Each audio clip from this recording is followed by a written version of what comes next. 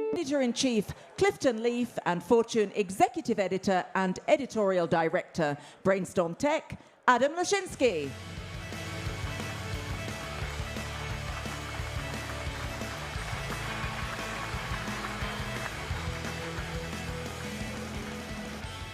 Hello, everybody. I'll try that one more time. Hello, everybody. All right, excellent. That's great. All right, welcome to Fortune Brainstorm Tech 2017. We are just delighted to have you here in Aspen, where we've been coming since 2001. You're welcome for the beautiful weather that we have today. I hope all of you had easy, very easy trips in.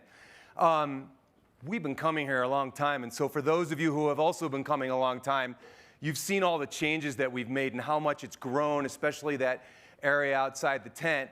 And something I'm particularly proud of is all of the activities that we've added on Monday morning. So could I just get a quick raise of the hand or a woo-hoo for everybody who was on the bike ride this morning?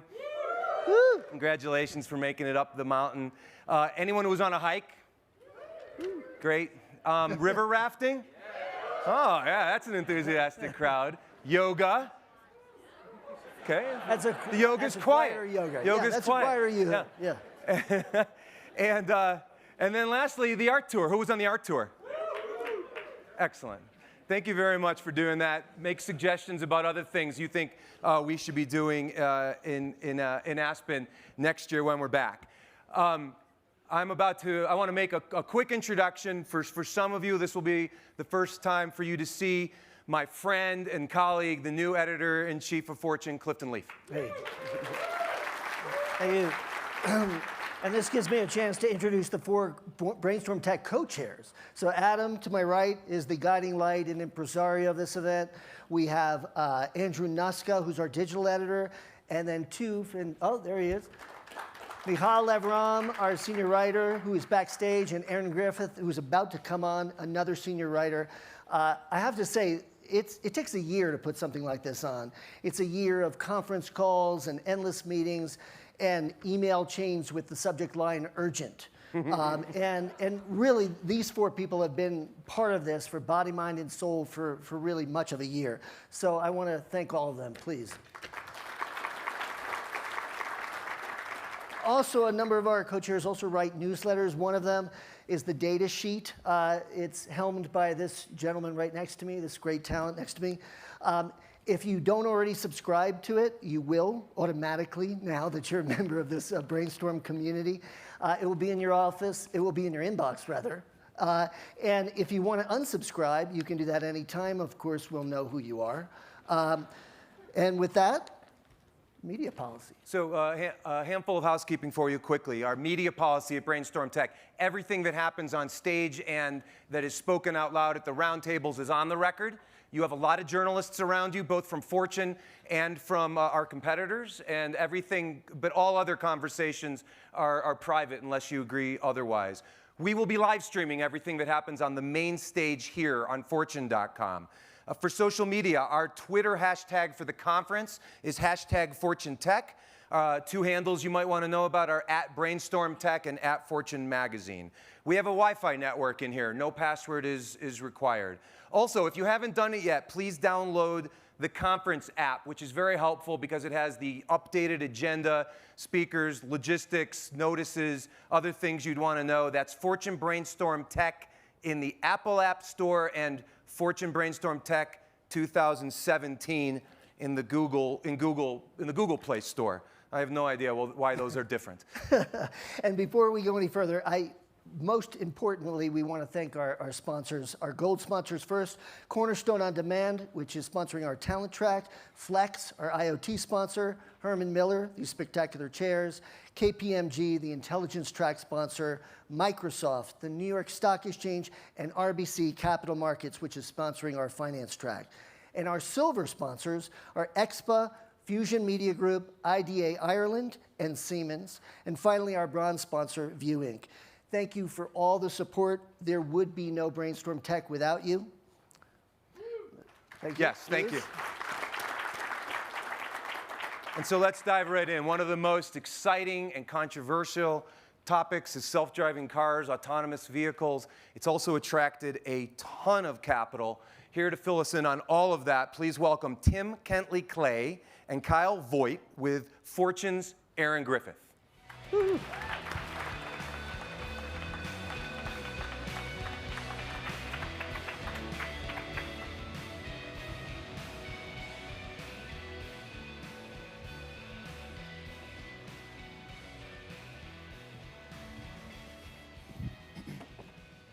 Hi, everyone. That was fantastic. All right, so as Adam said, there has been a massive influx of money pouring into the sector of self-driving cars from automakers, from investors, from big tech companies. And the CEOs of two companies that are up-and-coming startups. They've been working on this for long before all of these other startups sort of flooded the market. They're both worth $1 billion. Kyle Vogt, CEO of Cruise Automation, building inside the largest automaker in the country, GM, and Tim Kentley-Clay, CEO and founder of Zoox, a stealth mode startup that is trying to build a car from the ground up. So I want to let's start with big picture here. Kyle, why don't you explain the latest with Cruise? What is the end product that you're working on, and when can you make it happen? Sure. So if I want to back up one step just to talk about why we should care about self-driving cars in the first place, right? Well, I think we have this epidemic on our hands right now, which is that car accidents kill 30,000 plus people every year in the U.S., injure 1 million. And we're not doing much about it right now. It's really hard to make cars safer than they already are. And so, if you have a kid or a teenager growing up right now, you may not have even known that car accidents are the #1 cause of death for teenagers. The stupid thing about it is 90% of those accidents they're caused by humans, not the cars themselves, right? It's we're texting and driving and doing other crazy things. And so for us, it's all about like this race against the clock to see what we can do about that, to try to take the chaos off the road. So let me answer your question now about Cruise. Fantastic. So Cruise is fully owned by General Motors. We're based in San Francisco. We now have a fleet of 38 cars driving around San Francisco, Phoenix Metro, and Detroit. Starting in the next 2 weeks, we're phasing out 100 more self-driving cars in Phoenix and San Francisco, bringing us to 138 total driving every day, 24 hours a day, 5 days a week. And starting next week, for the first time, we're launching what we call Cruise to Anywhere, which is an app that's going to be available to our employees that lets them push a button and request a ride from a self-driving car. It will come pick them up from wherever they are in It will San have a Francisco. human in it, though, correct? What's that? It'll have a human in it. Have a though, person in correct? the car, Yes. yeah, for All right, now. but it will drive itself to pick them up. Yeah, so people get early exposure to this And so this technology. is your end goal, correct? You want Yeah. robo-taxis on demand, show up at your house. When can that be? When can that be real? Well, I think the starting point for this self-driving technology is a rideshare business. And the reason for that is that these are already up and running, people know how to use them, and the initial vehicles are going to be a little more expensive than the average car, and so a fleet model is a good way to make the economics work. But yeah, that's the dream for us, is to have this so very soon, and at this point it's looking like months, not years, that we're going to have the first production commercial deployments of driverless cars. And how can that be a reality for me? Well, if you're in one of the major metros where we're going to be testing these things, you might have an opportunity to try one of these soon. And then when they're deployed commercially, in the same way you would use a ride-sharing app today, you may be able to access one of these vehicles. But you've got some regulations in your way before that can actually happen, right? With That's no right. humans in the car? Yeah, it's an ongoing debate, and we're working with government officials, both through Cruise and GM, to try to figure out what the right way is to regulate these vehicles and how to ensure that they're safe. All right, we're going to talk a lot more about all of that, but let's go to you, Tim. A lot of people in the audience probably are not familiar with Zoox. You've been in stealth mode since you were founded, what, like 5 years ago? About 2.5, actually. Oh, okay, so only 2.5 years in, already worth $1 billion. And all I know about the company is that you have these crazy drawings that I've seen, which you've said is not what you're actually working on, but it's a crazy looking car that's bi-directional, it has no windshield, it has no steering wheel. How much of that is what you're actually working on? What can you tell us about what you're actually working on? Yeah, sure. So, Zoox was founded on the insight that AI and mobility is not about incremental adaptation to the automobile. So Zoox is not building a better car. We actually think we're building what comes after the car, which for us is a robot. About 130 years ago, we invented the age of the automobile. The previous mobility age was the horse and carriage. And we're in that age for around 6,000 years. Around 4,000 BC, we domesticated the horse and put the axle on the wheel and got coach building, right? So what let us transition from the age of the horse and carriage to the age of the automobile? Well, arguably it was the invention of the internal combustion engine. We mechanized the horse's biomechanical power. And so the question is, well, what was the right exploitation of that invention? Well, it wasn't to put the engine in the coach and keep the horse, right? Yeah. People actually tried it, it didn't work particularly well. It was actually to get rid of the horse and fundamentally change the architecture of the coach to get through to something like in 1908, the Model T Ford, right? And that was the architecture for the automobile. And at Zoox, we believe that AI and mobility means that architecture is now going to be suboptimal for what we need in our cities. What we need is shared, on-demand, zero-emission mobility, a product that when you're not using it, someone else is, a product architecture that is designed for on-demand mobility. The automobile was never designed for that. And so at Zoox, what we're doing is reinventing the entire ecosystem, not just the vehicle itself, and it's not a self-driving car any more than an automobile is a horseless carriage. It's a new architecture, ground up, the ecosystem around it, and we're 270 people now working every day to make that happen. What does it look like? You're going to have to wait and see, yeah. Are you testing these out in the wild? So we have, in the wild is very much true. So we have test mules in the wild. We have vehicles up in San Francisco as well, testing that are Toyota Highlanders that we've made self-driving, which we're using as surrogates to test our systems. And then on our test track, we have our own prototype vehicles that we're testing and building. So you're essentially saying that you are building a car from the ground up, starting from scratch. No, I'm saying we're building what comes after the car. Okay. A vehicle of sorts. Yeah. Well, it's a robot. You see, Silicon Valley was founded on computation, the silicon chip. I think what now is happening, which is really interesting in terms of where we are in terms of evolution, is that chip is having sensors plugged into it so it can perceive the environment. It has machine learning algorithms on it that compute what it's seeing, and that's directly connected to electromechanical actuation. And then that system is given command authority to move through the environment at will. And to me, that's a robot. And so that's what we're creating. We think it's really important because it'll help scale our cities into the future. I mean, I think this is fascinating. You have been described as extraordinary, completely nuts, or maybe a bit of both. What you're doing is super ambitious. How do you plan to pull this off? Fibonacci. I mean, you start with 2 and 3, you add it together, you get 5. I don't think scale in and of itself should be daunting. It's really how you form the fractal. How do you build things? And so at Zoox, Zoox is really looking at the geometry of mobility on this planet. How do we form it? What does that mean? Well, it's a geometric puzzle, how you solve how we move around cities. And my background's in design, but that's often misunderstood what that term means. I always bifurcate it into aesthetics and architectures, right?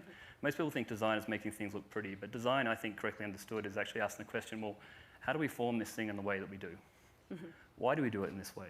And not just the vehicle, but how do we share it in our communities? What are the resources that went into it? Are they sustainable? How is it going to scale into our cities into the future? In 2050, the United Nations says that 75% of this world's population are going to live in megacity-like environments. And so I think we need on-demand shared mobility to let our cities flourish in the future. How much more money do you think you're going to need to pull this off? You've raised $250 million now, which is significant. We raised $40 million in our first year of seed money in 2015. Last year, we raised $250 million, and we'll be raising more again later this year. Yep. Kyle, talk to me about life inside a big company. You're a 2-time entrepreneur. You've sold 2 previous companies, one for almost $1 billion, Twitch, to Amazon. Why sell to GM, and what have you learned as one of the youngest VPs at a very old company? Okay, so 2 questions. So why we sold to General Motors, I think of it as partnering with General Motors. And it really came down to, we were trying to make that decision. There's 2 paths. There is sort of have the maybe the pride of having your own individual startup and it's you against the world, and just beating against the grain and trying to make that happen. And then that in this case was at conflict with our true mission, which is to get these self-driving cars on the road as quickly as possible. And when we look at what General Motors brought to the table, which is decades of automotive experience, assembly plants, lots of capital, there's no doubt that we could accelerate that mission and compress the timeline by partnering with one of the biggest automakers in the world. And so we had to sort of like, suck up our pride and do what was right, I think, for the mission here. So working inside of a large company has not been smooth sailing. It took us probably a good 6 months to a year to really figure out how to work well together and to achieve what we have now, which is like mutual respect. We sort of identified that the folks with decades of experience building cars really know what they're talking about when it comes to assembly plants and how to put things together. And did they see you as just like the young jerks walking in telling them how to do their jobs? I'm sure some people thought that at first. And probably it went way too far in that direction when we first got started. But over time, I think we've developed a mutual understanding and figured out that when it comes to software that's really complex and it needs lots and lots of cycles of iteration to achieve the level of perfection you need to replace a human driver, that we should leverage Silicon Valley talent and the people at Cruise to do some of that work. And both of you are competing with Waymo, which was Google's sort of self-driving car spin-out, and they have a lot of resources behind them, and they've been kind of doing this for probably a few more years than you. How can you compete with something like that? Well, I don't think they have assembly plants yet, so it's going to be hard to build those cars. But no, I think a lot of folks in the space are doing some really great work, and we don't like to belittle or suggest in any way that those guys aren't very formidable competitors, because they are. But I like to think of it, look, the sooner someone brings this technology to existence and fruition, the better. I really want it to be us, and we're going as quickly as possible. And right now, we put some videos on the internet showing our vehicles driving in San Francisco out in the wild, completely unedited footage. And you can see these are actually the most technically advanced demonstrations of self-driving cars that has ever been put out there in public. So we're feeling pretty good about where we are, but we still got a long ways to go. And I've seen there's been data that shows how many times a driver has to step in. And I think there was a story in the information in February that said that you guys were maybe in third place after Waymo as far as how many times you have to have a driver step in and correct the car. Have you improved since then? Well, I think disengagements is probably a challenging metric to use, but it's the only publicly available data right now to benchmark different self-driving car companies. Yeah. We look at a number of other factors, including what it takes to achieve the level of safety to one day take the driver out of the car. But looking just at disengagements, if you extrapolate based on past data and using our internal metrics, we think we'll actually be in the #1 spot in 3 to 6 months. And you guys obviously track that sort of data too, and you're doing a lot of simulations. What can you tell us about the data that you're collecting? I think for us at Zoox, rather than racing to market, we're more interested in getting the thinking right. You said before, how do you compete against capital? I'm not sure capital in and of itself is an enabler for real change. I think it takes vision, passion, a phenomenal team, and an incredible commitment. And I think that's what we have at Zoox. We have 270 people now that are coming in every day to think really deeply around the problem space. And it's more important for us to get those architectures correct so that we're building the right thing. Now, I want to talk more broadly about all of the partnerships happening in the industry, and I have a slide that hopefully they can pull up that I stole from the San Francisco Chronicle that basically shows all of the big automakers and the investments that they have made in self-driving. And what's interesting is that it feels like everyone's kind of partnering with everybody else. Like, you guys are working with GM. GM has invested in Lyft, and now I see that Lyft has a partnership with Waymo. First of all, so is that awkward?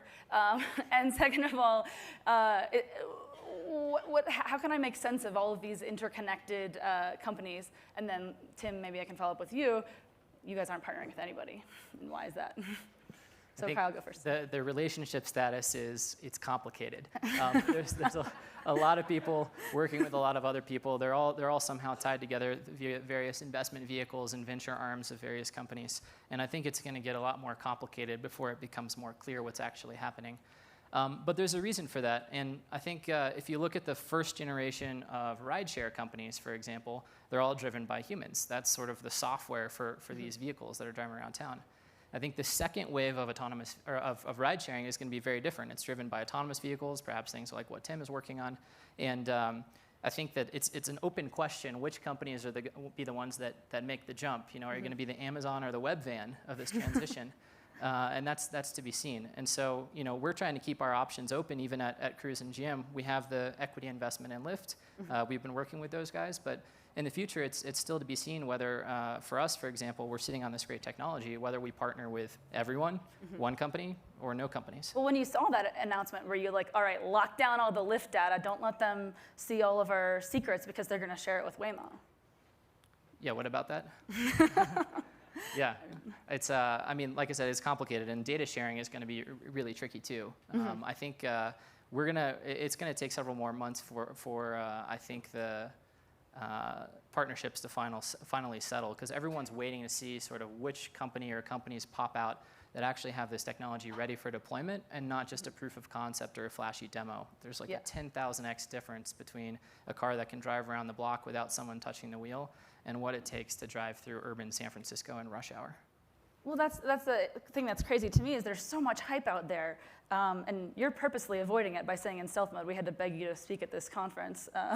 Yeah, I mean, I don't like complicated. I like clear, you know.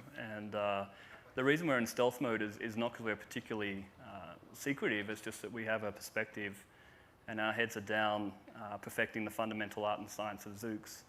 I think advanced automation robotics is really different to what we've seen before. You know, traditionally in the automotive framework, you know, you have a tier 1 supplier that might spend 5 years writing some firmware that goes on a rack and pinion steering system that's sold to an OEM and then sold to a customer and monetized once, and the code on that system never changes for the life of its duration in that product. Robotics are advanced learning systems that require recursive frameworks to continuously self-improve. The maps are like their memories. They're intimate to the success of the whole system. Every time we drive the vehicle, we're acquiring data to improve the performance of the system. We have a large team of brilliant software engineers working every day on that. And so I think the model needs to fundamentally change, that you're not monetizing once for a price point, because how do you support that team of people to continuously improve that system? You need to go to an on-demand model where you're paying per mile and creating those systems. And so at Zoox, you know, I think we're actually unique in the entire landscape, ironically, as a startup. So against companies that have been acquired, working with automakers, tech giants, they're all trying to partner. It sounds like you spend months with lawyers talking about how to do that. I think that's suboptimal.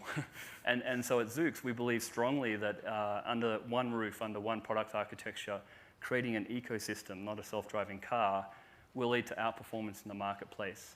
And that's what we're about. Anything to add to that, Kyle? I think that works, but like I said, we're optimizing around getting this technology to market as quickly as possible. And so if a partnership strategy means we can get there that much sooner and start taking the chaos off the road this year instead of 2, 3, 5 years from now, that's worth it to me. I want to go to audience questions, so get ready, but to get you prepared to raise your hands. Can I just see a show of hands? How many people have actually ridden an autonomous car? So that is a lot of people in this room. So I think this audience is probably over-indexing on being pro self-driving cars.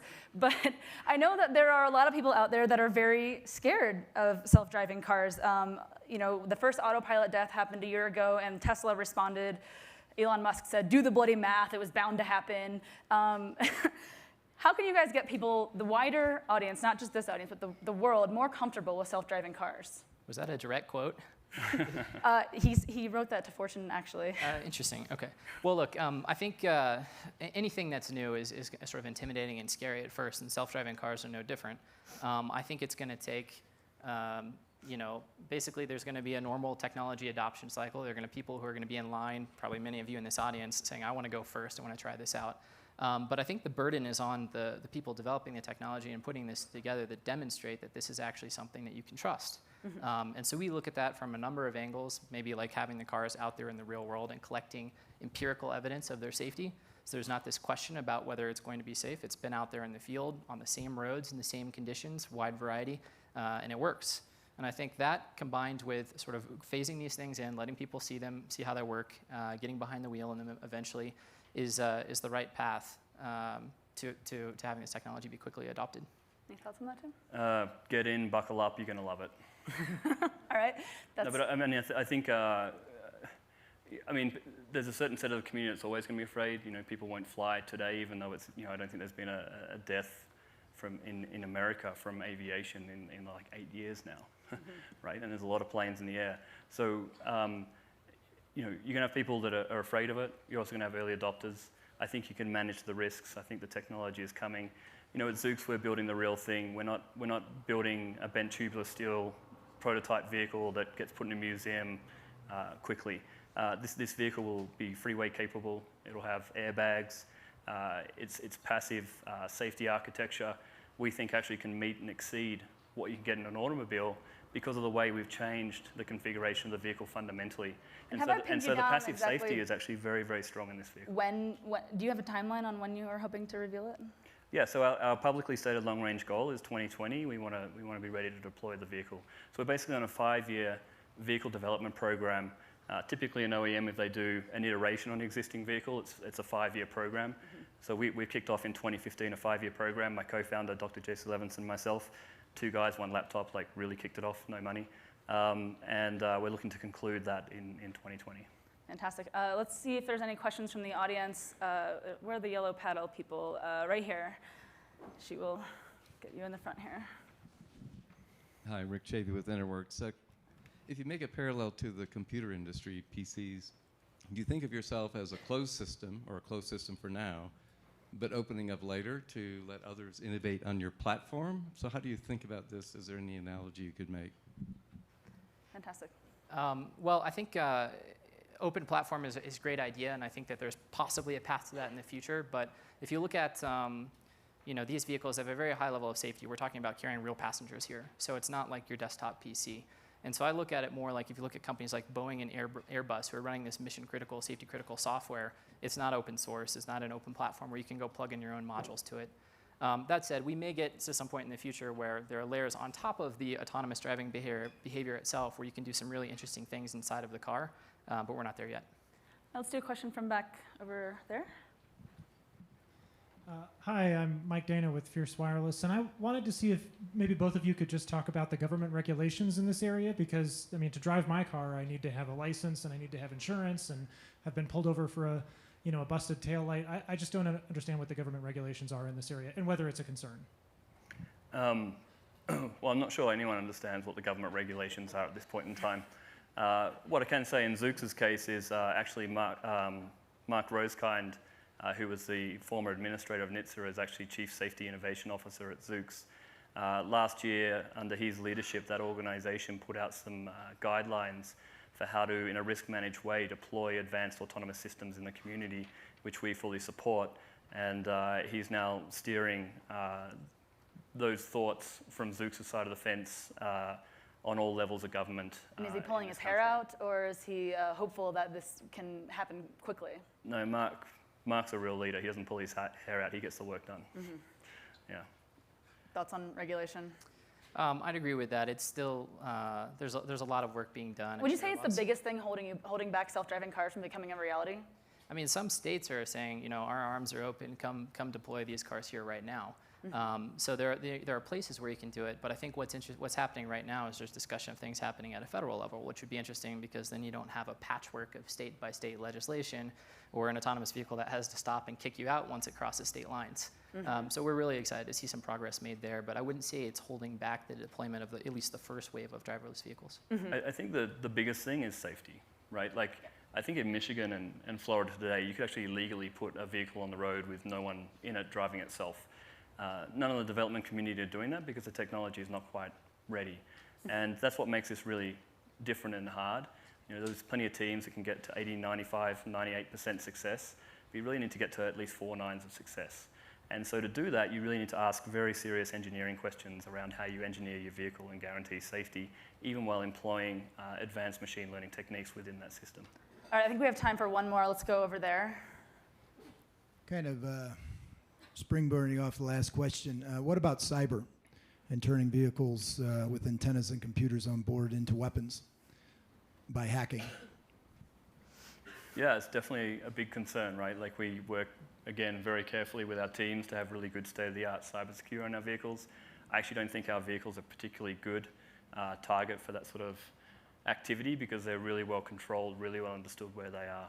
Have you guys been hacked? Any attempted hacking? Not that we know of. Yeah, I mean, cybersecurity is a very difficult topic because, I was once told by someone that anyone who says they're not terrified of cybersecurity, you shouldn't trust.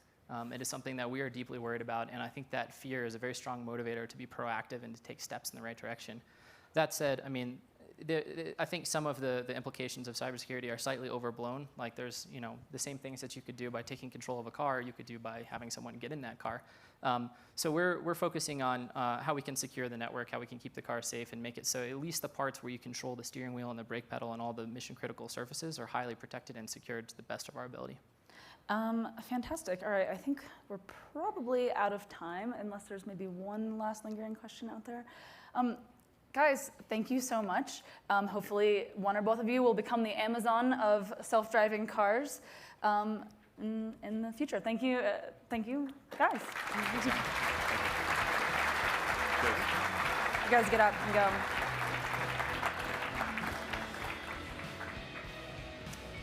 All right, before we move on, please welcome Ryan Anderson, the Director of Commercialization, Business Development, IoT Solutions at Herman Miller, who will give us a short demo about our chairs. Exit this way.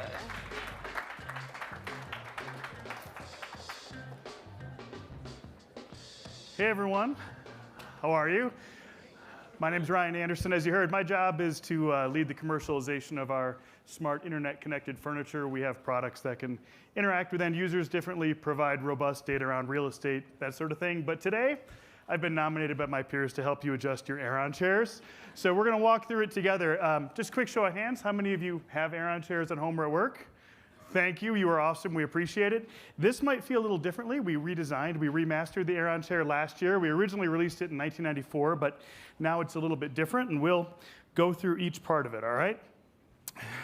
So first, based on your height, you might want to think about adjusting the height of the chair. There's a lever on the right here on the arm, that if you pull up, will take you down. If you want to lift it up, you just lift up. Basically, the goal is to try to have your legs be parallel with the ground. Got that one? The knob in front is to adjust the tension. So if you're someone that feels like you're falling back in your chair too easily, you can rotate it forward. But if you feel like it's too hard to push back, you can rotate it back, and that'll adjust the tension. If I turn my attention to the back of the chair, if you're someone that likes to have a little bit of extra lumbar or sacral support, there's an adjustment right here.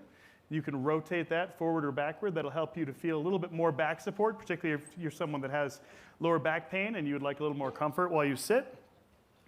And then finally on the left, there's a couple of adjustments that are kind of really there to fine-tune it for people that sit for long periods of time. But I did notice that some of the chairs out there, if you sat into them, they looked like they may have been pitched forward a little bit. The reason we offer that, by the way, is because as devices get smaller, we see more and more people perching for long periods of time, which is not good for you.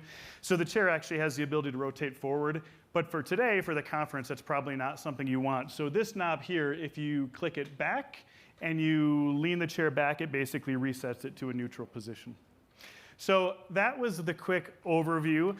If you want a refresher, or if, by the way, you want to see a sneak peek of a smart connected Aeron chair, you can find me in the network tent and we can go through it again. But we want you to be comfortable throughout the duration of your time here at the conference. And I have one last final thing.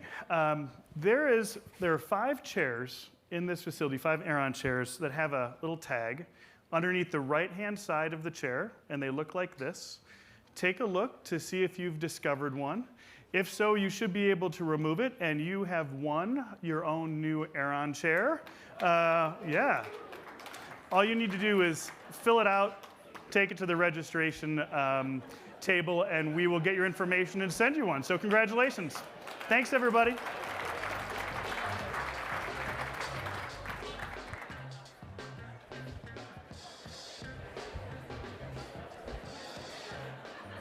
Okay, thank you, Ryan.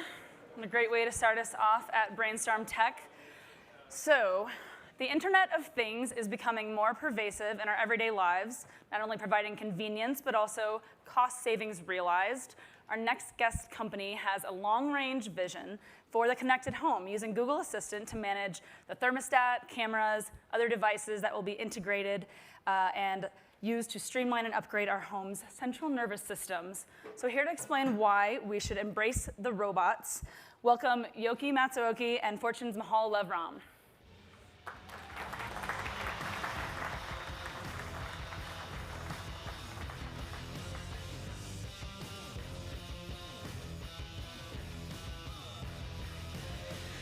Hi, everyone. It's a long walk, sorry. All right, Yoki, you're here. So we heard a little bit about this in Aaron's conversation about driverless cars, but I'm going to ask you guys to just give a show of hands. How many of you are terrified of the looming AI apocalypse? Raise your hand. There's like one person. Okay, how many of you welcome our robot overlords? This is your crowd. So, all right, got it. Yoki is in the pro-robot camp, and I want you to explain why. Why shouldn't we be scared? Why should we be excited even? Yeah, okay. So I think it's a balanced view, but I think, first of all, I think we should be a little scared. A little bit of scariness is okay, but I think a lot of excitement is good. So I work with robots all the time, and I did research in robotics.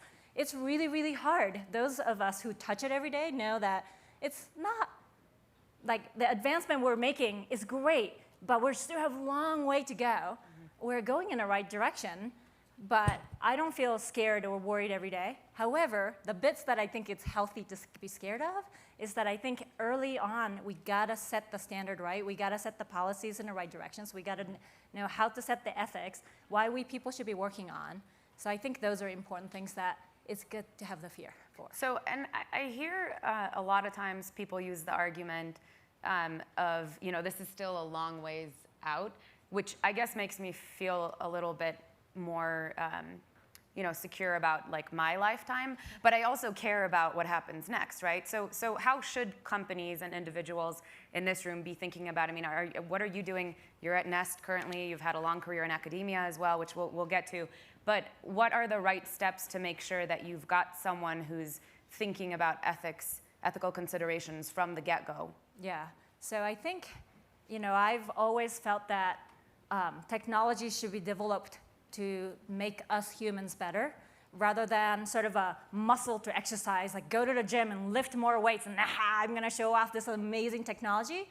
And I think if we do more of the latter, then say, I'm gonna make this crazy thing, I'm gonna scare people and it's gonna be exciting, then that's really bad, right? So I think early on, even in the next 10, 20 years, what we really should be thinking about is that what are the things that robots and technology and AI and machine learning are indeed good at that humans are not as good at? How can these technology augment and then make sure that there's a good boundary, right? So that we respect us. We're the makers still. We're in control.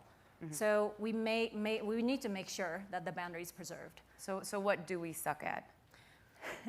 We suck at repetitive things. Uh-huh. We suck at picking up things from the heavy things from the the lower places. Anything. I mean, I heard that airline workers who have to toss the bags, they hurt their back on average within 5 years, mm-hmm. right? So we suck at it. Okay. Robots don't hurt their back so easily, so let them do it.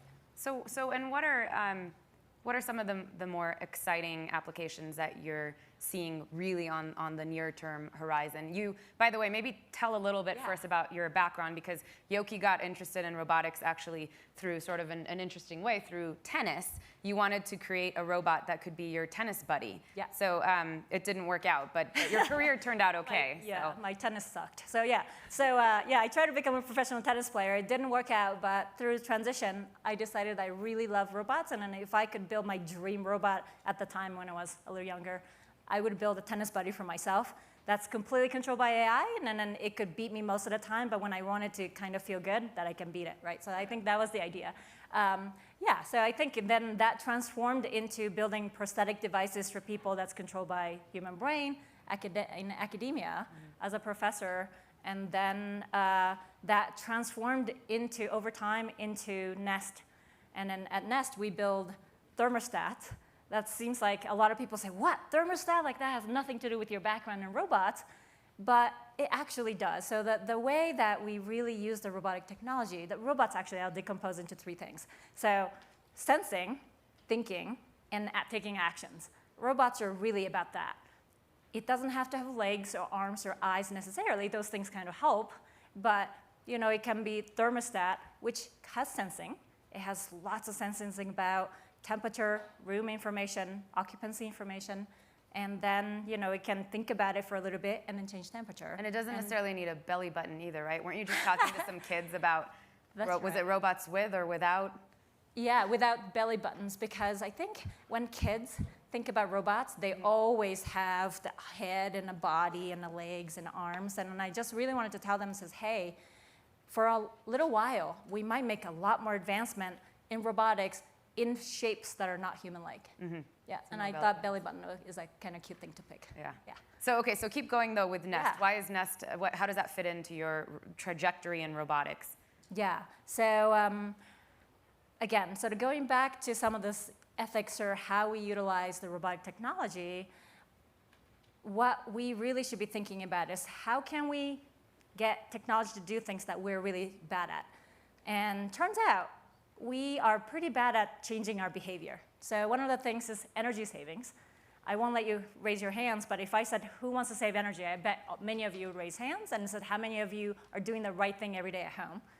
And you probably won't. So, this is an interesting area where we, especially maybe Americans, tend to sit on the couch, like to eat potato chips, and then don't want to get up. It's a large house with a central, air. And maybe it's okay. It's a little bit hot, but wasting energy a little bit, we're not going to bother. And then sometimes you leave home and it says, oops, I forgot to turn it off, but it's a buck or two, no big deal. So those are places that technology can really carve here and there a little bit at a time, but turns out the little bit at a time makes a huge difference. So Nest, we launched our first product in 2011. We saved 13 billion kilowatt hours of energy. That's actually, I think, enough to power, don't quote me on this, off the record. I think enough to power New York residential homes for 4 years or something like that, on record again. So yeah, I think you can't really say off the record when we're live streaming, but we could, yeah. We'll try. Okay. So what have you found through your work at Nest? What have you found about changing behavior, using algorithms to change behavior? What works, what doesn't work? I'm sure a tricky, pretty tricky territory. It's really tricky, and I think whether it's in healthcare or transportation or so many areas, we want to change behaviors of people. Diabetes, cardiovascular disease, as many of you know it. If we all were somehow able to train ourselves to not eat those greasy food and then exercise a lot and sleep well, which we're all bad at, then those disease rates will go down. But we're bad at it. Can technology help? Maybe. And those are the kind of behavior change that are so hard for people to do, but maybe technology can come in. Okay. Yeah. I should mention also that Yoki was one of the co-founders of Google X, now just X, right? Yeah. Talk about making the transition from academia to the corporate Silicon Valley world. What was surprising? What was challenging? I think, so first I always feel that there is a valley of death between academia and industry. It's really hard. I thought you said value. Valley. Okay. Like the valley. Got it, yes. Like where we landed in Aspen, yeah. So the valley of death, sorry, my English. The valley of death is how do you do amazing research and then have that be a part of a product? Mm-hmm. And that it's been really difficult to think, like when I was in academia and doing research, I thought, of course those things can become useful in product. Why can't product people do these things? And then when I was at Google X and then also back in a Silicon Valley startup at Nest, I realized that it's just not that easy. I think the objective function's different. So let me try this. As a professor, you're told that first you have to write grants about ideas that doesn't exist. Then you get money. then with that money, you have to hire grad students who are like 22-year-old, and then you have to make sure that they become researchers, and then make sure that they write journal papers, because those journal papers are the ones that get you tenure, right? So that's their objective function. And those journal papers typically have, N of 10 subjects, and then that's good enough. Like, it kind of proved a little bit of the point of this dream that you wrote in the grants. Now, industry side, we're building something that works for everybody, millions, billions of people. And that bridge, only proving something works for 10 people, and then going to something that consistently works for everybody. That gap is boring for everybody, turns out, right? So academic people says, can you publish a paper that's something already been proven for 10 people that also still works for a million people? They'd be like, no way. But if you go to the product people and said, hey, there's a journal paper published, and then can you make it into a product? And they're like, we don't have time for that. We're busy executing right now. Right? So I think that's where the valley of death is. And as we move forward, I'd love for big companies to spend more time in that area. What is the solution? I mean, what's a model that works? And I'm guessing you might say Alphabet, which we should ask you about that too, whether or not that works. But what do you think is the solution to that valley of death, besides talking to each other more, communicating more? Yeah, and I think there might be both. I think there are different models of research labs in different companies, right? Like Microsoft Research is a lot more like academia, people publishing papers. They're great for marketing. They're for maybe 2%, 5% of the work that is really transferable, translatable. Are being translated in Microsoft is in the forefront of many things because of it. Google X, of course, works a little bit differently. They do moonshots. They put a lot of money on things that they can bet to have a paradigm change. And they have been successful in paradigm change, not necessarily in product that everybody's using, right? But still, it's a success in their own metric. How should this value of death be addressed? I think the product company should really try to invest just stepping back a little bit higher. Maybe people who also understand a little research part a little bit. How do they pull the things that N is equal to 10 on the academic side, but they know that those are the things that has the best chance in pulling to have it working for millions of people. Also, vice versa, there are academic people who successfully have startup after another just coming out from their labs, which is amazing. And we should just really notice those people and nurture those people. So I think we got to go from both directions in that way. So, and you brought up moonshots. Moonshots don't necessarily translate to profits, and they haven't yet at Google. They're still operating, the other bets, including Nest, are still operating, total, I guess, at a loss when you look at the total picture. So what's next? When does that start translating to profits, and is that possible under this model? I think it's absolutely possible. I mean, Nest and X operate very different principle. Nest is shipping things on a daily basis, and X is really trying to go for 10 to 15 years down the line. They only got started 5, 6 years ago. So let's wait till, they aimed at 10 to 15 years. So let's wait till that timeline comes and hope that they have amazing products that are not only just paradigm shifting, that sort of starts to get people thinking, but actually people are using on a daily basis. Yeah, and can you be innovative at an X level of innovation and be fiscally disciplined? If done right, yeah. Yeah. Yeah, I absolutely believe that. Okay. We'll turn to you guys for questions for Yoki soon, but I'd love to hear a little bit more about what really excites you and what kind of use cases we can see for robots. Not just what X is working on or Nest, of course, but you're kind of like a dreamer when it comes to robotics, and it'd be great to know what is actually possible that will, not just on the sort of the enterprise side, but how will we be interacting with robots in the next 10, 15 years? Interesting. So I think, of course, I started off saying that the robotic tennis buddy was my dream robot. I think now my dream doesn't have this anthropomorphic picture as much.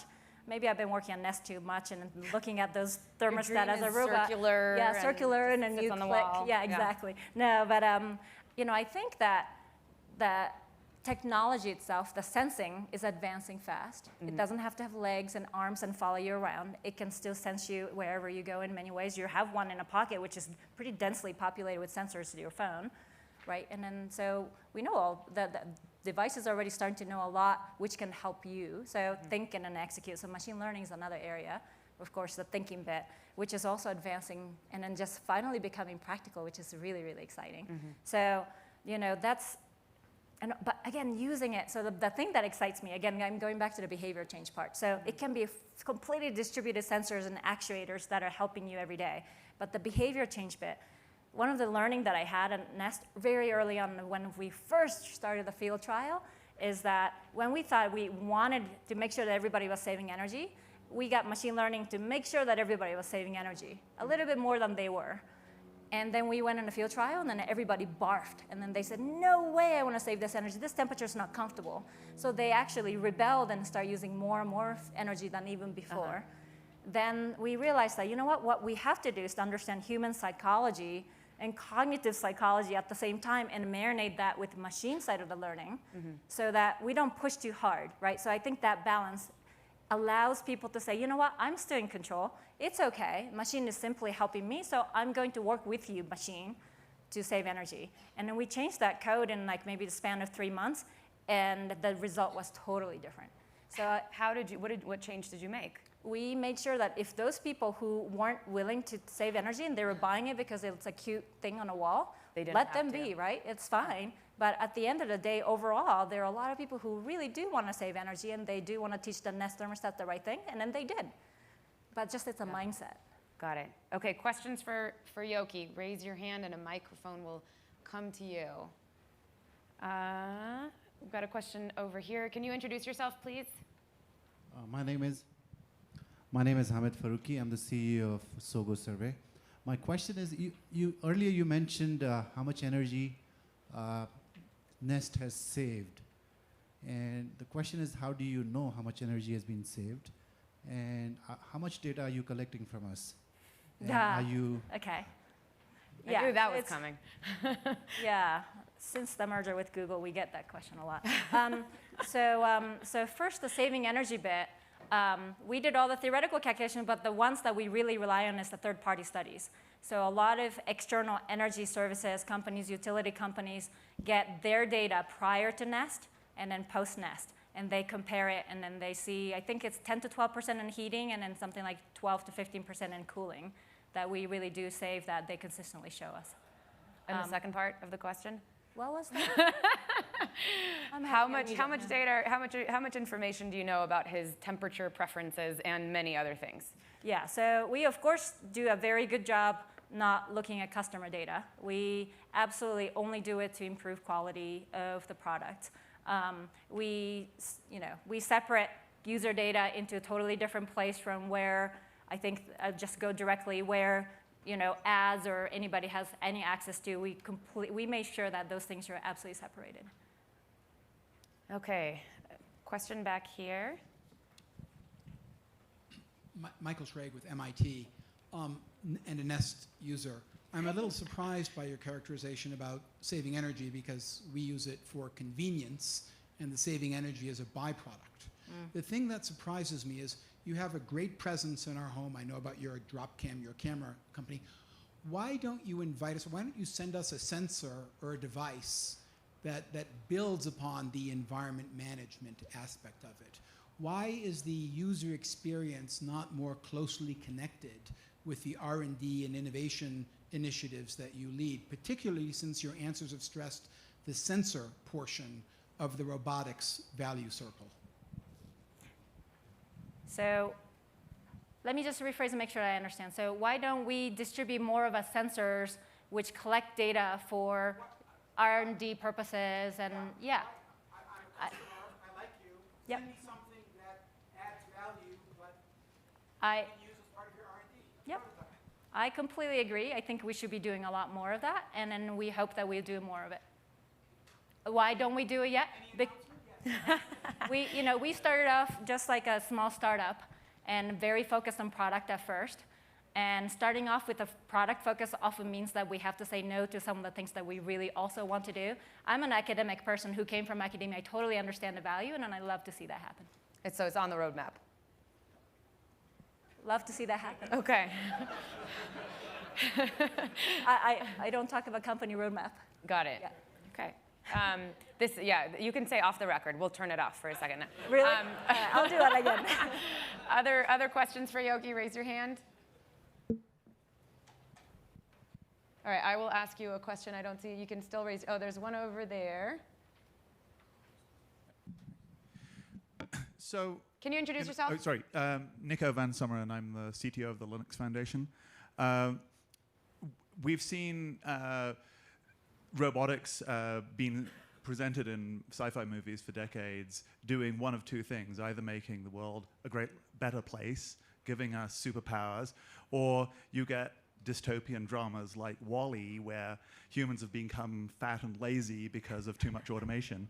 How are Nest going to make sure that we have superpowers rather than get fat and lazy? Well, we have to think correctly, right? So I think exercise, keeping people healthy. Actually, Nest's mission is to create a home that, that cares for people inside and the world around it. Caring for people means exactly what you said. We cannot neglect exercise, eating well, all those things, right? So if they're getting lazy because of us, we're doing the algorithms wrong. Any other questions for Yoki? The microphone's coming to you. So robotics. Can you introduce yourself again? Sorry to. Okay, Hamid Faruqi, CEO Oh, I'm of sorry. You Sogo already Survey. spoke. Never mind. Everybody remembers who he is, right?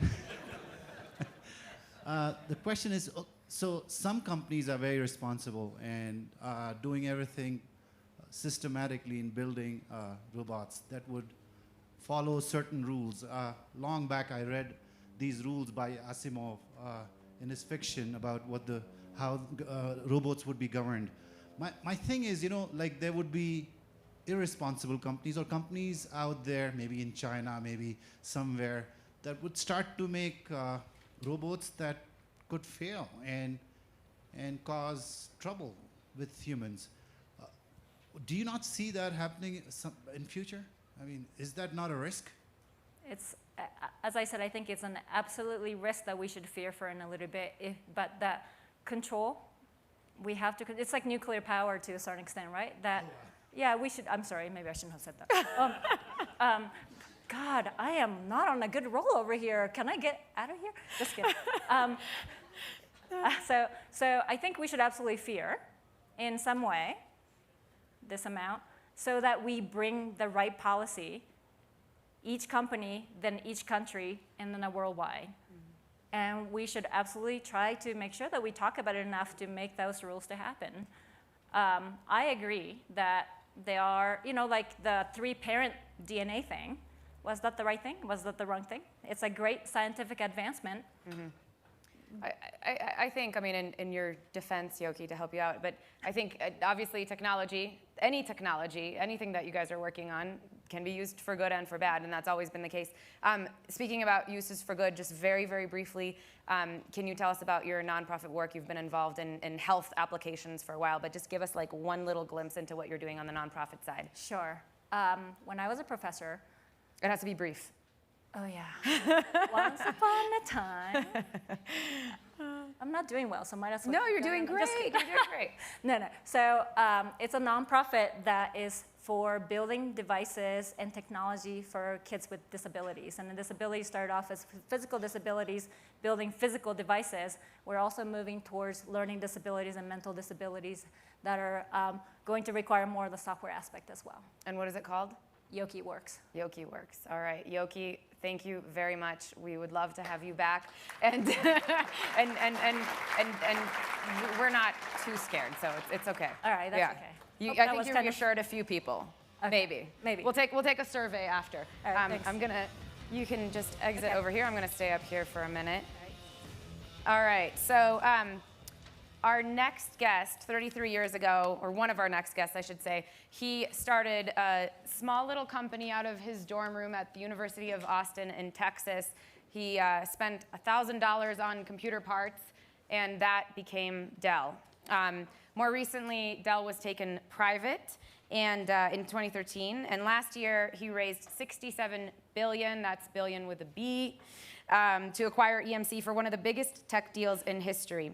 The goal is to get bigger at a time when a lot of tech companies are getting smaller and focusing. So to explain this bold strategy, please welcome Michael Dell and Silver Lake's Egon Durbin with Time Inc.'s Chief Content Officer and Fortune President, Alan Murray.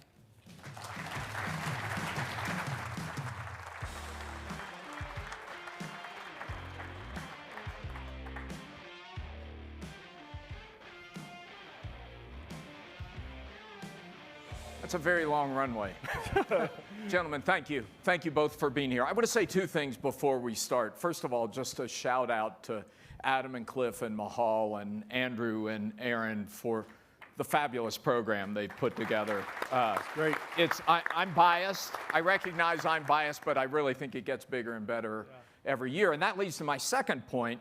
Some of you may know this, but it was exactly 5 years ago that Egon was on this stage, and he was talking about how public markets are valuing tech companies, and he said many tech companies have pretty good revenues. They're undervalued by the public markets. He walked off the stage and met, for the first time, I think, That's Michael correct. Dell. Yep.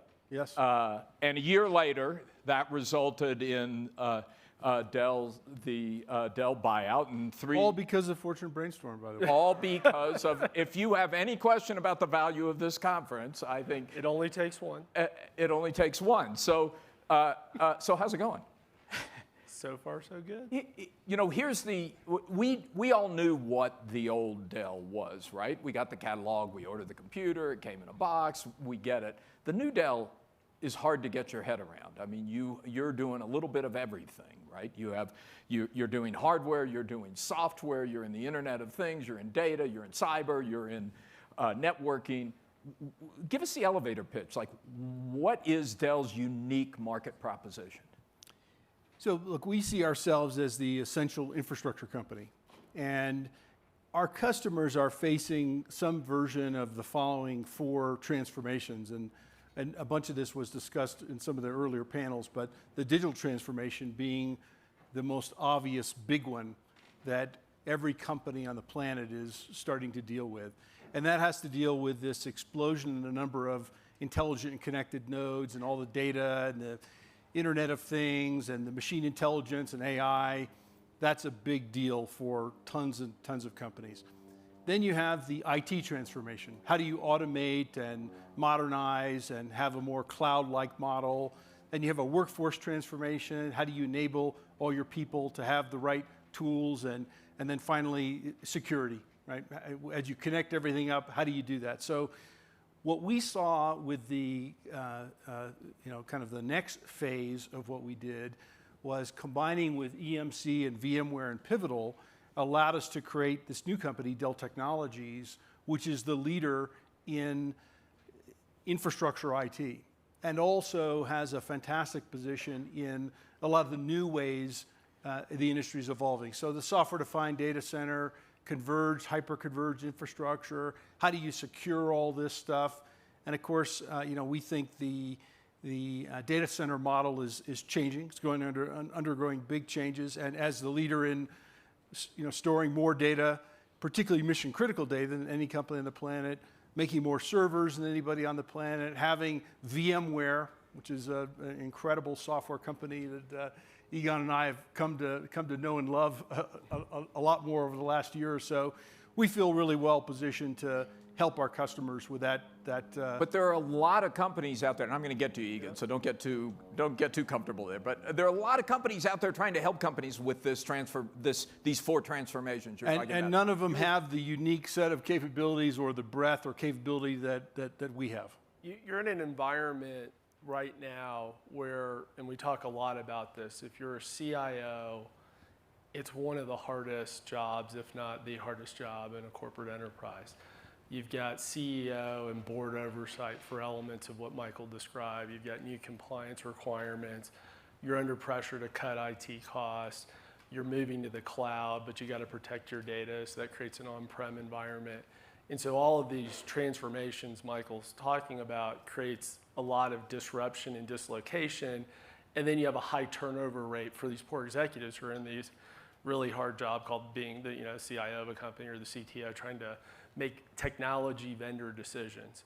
And so the fundamental bet, and this was true of the Dell, we call it the Dell 1.0 or the transaction or the investment, which is the LBO, was scale matters. And it was scale at a value and it was mispriced, and that's kind of well covered. Part 2 is, well, we're in it to win it together forever, and you're competing against large public companies with management change. It's hard to invest and make long-term investments on a quarterly basis. It's not that they're not trying. There are great people, and there's great talent and great infrastructure in these companies, but they're getting sort of attacked on many different fronts, including this kind of new wave and new paradigm of computing, which is around IT.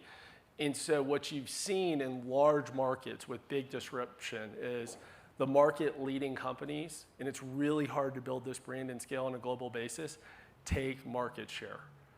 And having this theme with an entrepreneur who's been with his company, as you said, for 33 years, who's the largest owner, has bet his legacy in this market, continually investing, builds a level of genuine trust with the customer who's in this environment trying to make really difficult purchasing decisions and allocating precious IT dollars and figuring out you can't invest in a partnership and a relationship with every IT vendor that's out there in the world. But Egon, there are also plenty of people out there who say the we're going to do it all approach has its pitfalls, that there's a benefit to focus. There's a benefit to saying we're going to be the one company that does this one piece better than anybody else.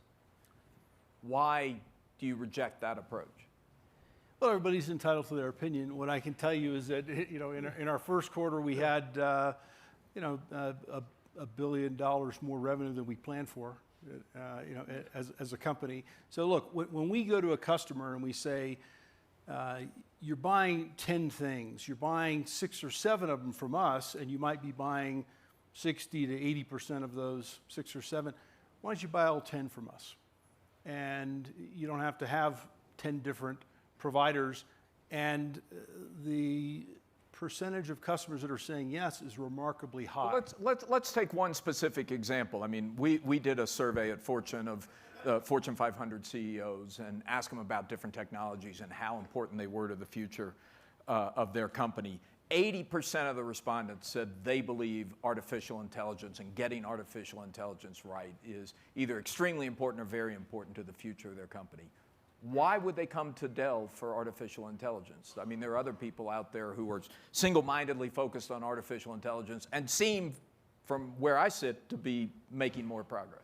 Well, artificial intelligence and machine intelligence has many components. Okay, you've got the algorithms, you've got the engine, you've got the data, and you need a number of pieces. So if you think about the discussion of the automobile companies earlier, or what I guess we call them vehicles now, right? Mobility system. Right. So if your rocket is the artificial intelligence and the machine intelligence, the fuel for your rocket is your data. Okay? If you have no data and you put it in your AI and your machine intelligence thing, it doesn't do anything. So you have to have the data. And then you need the compute engine, the CPUs, the GPUs, the memories. And so we make all that stuff. So we're the underlying infrastructure when, I guess when the hands went up earlier when people were talking about, have you been in a autonomous or semi-autonomous car? Well, I can tell you that the data that is stored by the company whose car you were probably in runs on our stuff. And most talking Tesla. Yeah, that's a good example. And most of the companies that have been mentioned in terms of the bigger ones, right, they're all our customers. So it takes more than just the algorithms and the machine intelligence and the data scientists. Yeah, you need that, but you need, and you have lots of different kinds of data. You got real-time data, you have streaming data, you have time series data, and by the way, with the number of connected intelligent nodes exploding, the amount of data is just increasing at an enormous rate. So Egon, could Dell 2.0, is that the right phrase for it? Could Dell 2.0 have been created in the public markets, or did it have to be private in order to make it work? Potentially as a public company, I think what enabled a lot of what we were able to achieve is having a partnership with a tight group of governance and investors that had effectively control to make what was effectively what was perceived to be a risky and gutsy decision to combine two companies, and what Michael has undertaken with his management team and the good folks at EMC and VMware have partaken in through this acquisition/merger. probably the most complex tech M&A integration and one of the most complex M&A integrations in history. I mean, if you think about, Mike can go through the data, size, scale is measured by revenues, employees, end markets, all around this, we call our investment thesis, which is, I guess, right now a hypothesis. We've been closed now for 9 months, but we see the traction and the momentum behind it.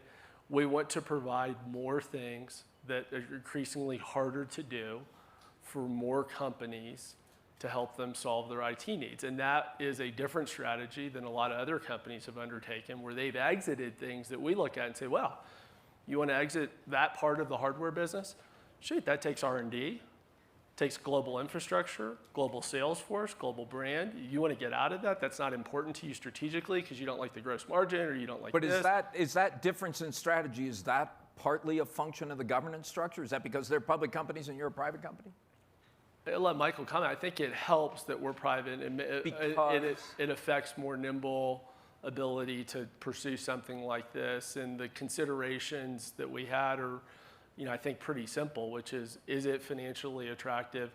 And did it serve not just a financial purpose, but have that was the industrial logic? Did the industrial logic hold around this premise around serving the customer, which for a business like the one Michael's running is the most important thing?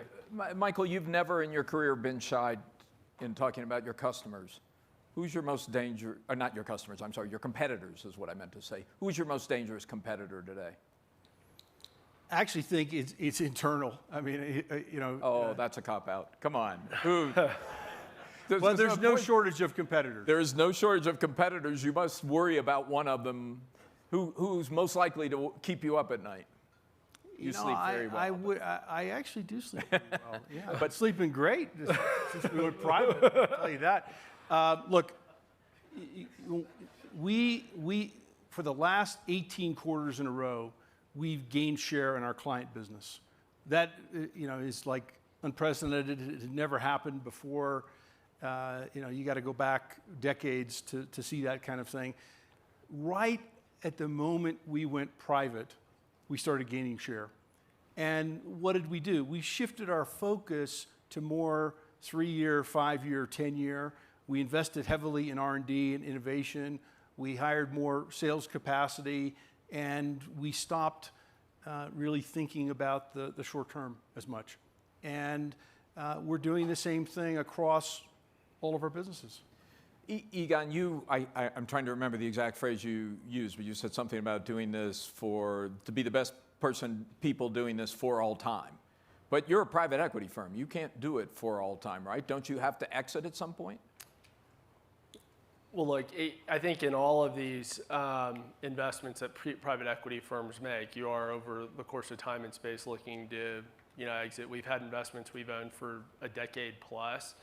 And you've seen a trend in the private equity industry where investment firms, rather than taking the equity and selling it to somebody else, if they're compounding their equity in the investment at a rate of return that's, in a lot of cases, better than the new investments they're making, they've actually figured out vehicles to hold the interest longer and/or move the interest from one fund to another. So you can do this for a long time. This is we made a decision back in 2012. I mean, given the Dell's brand, the size and scale, we ourselves at Silver Lake, we were getting married to Michael Dell, and we were getting married to Dell, the company, and we're going to see this through. And while Michael and us could have, in many parts of the journey, exited the business or done things which were monetarily more, short-term optimizing, we've continued to reinvest all of those hard-earned gains in the business, which, in a lot of cases led to the EMC transaction, but continue to happen in the business. How about selling off some pieces of the business in order to pay off the debt? I mean, there are rumors about Pivotal could be an IPO next year. We'd love to have you make some news here today. If you Well, Pivotal is a great business, and when you talk about digital transformation, Pivotal is sort of at the epicenter of how enormous companies rediscover the art of software development, and whether it's the digital transformation, the Internet of Things, how they develop their cloud-native apps. It's a fantastic business. we're not the only owners in Pivotal. We're certainly the majority owners. It's a fantastic business and continues to evolve. But I don't have any. Yeah, was that a yes or a no? Depends what the question was. But, we love Pivotal. It's doing great. Are you thinking of an IPO next year? We don't have any announcements for you today on that one. So you'll have to. I give up. Somebody else can try. Right back there, please. And identify yourself before you ask your question. Sure. David Blumberg, Blumberg Capital in San Francisco. Curious, Michael, first, congratulations on the amazing success, and the going private must make you sleep well at night. That's nice to know. Quick question. What's the future of VMware once Amazon has access to the data and management plane in VMware silos?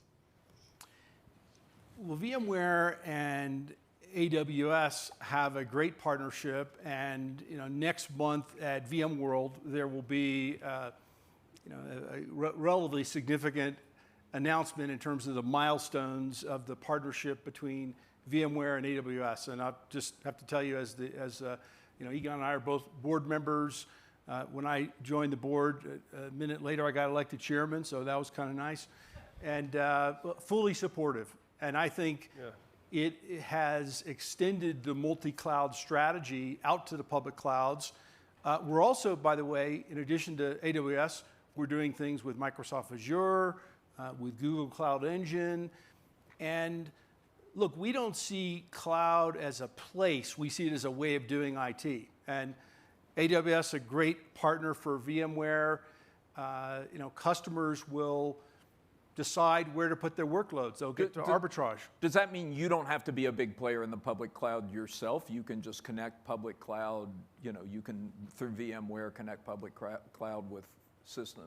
Well, we sell a lot to public cloud, but what I see is customers having a portfolio where they say, okay, this workload belongs in the public cloud. This is software as a service. This is managed services. This is on-premise. A big point, though. When you modernize and automate your on-premise or colo systems, for the predictable part of the workload, which is for most companies 85, 90%, those on-premise and colo systems will cost less. Mm-hmm. You're already seeing a fairly big boomerang of companies that run to the public cloud because it's high fashion, it's very fashionable, and they say, ooh, wait, this costs a whole lot more. So we're not against the public cloud at all. It's just it's not the right place to put all workloads. Yep. Was there a question over here or no? Other question back here. Hello, Mr. Dell. My name is Hamid Faruqi. I'm the CEO of Sogo Survey. I used to work for Oracle. I was director of engineering there. And in my business that I've been running since last 10 years, we use all Dell servers. The latest is we recently bought FX. We do our own hosting in our own data center, meaning we rent a cage in a data center. And what I'm seeing today, more and more small businesses, small startup companies, they tend to just run to AWS or Azure. They're not willing to take the challenge of hosting their own infrastructure. And part of it is because none of the companies, such as Dell, such as anybody else, has tried to make IT easier for us. I mean, I have a PhD in computer science, and I'm able to work with my team and get things in place, and it saves me a lot of money. I mean, AWS is great, but it's very expensive. Especially if you start to scale it up, it starts to get very expensive. And my problem with Dell and other companies that are in this business is that you've not tried to make things easy. And so you still need people with PhD degrees to run IT infrastructure. We purchased your FX systems, which are pretty good, by the way, but we had trouble. And even your team is not able to help, meaning they're not very knowledgeable. And I have to get involved myself. In order to... I think we get it. Go ahead, Michael. Well, I'd love to get your card afterwards, and we'll happy to help you address it. My thing is, you guys should think of making these hardwares plug and play. Yeah. I mean, you have ransomware, you have right. So all of these issues. Do you agree with the premise that this could be made much easier? Can we make it easier? Absolutely. One of the fastest growing areas that we have is what's called hyperconverged systems. And the idea here is actually very similar to the whole cloud idea, which is you extrapolate the problem up to the workload and application level, and you kind of hide the server, the storage, the network, and all the inner workings. You just make it very, very easy. That's the fastest. That thing is growing, hundreds of percent per year, and so that may be the answer. What I can tell you is that our server business, is generally been having kind of high single digits, double-digit growth, and it's because, AI may be eating software, and software may be eating hardware. It's all got to run on something, right? And I think these companies, whether they're the startups or the large companies that say, hey, I have a cloud-first strategy, everything to the public cloud, I think they're going to wake up at some point and say, oh, this is actually really expensive. And again, for the predictable part of the workload, when you, whether it's in a colo or do it yourself, it's a lot less expensive. Yeah. And so, if I want to come to Aspen for 1 or 2 nights, I'll stay at the St. Regis. It's fantastic. But, if I'm going to come here, on a regular basis, maybe I'll get a house. So, same with infrastructure.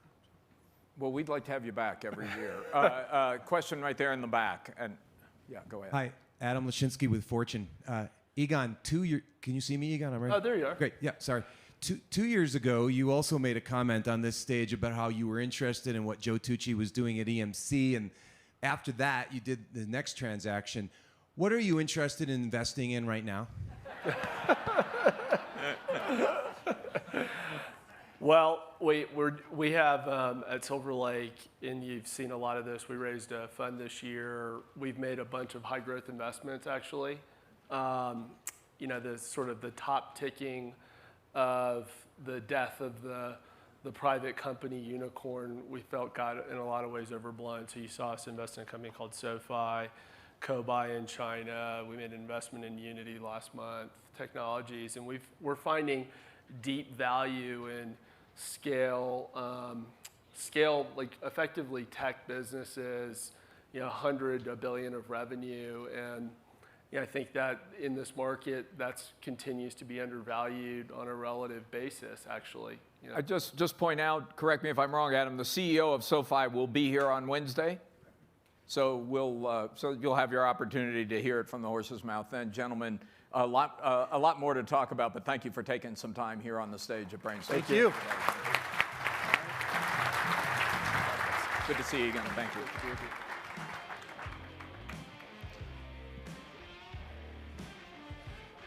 So don't go.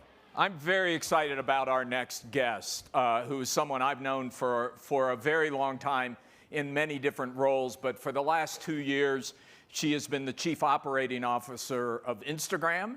She's become known as something of an efficiency guru. She's had to deal with the challenge of hypergrowth. Instagram has doubled its user base over the 2 years that she's been Chief Operating Officer, and now has significant revenue. I will let her interviewer, Andrew Nuska, try to get her to be specific about what that revenue is. Andrew Nuska, Marnie Levine, please come out.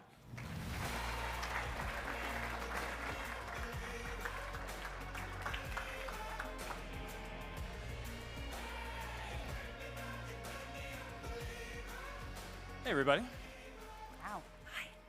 I know, right? The lights are bright up here. Yeah, it's all right, so the first thing we're going to do is take a selfie, because that's how this conference rolls. Are you ready? Because being in Aspen Yes. is so Instagrammable. It's so visual. It's so grammable. And you see these photos up here, so That's Instagrammable. right. So are you ready? I'm ready. We're doing it. Here we go.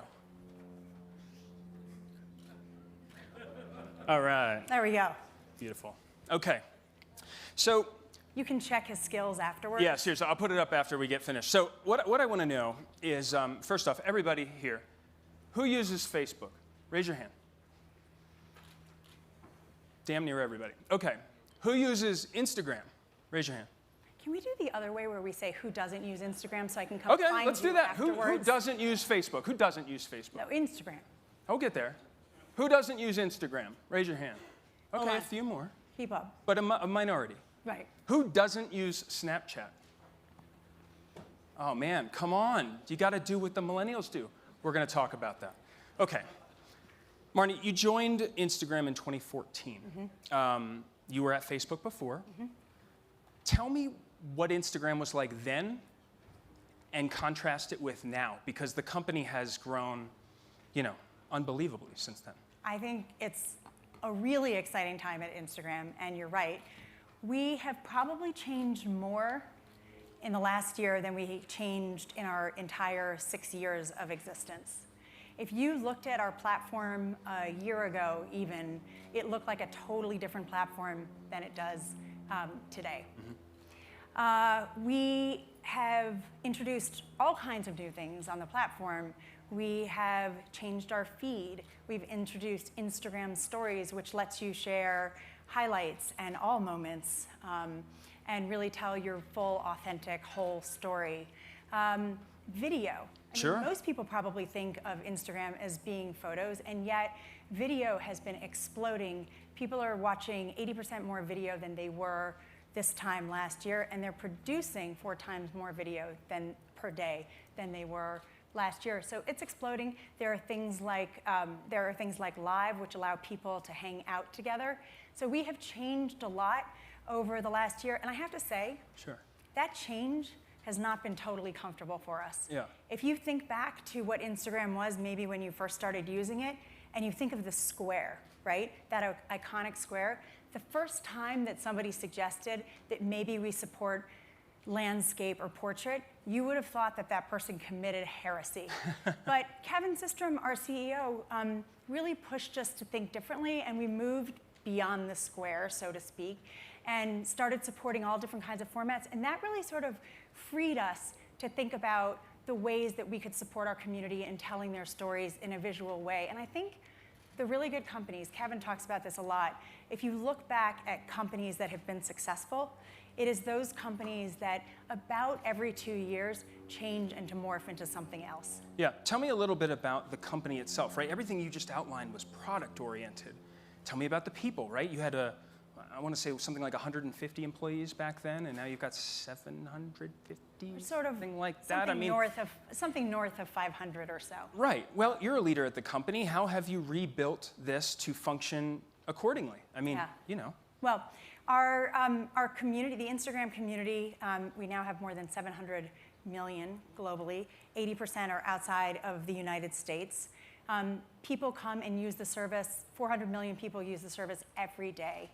We introduced Instagram Stories. It didn't exist last year at this time, and 250 million people are using it on a daily basis. It is a truly global platform where people are coming to tell their stories in a very visual way. People are coming to connect around shared interests and passions and experience the world through imagery. Sure. A lot of that inspiration comes from businesses too. So about 500 million people, so 80% of our community connects to a business voluntarily, and so businesses are really finding success on the platform too. Yeah, and we'll talk about that in a minute. So what I want to understand is how is, kind of what position does Instagram occupy in the greater Facebook Borg? There's a reason I asked about Facebook earlier, of course, owned. You aren't broken out in the earnings reports, but what can you tell us about how business is? What can you tell us about Instagram's position in the greater strategy of the company? Kind of how linked or not are these things? Yeah. So first of all, I'll just say being a part of Facebook is a really amazing thing. It's kind of the best of both worlds. It's like having Mark Zuckerberg and Sheryl Sandberg on your board of advisors. You get access to like these really brilliant minds. You get access to all kinds of different resources. We're able to leverage a lot of the things that Facebook has developed for Instagram, and that is what has allowed us to grow as quickly as we have. At the same time, Kevin Systrom and Mike Krieger, who are 2 co-founders, are still there, and they are running Instagram, and they are really carrying out their vision for Instagram that they had back in 2010.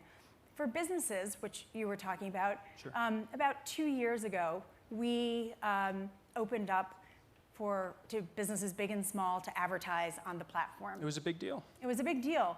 And I think that we now have 1 million active advertisers who are finding great success with their advertisements in feed, but also in Instagram stories, which is something that we just did recently. Sure. And we're really focused on investing there. And the businesses that are advertising there are using the full screen. There's more video. It's very immersive and engaging, and they're seeing good results. And in fact, of the most viewed stories on Instagram stories, 1/3 come from businesses. So what that says is that people do want to hear from businesses. So it's a great opportunity, not only for businesses, but for people in our community who have passions and interests Sure. to get connected to the things that businesses are providing.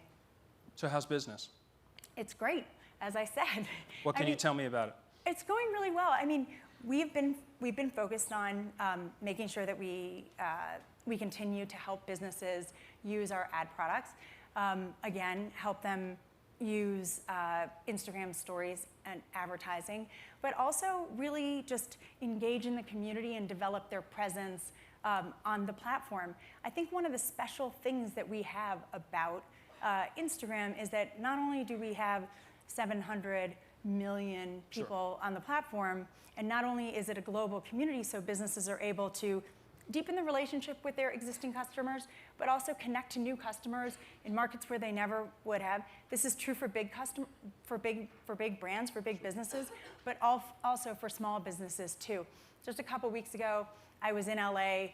I met a woman who just left her job. She started a letterpress, kind of a business. She's now hired 2 more people, and she's doing this full time. And I hear these stories all around the United States, but also all around the world. I was in Australia, I heard it there, and I hear of these stories, and this is kind of amazing, which I would love to share, of how in Saudi Arabia, in Riyadh, there are supposedly 4,000 Instagram-powered businesses on the platform. And the vast majority of those businesses are run by women. So in a country where women can't drive, and often need the assistance of a man to do certain things in the country, they are creating and running and fueling their businesses on Instagram. So I think it's exciting, lots of exciting things ahead for businesses, and we're really focused on making it a great place for them. You mentioned Instagram using some Facebook technologies to kind of accelerate its growth. Can you, give me a list of a few things maybe? Well, so one of the ways, since we're talking about advertising, which is one of my most favorite subjects, is, and I'm sure for all of you too, one of the ways is that when we did decide to offer advertising to all kinds of businesses and to drive a range of business objectives, we were able to build on what Facebook had already developed. So now today, 1 in 5 mobile minutes is spent on Instagram and Facebook combined. There are 2 billion people on Facebook and 700 million on Instagram. So businesses need to be on both platforms. What we were able to do when we offered advertising, and what we've been focused on over the past couple of years, is helping businesses run their campaigns across both platforms, figure out how to retarget or remarket to people on the different platforms, use Instagram stories, repurpose assets, and just make it a much easier experience for them. And I think that they are finding great success. What we didn't have to do is start from the very beginning of creating the ad technology. We were also able to leverage Facebook's targeting. And the targeting is so very important for an ad, because really what you want to do, and especially on Instagram, is you're coming there to see stuff that you're going to be interested in, that connects with your interests. And so if you're able to get the right story in front of the right person at the right time, that's great for the business, and it's great for the person who's receiving. And this is very challenging. I mean, we've all, I think, experienced Facebook where the wrong stuff or old stuff shows up. We've done that with Instagram. Just the other day, the 4th of July, days after the actual holiday, I was still getting fireworks in my feed. And I was thinking, well, I guess they're still working on the algorithm because, I'm over it. It's like Tuesday. Did you provide feedback? I don't know if I did. Well, one of the things about So shame on Instagram- me. Well, not to blame you, Sure. but I'm saying that one of the great things about our community on Instagram is that they are, in fact, very active. It's a very active and engaged community. I mean, people are coming to Instagram to connect with the people who they care most about. They're coming to connect with the things that are of most interest to them. You mean they're not just doing it for their ego? They are No? most definitely not. It is a community, and that community is important. Our mission, and maybe it's helpful to help explain this, which is that our mission is to strengthen relationships. Mm-hmm. That is, in fact, what we want to do. So everything that we do is in service of that mission. Every new tool is intended to bring you closer together with other people. Everything that is suggested for you potentially to follow is supposed to map to your interests. Sure. The ads that you see are to connect with your interests, so that we hope that we get feedback in the way, from somebody like you, so that you're not getting the kinds of ads that you don't want to see, Sure. so that you are seeing the content that will be most meaningful and most important to you. Just want to say one other thing. Go ahead. A moment to say this is that since we are in this business of strengthening relationships, one of the things that we know that we absolutely have to get right for business purposes, but also something where we feel an immense sense of responsibility around, is creating a really kind, supportive, inclusive community. When Kevin and Mike started Instagram, what they wanted it to be a place where people shared all their moments. And as that community grew, it became harder for people to share those moments and feel comfortable sharing those moments. So it is so important for us to make sure that we get this right. Because when people tell that story, that is when the magic happens. That is when people are able to inspire somebody else. If you're a teen and you would prefer to read Jane Austen on a Saturday night rather than go to the football game, Sure. If you go to #Bookstagram, you may find a community and you feel like you suddenly belong part of a community of people who also want to read on a Saturday night.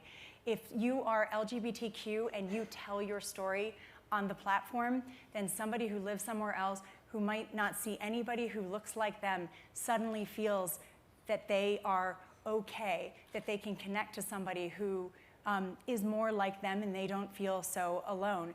So giving people that opportunity to tell the story is a privilege, I think, that we have.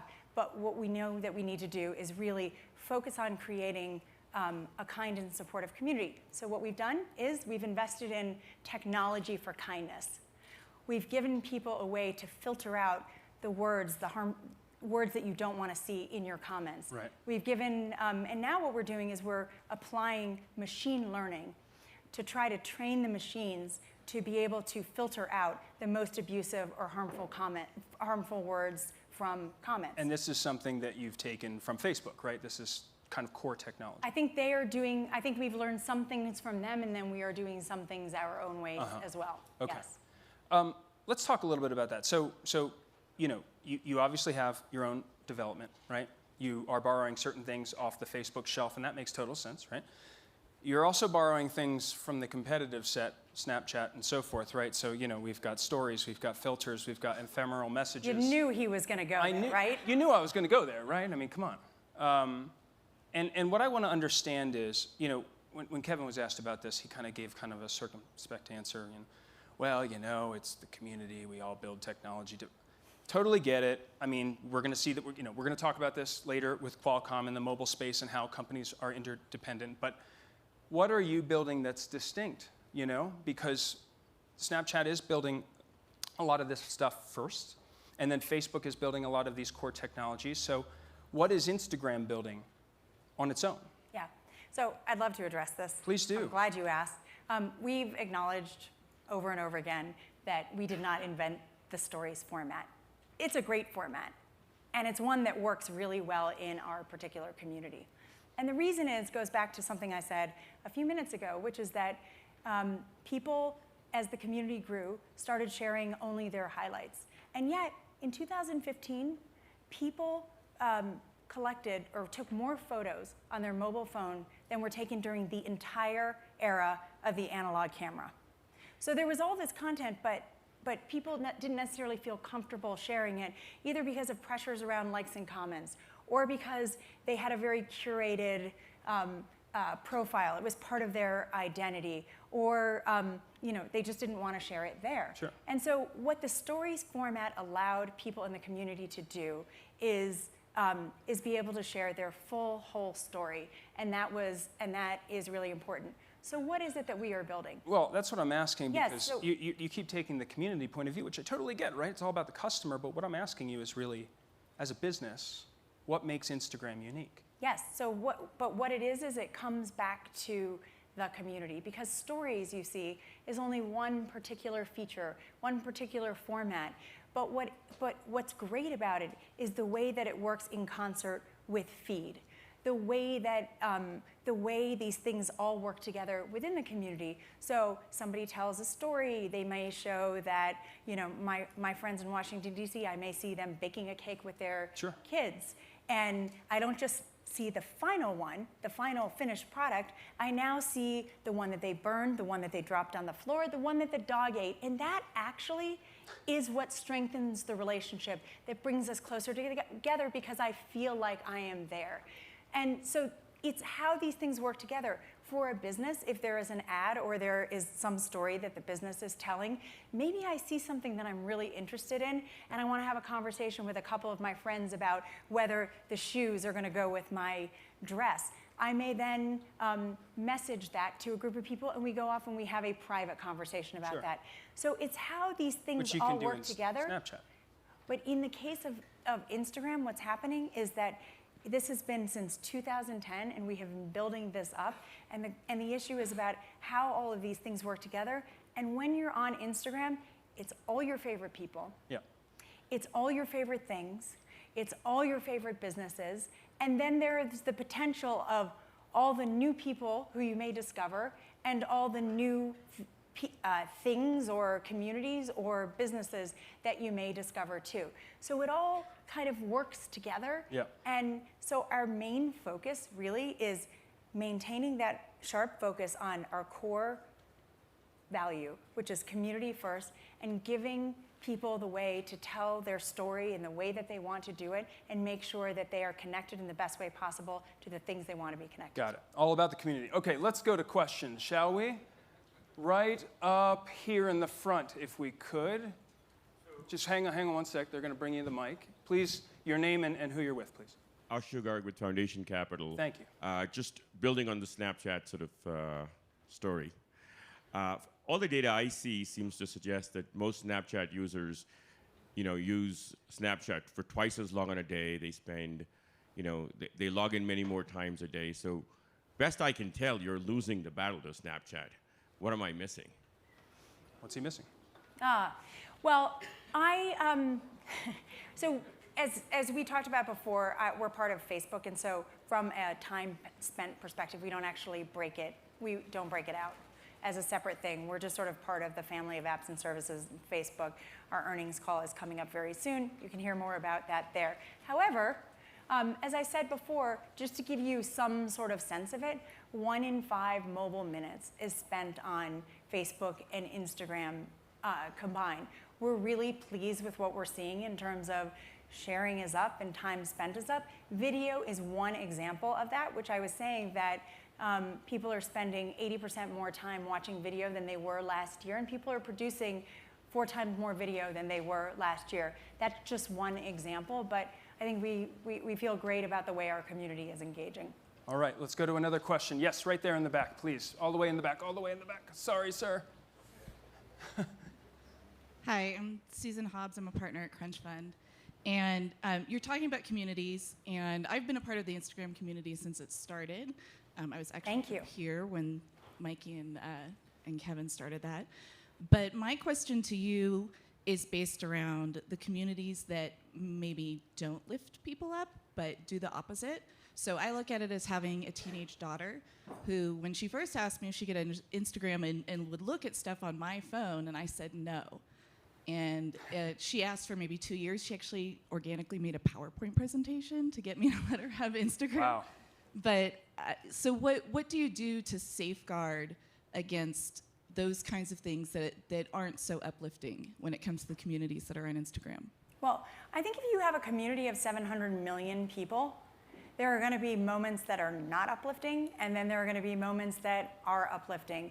And what we want to do is ensure that people have the tools and are able to tell their full story. For teens especially, there is no such thing as your offline life and your online life. I'm sure you know this and you see this. It is just your life. That is how it plays out. So if there is something that is going on in their life offline, it will most certainly play out online on the platform.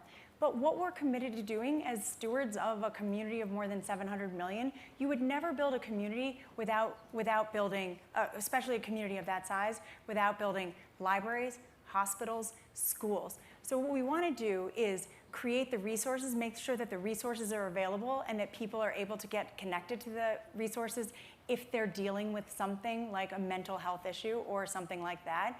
And we also want to make sure that we are creating the tools so that people have control over the experience and that they're not having these negative experiences on the platform. So we're really focused and committed there. I will just say, there are people doing amazing things on the platform, and I am inspired by it every day.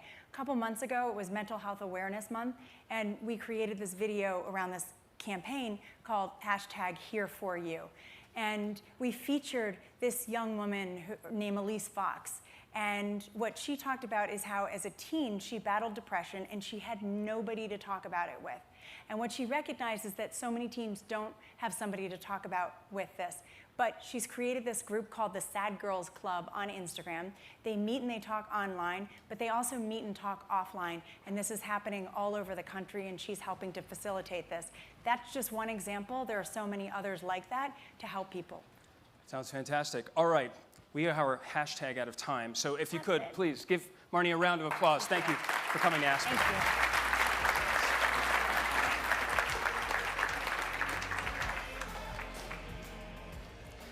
All right. With $925 million in financing to date, 2-year-old Chinese bike-sharing company Mobike plans on accelerating its pace of global expansion beyond its Shanghai origins and dozens of cities across China into 200 cities by the end of this year. No, don't leave. This is very interesting. Coupling good old-fashioned wheel power with the technology infrastructure of Internet of Things networks and innovations in AI and intelligent hardware, our next guest hopes to create the competitive advantage to capture share of a projected $60 billion market by 2021. Here to discuss plans to win in the battle of the bike-sharing startups. Didn't think that was a thing, but it is. Please welcome Mobike co-founder and CEO Davis Wang with Time Inc.'s executive editor for international, Clay Chandler.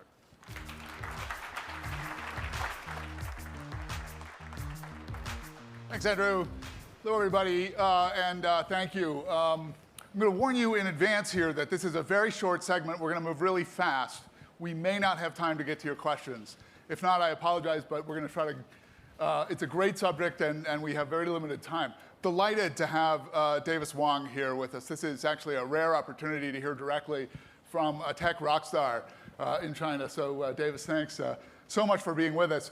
You know, bike sharing is an idea that in various forms in the US we've been familiar with since, I don't know, at least 2005 or so. Denver, just up the road here, was one of the innovators in coming up with a community-run bike sharing service. But I'm just curious how many people are familiar with bike sharing and what it looks like in China. How many people here have been to China in the last, say, year? Pretty good. This is a switched-on crowd. Anybody that's actually tried one of these bikes? Not yet. And I'll bet part of the reason for that is that these things are an absolutely new phenomenon in China.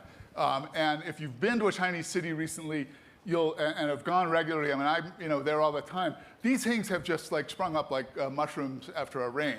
It's been literally in the last 6 months. Suddenly, if you go to Guangzhou, you go to Shanghai, you go to Beijing, the streets are just filled with these brightly colored bikes, including bikes from Mobike, which you can recognize because they are, as you can see on Davis's shirt here, bright orange. So, Davis, I wonder if you could tell us, just to begin with a little bit, give us some context about how fast bike sharing has come on? Because from my perspective, it's just come out of nowhere at colossal scale. So tell us some of the dimensions of how extensive bike sharing is and how big you are. Okay, so back to 2 years ago, when we are trying to build a company, and we realized that there are two major social problems in the big cities in China, probably worldwide. So one is the congestion. The second one is air quality in China, the major cities. And then we thought about that. So what about we trying to create a product and to encourage people to use bikes every day, and so that we can bring back to people's daily life. And then we create mobile. So if you look at the name of mobile, it's easily to be understand that it's a combination of mobile plus bike, which means when we analyze the 800 cities traditional public bike sharing program, we realized that the dock and the station is going to be a limitation for people to use bicycles. And then we thought about it. So what about we remove docks, we remove stations, so that people can use bicycle easily and convenient and with affordable price, so that we create the company called Mobike. And then, so starting from April 22nd last year, that day is the Earth Day, so we launched Mobike in Shanghai. And right now, just in 15 months, and we are presenting in more than 150 cities. So we got more than 100 million users right now, and we deployed 6 million connected bikes worldwide. And if you get the daily... Just say that again. Registered users, how many? It's more than 100 million. 100 million. How many bikes? More than 6 million connected bikes. 6 million connected bikes. Yeah, and if you look at the daily ridership, and we are more than 20 million rides per day, and that number even 3x bigger than Uber global trips. Okay, so some of you get Alan's CEO Daily. I hope all of you do. Some of you may have noticed sort of piggyback on Saturdays and write specifically about China. I wrote a bit about bike sharing in China in the last newsletter. But one of the statistics that just amazed me was that doing a little research, the National Association of City Transportation Safety Officials recently estimated, they were quite proud of it actually, that the number of bike sharing trips taken per year in the United States, 28 million. They were delighted at how fast this was growing in like 60 cities. How does that compare to your numbers? So right now we are transporting more than 20 million people per day. 20 million per day, and on a good day, could be as high as... Yeah. So China's doing this on a scale that we do in the United States in a day. And not only in China. So we are also presenting in Singapore, in Manchester, and also Singapore in Japan. But so you're in 150 cities right now, and of the cities... Including 5 from international. Yeah, 5 outside of China. 45 domestically in China. And your goal is to be in how many cities by the end of the year? Is this 200? So back to January this year, so we are thinking to expand to 100 cities by end of this year. But by end of June, we just overachieved this target. And then we revisit the target, and we are thinking to reach more than 200 cities by end of this year. Okay, so here's my question. The US, Europe has been doing bike sharing much longer than China. Really, this is a phenomenon that has happened within 2 years in China, honestly, because there are like 30 bike sharing companies in China. You and OFO are kind of the two big ones. But you're each doing 25 million or so a day. How does that happen? How is it that in China you can scale up so fast, and it's taken us in the US ages to do what China does in a day? And don't tell me it's just because China has more people. We know that. No, of course not. It can't account for that magnitude of scale difference. Yeah. So we're trying to compare with between Mobike and the station-based bike sharing program. So if you look at the station-based one, it's more like a desktop PC. When you are trying to access internet, we are trying to do some calculation work, you have to go to a specific location to use that desktop PC. Right. So we are more like smartphone, which means you can use Mobike anytime, anywhere. When you trying to use it, just use it. Right. And when trying to return the bag, just return the bag in the right location along the street. So we provide a super convenient solution for people, and we provide a super affordable price. So for example, in China, we charge people with 15 cents in US for 30 minutes. It's even 1/3 of the subway price. So with this price, people they are not going to worry about how much money they are going to spend on mobile. And the most important thing is that the technology helps a lot for mobile. So people see the dockless, people see stationless, but we have a lot of technology inside in the smart lock. Yeah, the smart lock, and also the bicycle things. And in case if you didn't see mobile, and this is the special design, so we reinvent the bicycle. Actually, this year is a 200 years anniversary for bicycle. But this one, right, so, really? yeah, so for example, so you didn't see chain. It's not a chain driven. So without chain, I'm not going to spend like tens of thousands of people to maintain that bike. Yeah. And also we have IoT technology. We have SIM card inside the lock. Yeah. And then, so once you have GPS inside the lock so that you can track the location of every bag. And problem is that once you have GPS, you have IoT, you have SIM card, you will need a battery. Just imagine that you got 6 million connect bags in 150 cities. And you just can't afford to recharge that battery every 3 days. So that we have a patent. So when people pedal in the bike, the battery has been automatically charged. And then that way we just create a automatically running transportation system in every city we operate. So that's the key. Because it's a little bit hard to see on Davis's iPad how these things work, some of you may have noticed, they have actually brought over about, 15 or so of these bikes. They're parked right outside, bright orange. You can't miss them. You can just go to the App Store or download the app, and these things you'll be able to use. You can drop them anywhere. So they're different than the local Aspen city bike. So this docking station is one, I think, fundamental difference and accounts for some of this rapid scale that we discussed. I think also, just my own view, is that the fundamental difference is that China, ironically, has embraced a more capitalist,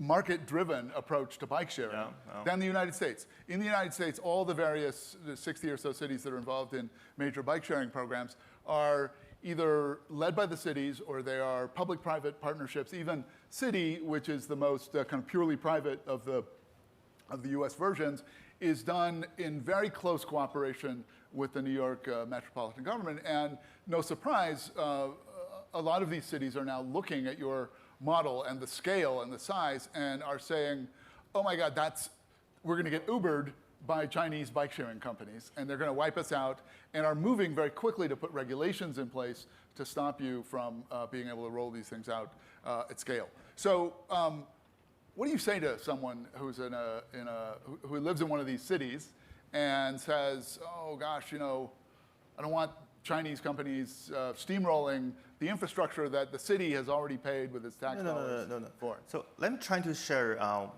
some numbers.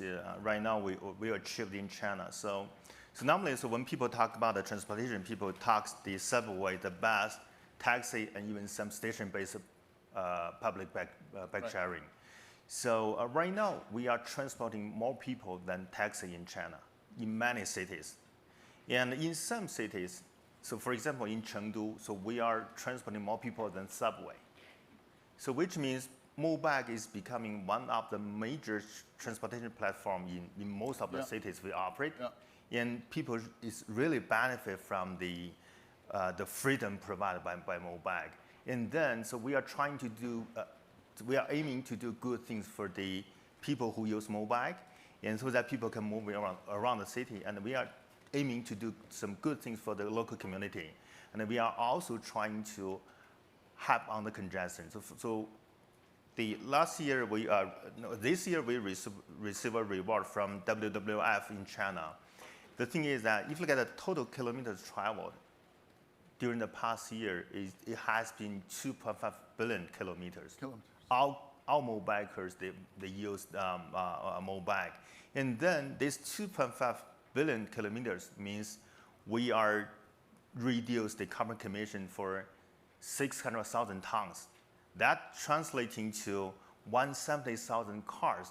So which means we just equals to take 170,000 cars off the road for 1 year. Right. So which means we are doing good things for the city. And as for the regulations, I think there must be some way to find out a solution to work with the local councils and work with the local government, because we are doing good things for the city.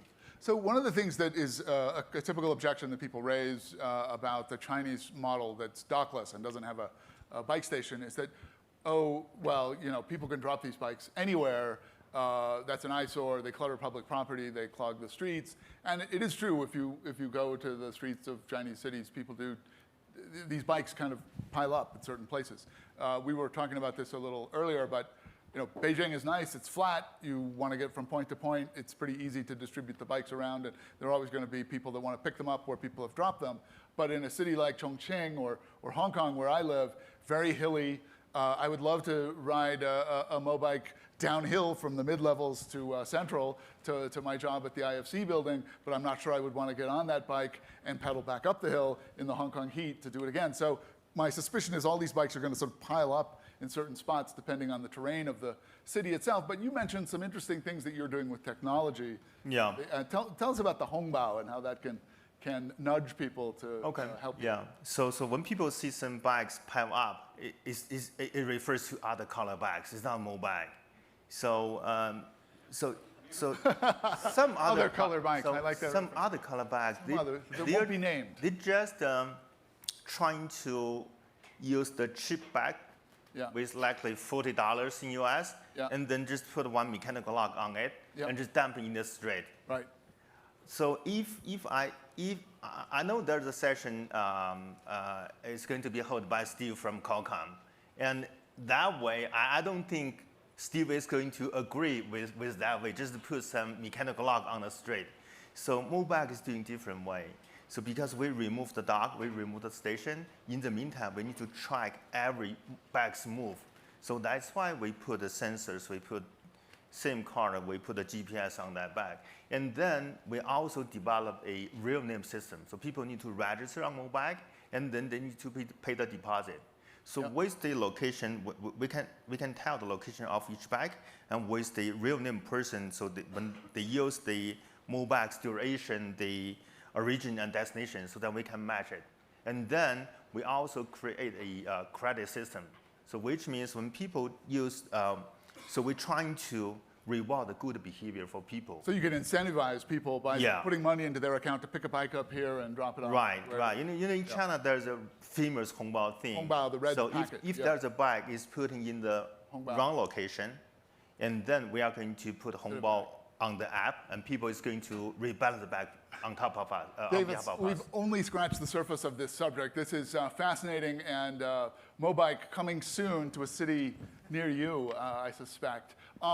We would love to be able to get in deeper to the subject of China technology, but 15 minutes is not nearly enough time to do it. We hope you'll come back again, and we hope everyone here will go out and get on the bikes.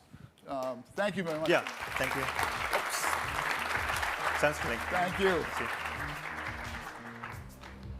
I want to invite Adam, where are you, to join me on the stage just for a minute before we go on to our next segment, because we have a small announcement for you. Adam? Here I am, Clay. You're coming. Run.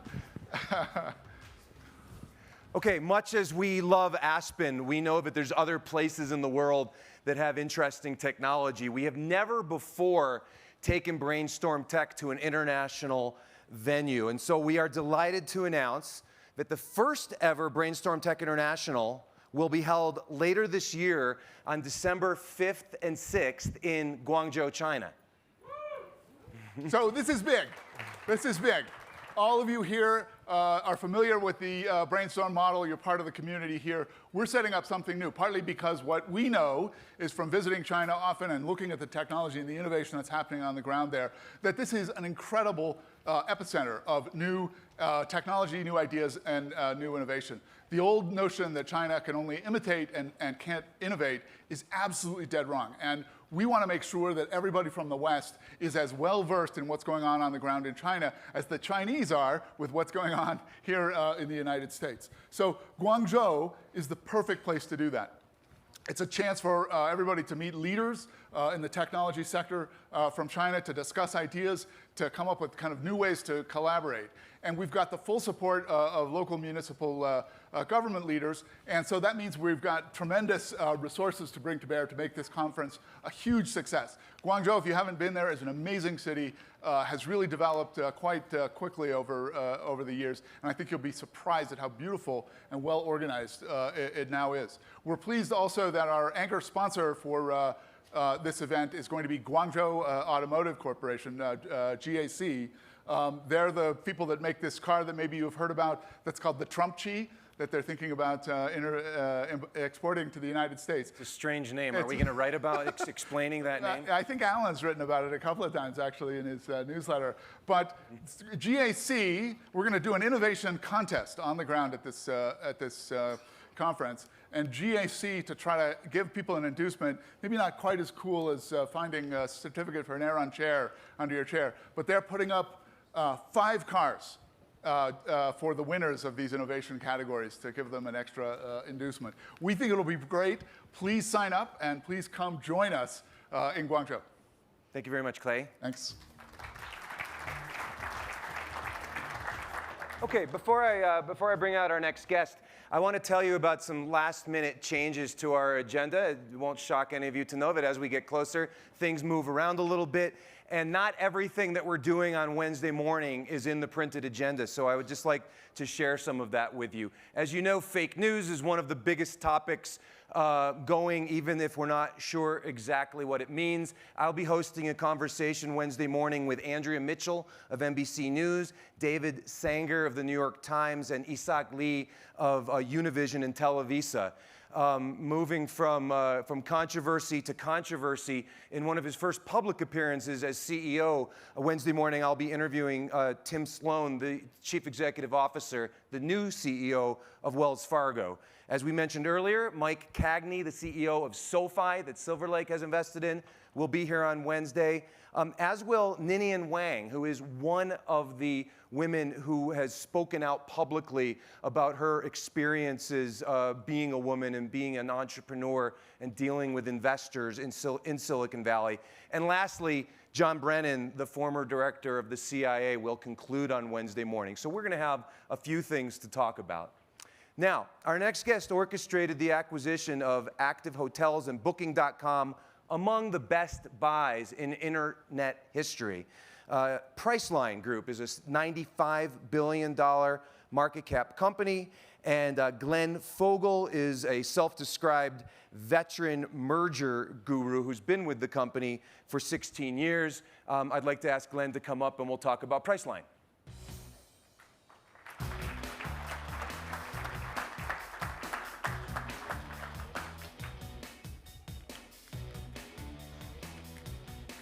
Oops. Thank you, Glenn. Welcome. How you doing? I'm doing very well. Thank you. Good. So I'm a little bit better informed now than I was about a year ago when I can't remember exactly why, but I saw that Priceline Group was worth something like $75 billion or $65 billion. And frankly, I was shocked because I said, well, I remember Priceline. That was the company that hired William Shatner to do TV advertising, name your price. It was Web 1.0, a big sensation. And then I hadn't heard a thing about it since then. So first of all, how could I have been so ignorant? And what's been the story over all these years? Well, I really can't know much about your ignorance. I know. Got to get out more. Yeah. That's a great question, and I'm asked it a lot, and not dissimilar to the way you just said it. And what comes to mind is a couple of things. One is that that Nassim Taleb bit about history is kind of narrative fallacy, that you make up a story to explain what happened. Yeah. That's one. The other thing is about the movie Rashomon. Kurosawa is a great thing where 4 people see the same thing and they all have a different opinion of what happened. And I was there, so I saw this, and I describe it sometimes how it happened. Other people have different opinions. I just want to tell you that what I say is the actual truth, and the other people aren't wrong. So the first thing is, I think we are fairly lucky in terms of hitting a point in time when there is a technology inflection, people coming online to buy things, And we had great people who had great business models, and it all came together one.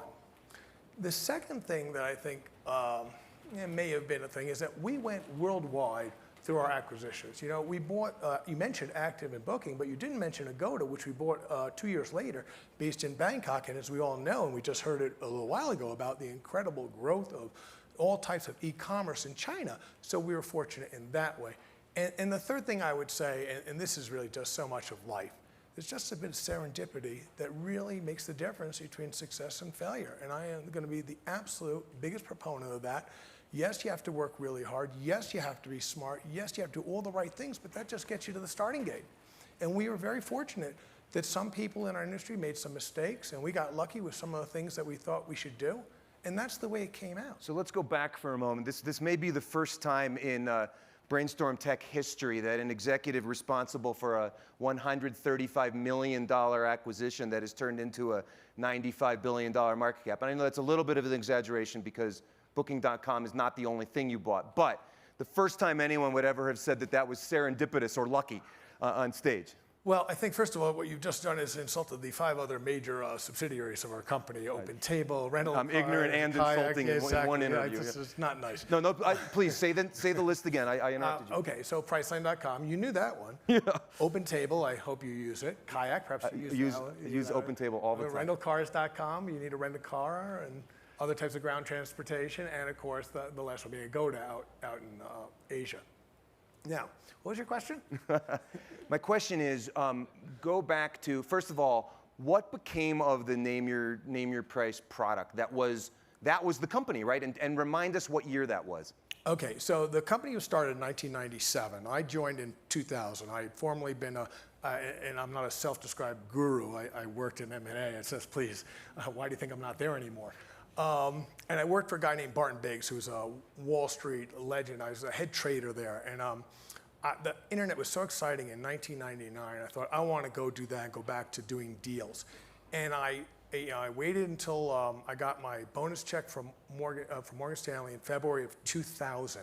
And I went over, I'm going to join the internet world, which is 2 weeks before the internet busted, which proves that it was good to leave trading, because clearly I have absolutely no ability to choose when one should buy or not buy. And I started out in corporate development there, and 17 years of working there, and they gave me the job in January. But what became of, how much of that, what's that product look like today? So it's still there. Express Deals is the way to go. That Priceline.com, and you want to get a deal, Priceline.com is there you want to get a deal. That's where to go. It's still there. It's a very small part of the business now. The overwhelming majority of the business is coming from Booking.com first, and then all the other ones are also doing a nice bit of business too. Here's a good thing about this is you have to be willing to change. I mean, when we started out and went public in 1999, we had a market cap a couple of weeks after the IPO of $30 billion, which back then in 1999, that was real money.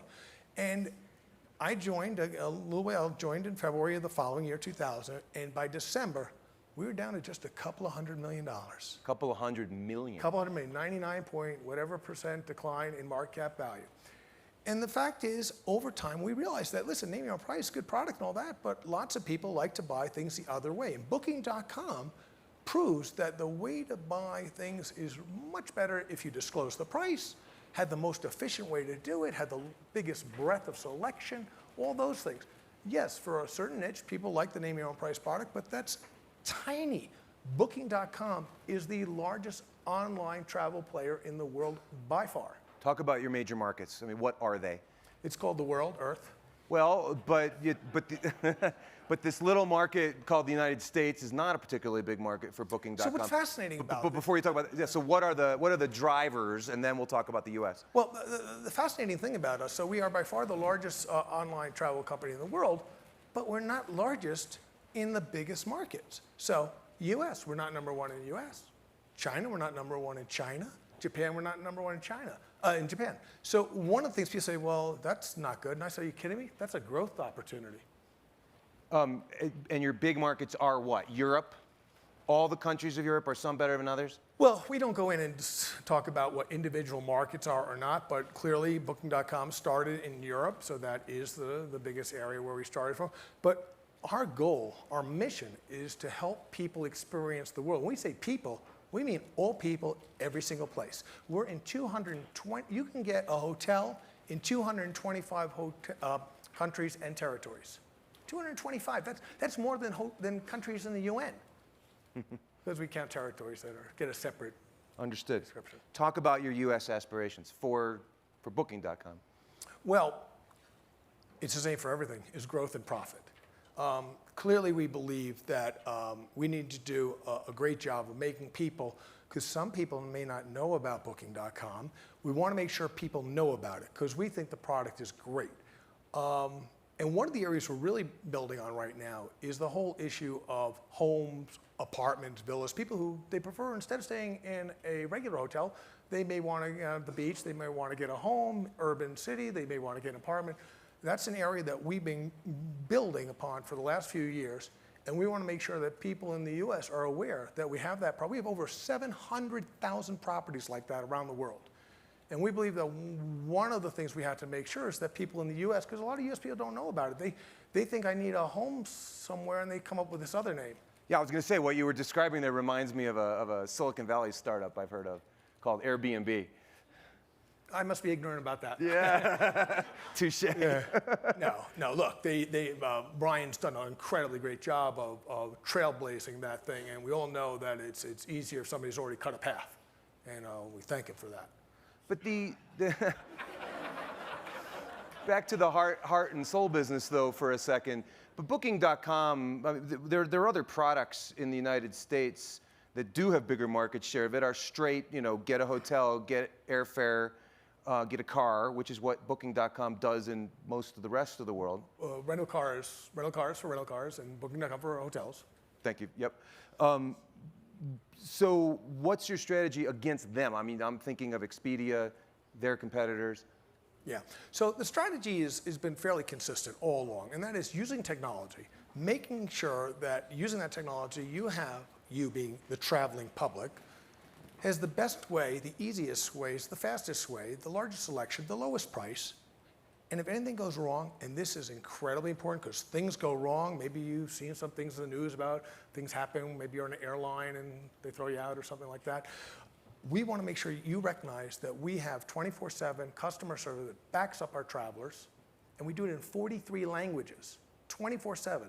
See, that's one of the things we bring to the table that our suppliers, that's one of the things that they're getting from us, is that we will handle that customer service issue. You got a person who's in, I don't know, let's say, easy one, China, going to Europe, right? And they have some sort of problem with their booking in France. Well, the Chinese individual doesn't speak French, but they speak Chinese, and we have a huge, huge customer service center in China that will handle that. That's a thing that brings benefit to the supplier, brings benefit to the traveler, and that's one of the reasons in our little story about why we've been successful. Talk about your China strategy specifically, if you would. I know you made an investment, so what's the game plan there? And tell everybody about that investment. Yeah, well, so you heard just a little while ago about how big China is, and unless you've been traveling to China, it's just hard to really get a grip on how fast and how big and how innovative things are going there. I first went to China in 1985, and back then it was all bicycles, but they owned them. And then over time, they all got rid of their bicycles, and they got everyone to have a car, and the cars were clogged everywhere. And now you got clogged cars and clogged bicycles all over the place.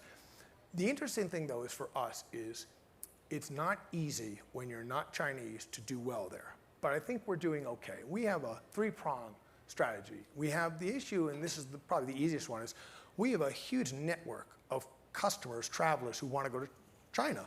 We help provide them with a Chinese hotel. Then the other thing, which is also we're doing well in, and this is a tremendous growth factor for everybody who's in this industry, is the outbound. The number of Chinese going outbound is just unbelievable. And I was in Leadville yesterday. I see my daughter there, and I had a little time before I was going to see her. I went to the little visitor center there. It's a little shack. I go in there. There were 3 people there from China in Leadville, asking, where should we see here? It was amazing. And then, so we're absolutely, that for us is great because of our network of the number, we have 1.3 million properties worldwide total. That's both the non-hotels and the hotels. So we have that for the Chinese traveler. But wait, even more, we have the issue, and this is the hardest one, and this is the internal one, the domestic one. It's China for China. Because what you're doing is you're competing against the big players inside China. Not as easy, but we think we're making progress. And the investment that you made? We made an investment in Ctrip, which is the largest travel player in China. We've had a great relationship with them. I've known them for over 10 years. Oh, gosh, so 12 years now, a dozen years I've known the senior people there. And it's growing. We work cooperatively, but we're also competitors. And that's not unheard of in China. There's a lot of that going on. We would love for you to come to the Fortune Global Forum in Guangzhou in December, because everything you're talking about is going to be very germane to that conference. I want to run through some numbers really quickly. Your revenues last year were a little bit over $11 billion. Your EBITDA was a little over $4 billion. I said earlier your market cap is $95 billion. You know off the top of your head what some of the other companies we've talked about are worth. Could you share that with everybody? Expedia, Airbnb? Well, I think it's better for you to say that. I don't want to insult anybody. I think it's 23 billion Expedia. 23 billion. I don't remember what Airbnb's last valuation. Well, I think they've had about 30 billion. 30. So you're a lot bigger than them. Talk about, Glenn, what your criteria for acquisitions are now. What does the Priceline Group want now? Well, as you may know, we don't talk about what we're going to buy next. But, and this is, I think it's a good thing to say to people who are interested in technology acquisitions. And technology IP is great. But the fact is, everything changes so rapidly. So along with the IP, you got to be making sure you're getting the people, the great people with that IP when you're doing something in technology acquisition. And because I was an M&A banker for some time, one of the things I recognized fairly quickly is how many deals go wrong, go bad. And you don't hear about them as much because everybody likes to make on the headlines or magazines about these great deals and how great and wonderful it is. But the fact is, a lot of data shows it's really hard to do that. So the first thing in our criteria is the people. We have to make sure that we're comfortable with the people, that they will fit in our culture, because a cultural conflict is one of the biggest reasons M&A transactions fail. The other thing that we really want to make sure is these people are going to add something to the business already, that's not already with us. Because the fact is, just to bring in somebody who's doing what we're already doing and trying to integrate that, that hasn't been our style. Our style has always been the big deals that we've done, the Booking.coms and the active hotels, all those ones that we've done. We made sure that the people who were the founders had the incentive and the structure that would enable them to stay doing what they had been doing, only do it better and give them more resources. Because the truth of the matter is, you spent all this money to buy these companies, and then what? Then you're going to let them go? So much of the value was in them. So you're a US-based company that we now all understand is a collection of multiple brands, and the parent company is a name that is associated with a bygone product, have a largely bygone product. I anticipate your corrections now. It's already there. Because we know each other so well, right, yeah. Exactly. Have you considered, and would you consider, changing the name Priceline, the corporate name Priceline? Well, one of the things we absolutely believe in is experimenting and being willing to change. You know, we used to have name your own price for the airline product. That was our first big product, made of good money back in the day. We killed that. We killed sacred cows. I have no problem doing that. We'll just, done, gone, not good use resources. So name change. You know, maybe, don't think about it. And if we do it though, don't want you taking credit for it. Maybe we thought of that. And we'll think about that. I'm going to interpret that answer as this is something that's under active consideration, because it certainly wasn't my idea.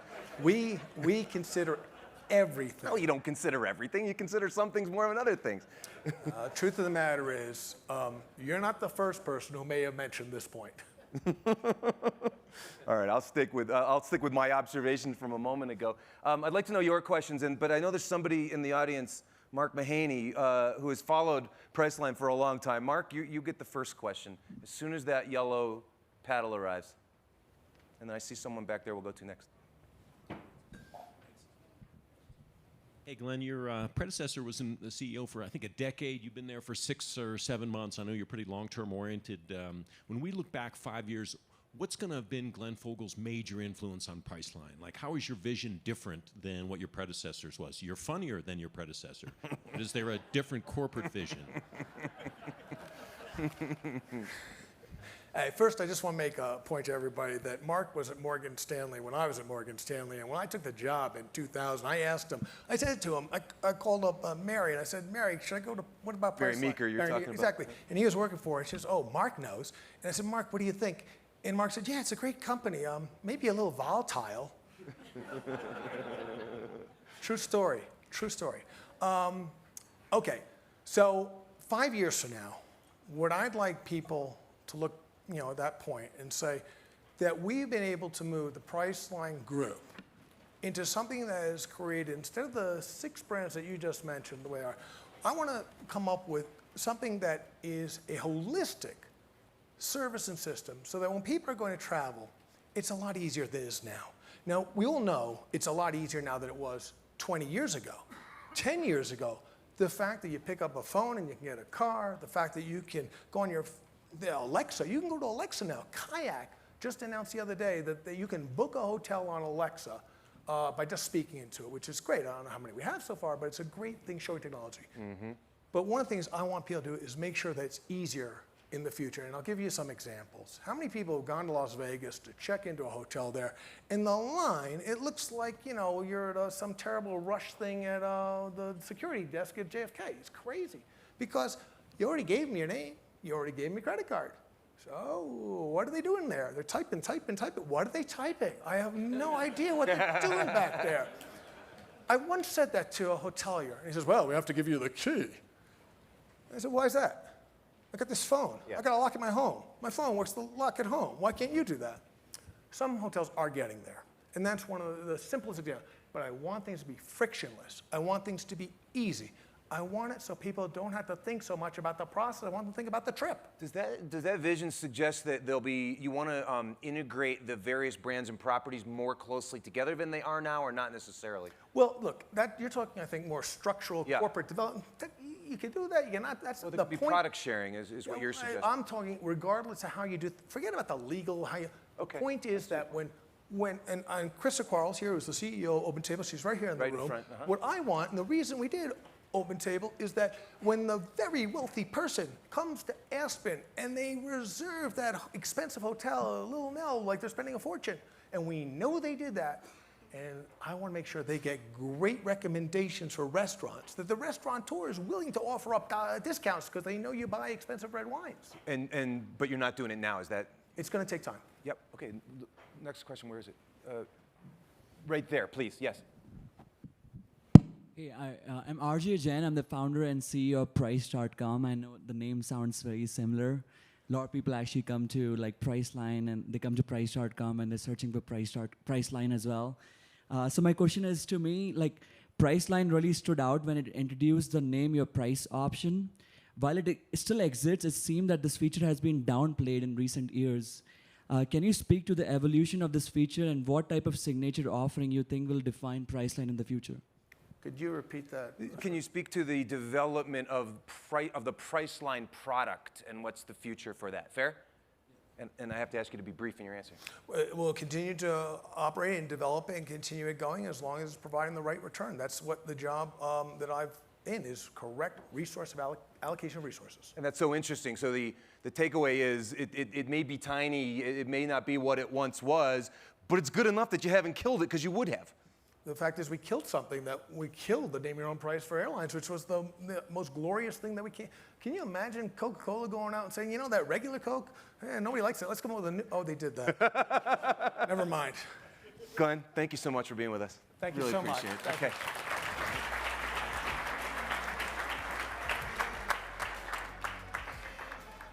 The last couple years have been challenging for the world's biggest mobile chip maker, a breakup pushed by activist shareholders, a punishing antitrust investigation in China, topped off by the biggest takeover in the history of the semiconductor industry.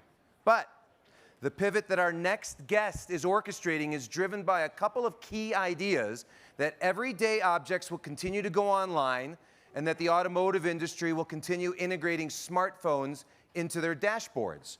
To share what the future holds, please welcome the CEO of Qualcomm, Steve Mollenkopf, with Fortune's Andrew Nuska.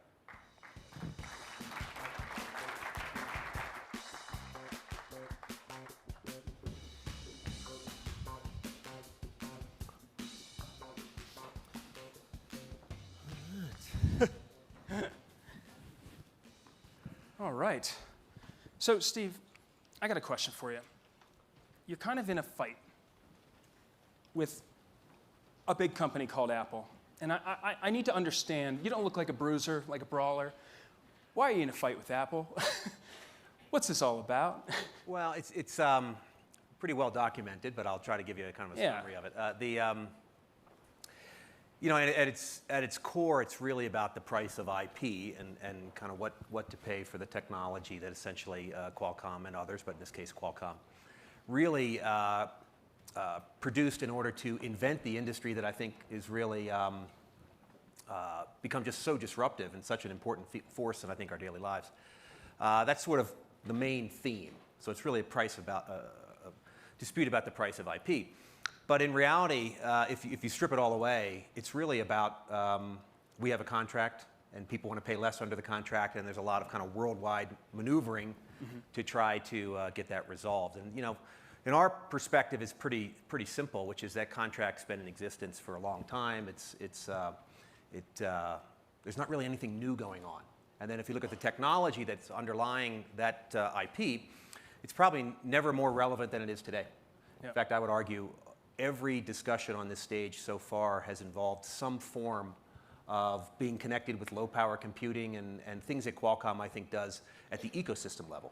So I think the thing will work out, and we'll move on to kind of greener pastures, I think, as an industry, and certainly together as two companies. So we're going to get along, is that what you're saying? Because I was going to ask you, why can't we just get along? Why all the litigation?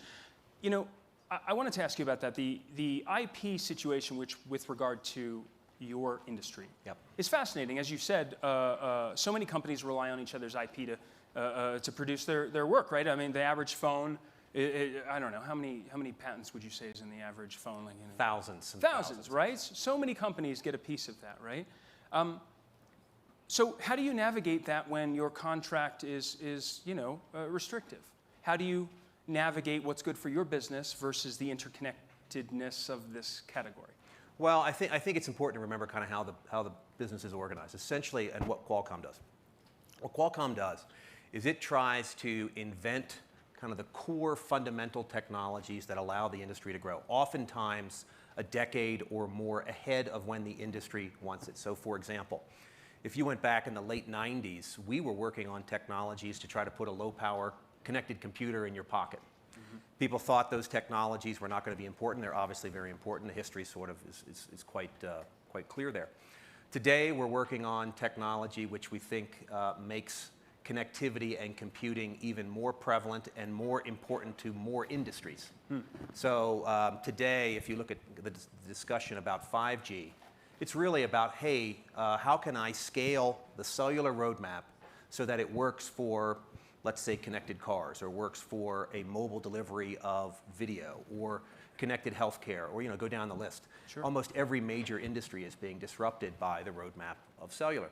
And so what Qualcomm does, the way our business model works, is we try to invent, along with partners, the technology that enables that to happen, make the industry grow, and then share it with the industry through our licensing program. So we think you're better off, you have a better business if you can grow the pie and enable the ecosystem to have as many participants as possible. And that's essentially what we've been doing for 30 years, and it's more true today than it was back then. So help me here.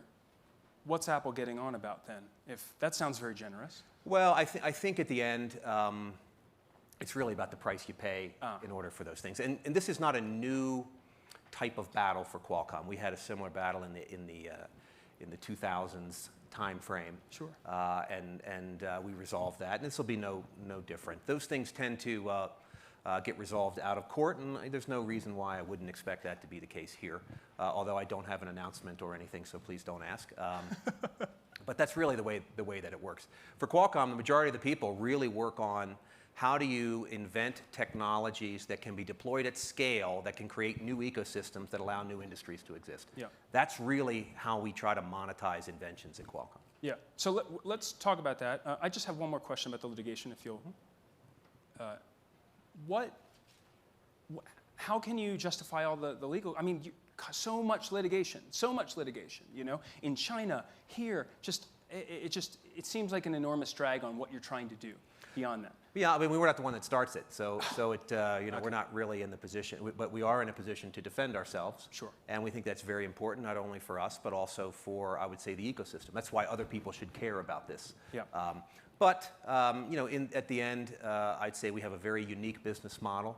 It's worth fighting for, and we tend to do that when it's time. Sure. Okay, so let's talk about some of those technologies, some of those industries, and so forth. So we saw earlier in the program, right, self-driving cars. Pretty obvious that we're going to need chips there. The Mobike fellow was on earlier as well. Says he doesn't need chips. Yeah. Steve? Well, I think the overall theme that you're seeing is that that every industry is trying to figure out is how will that industry be disrupted as the things in that industry get connected to the internet. Sure. Sometimes it's just a simple matter of, let's say you have a physical asset like a bike getting connected to the internet. You can do fleet management, and you can create a business model associated with fleet management.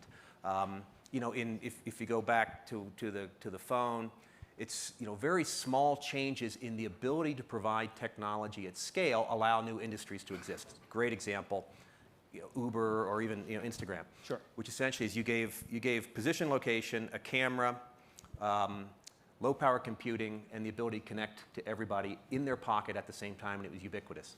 New business models exist. And all we really did was put it in one device that everybody carries around. Now, what everyone's trying to figure out is what happens when every device gets connected, what new business models exist. And you're seeing disruption from the likes of big industrial companies like a Siemens or a GE Sure. to new industries that haven't existed yet or are yet to exist, and they're trying to figure out how to deal with that disruption. And what we try to do is make it very, very easy for people to experiment, and so things can fail and go very quickly. So for us, what it's about is can we provide that technology in an easy way so that the industry can use it very easily. And I think that tends to produce more economic value than trying to use your IP in a kind of, hey, there's a fixed pie, let's try to figure out how much to get out of it. Sure, sure. Okay, so let's talk about the automotive industry, not just because we had that self-driving car session earlier, but because you're making very, very serious moves. So $39 billion, did I get the number right? Correct. Acquisition of NXP Semiconductors. That's a lot of money, man. It is. What's the goal there? I mean, automotive, clearly a large category, clearly a lot of factors at play, as we heard earlier. Tell me a little bit about that from your perspective. Well, there were a lot of elements of value for our shareholders for that deal, and of course it's still in regulatory approval. That's right. Expected to close this year. But if you look at the auto part, what's happening in the car, and you can see that pretty easily, is that there's a real change in the architecture of the car. Mm-hmm. The car architecture is just it's sort of a once in a career change in the way in which it comes. And some people are betting that the car companies will change, which you probably saw examples of that today, or different bets in that regard. And you have companies like us saying, well, I want to be the at-scale provider of technology to whomever changes the car architecture. And depending on who you talk to, there are a lot of different approaches. But our view was, if we could have the broadest portfolio of technologies that leverage the goodness of mobile, which you should think of as everything's connected, low power computing, right. security, graphics, because there's so much work being done in the phone on graphics, video and audio, which is just a tremendous amount of natural language processing that occurs in the car now and in the future. Sure. And you put that with all the car pieces, you will be in the best position to drive the architecture of the phone through partners. And so that's really what we ended up doing. It's just a portion of the value of that deal. But we think, much like happened in the phone, the car architecture creates a big opportunity for Qualcomm. Yeah. I was once talking with NVIDIA CEO Jensen Huang, and he was telling me how there are such kind of growing pains, cultural clashes with this shift, because technologists think of cars as, you put it out and you keep working on it, you keep working, right? Continual development. But automakers work toward that final model. It runs off the production line. Good job, boys, we're done. That's a huge change in the way that thinking is being done. So what are you seeing? You have partnerships all throughout this industry. Well, I would say it's it's an accurate but maybe simplified version of what's going on in the ecosystem. If you were to bring in the big car companies, they would argue that they're bringing in technology much faster than they did before, but also the constraints of bringing in technology into a car, which has, X number of thousand pounds, is very different than in a smartphone. Yeah. And but they all want access to that roadmap. Yeah. And so what our view is the easiest part of disrupting the smartphone or the car is actually the high power computing and the connectivity. At least for us, that would be quite easy. The hard part is how do you actually package it in a way that the auto industry can take advantage of it. Right. And it's a huge industry that was optimized for different things. Safety, optimized for worldwide scale, optimized for a lot of regulatory. That's very peculiar, or to people that come at it from another industry. So our view was, can we put together both, the best of both worlds, and that led to an acquisition. Yeah. I'm going to come to the audience with questions in a few minutes. Let's switch industries for a second. Healthcare. Yep. A lot of work being done there. We know that from our own Brainstorm Health Conference. What's the big shift? What should we be paying attention to? You can put chips in a lot of things. Yeah, I think the big issue with healthcare, there's a lot of business model issue, and a number of people in this audience who probably have a very clear understanding, probably clearer than my own. But I think how does Qualcomm view it? Sure. We think that healthcare is likely to be more connected, but in order for it to be connected and be meaningful, you have to solve security, you have to solve authentication, you have to solve a number of, I would say, ecosystem big technology issues to allow that industry to grow. Now, if it grows, the improvement in something that is, let's say, mid-teens GDP level, if you can make small improvements in that efficiency, those are huge dollars. Can you? I think the issue is probably less technical, with the exception of how do you solve authentication and security, and all the cybersecurity was mentioned earlier. Same issue exists in connected healthcare. Right. Those are the type of problems that we like to work on. Those are, I would call them decade-type problems. And if you solve them, then the industry grows in a big way. And that's what our company tends to try to do. And we wrap a lot of that up into big G transitions. So 3G, 4G, 5G is, I would say, encapsulating a lot of the, I would say, unique aspects of what do we need to add to cellular to make it work in this new industry that wants it very badly. Right. Healthcare being one example, right. Transportation being another. And chips everywhere. Okay, questions, please. The lights are bright, so all the way over here, yes. Just wait till the mic gets to you, please. Your name and who you're with, don't forget. I'm Terry Williamson with Koch Industries. Related to the healthcare topic, one of the challenges as a patient in the healthcare, as all of us are patients, is that you don't have your personal health record. And so to drive competition and to keep you from being stuck in one network, all the security, authentication, all of those things are valid, but if we enable individuals to control their own personal health record using technology, then you could go where the best doctors are and you could provide that information. Are you looking to support or do any kind of work in that area to put basically to put the empowerment on the user, on the consumer, so that we can really drive competition in the health industry? I would say for us, we tend not to play at that level, which is where, kind of what happens to the data and the access to the data. We would tend to play more at the what do we need to add to networks to allow people to solve that problem. It's kind of a separate place in the ecosystem that we tend to operate. Okay, one over here. Yes, please. Yes, Michael Miller from PC Magazine and Ziff Brothers. Qualcomm is known as the world's most successful fabless semiconductor company. Obviously, now you're buying a company that operates fabs. Is that a change in your thinking, or is this just something that comes along with the deal? Well, I think you should think of it as the fabless industry is changing. If you look at the fabless industry today versus what it was 10 years ago, the structure is very different, kind of how it plays. And I think the consolidation in the semiconductor industry, I think, means it's very difficult to call yourself one term and sort of be pure to that term. So we do have some fabs coming in as part of the NXP acquisition, and there'll be important component of the business moving forward, but we'll still have a tremendously large fabless footprint, and that'll grow even faster than that kind of installed base of our fabs. Fabulous. All right, right here. Hi, Steve. Zach Kaplan with General Atlantic. There's been a lot of news momentum recently about 5G, companies bidding on spectrum, FTC pronouncements. Qualcomm's doing a lot in that industry.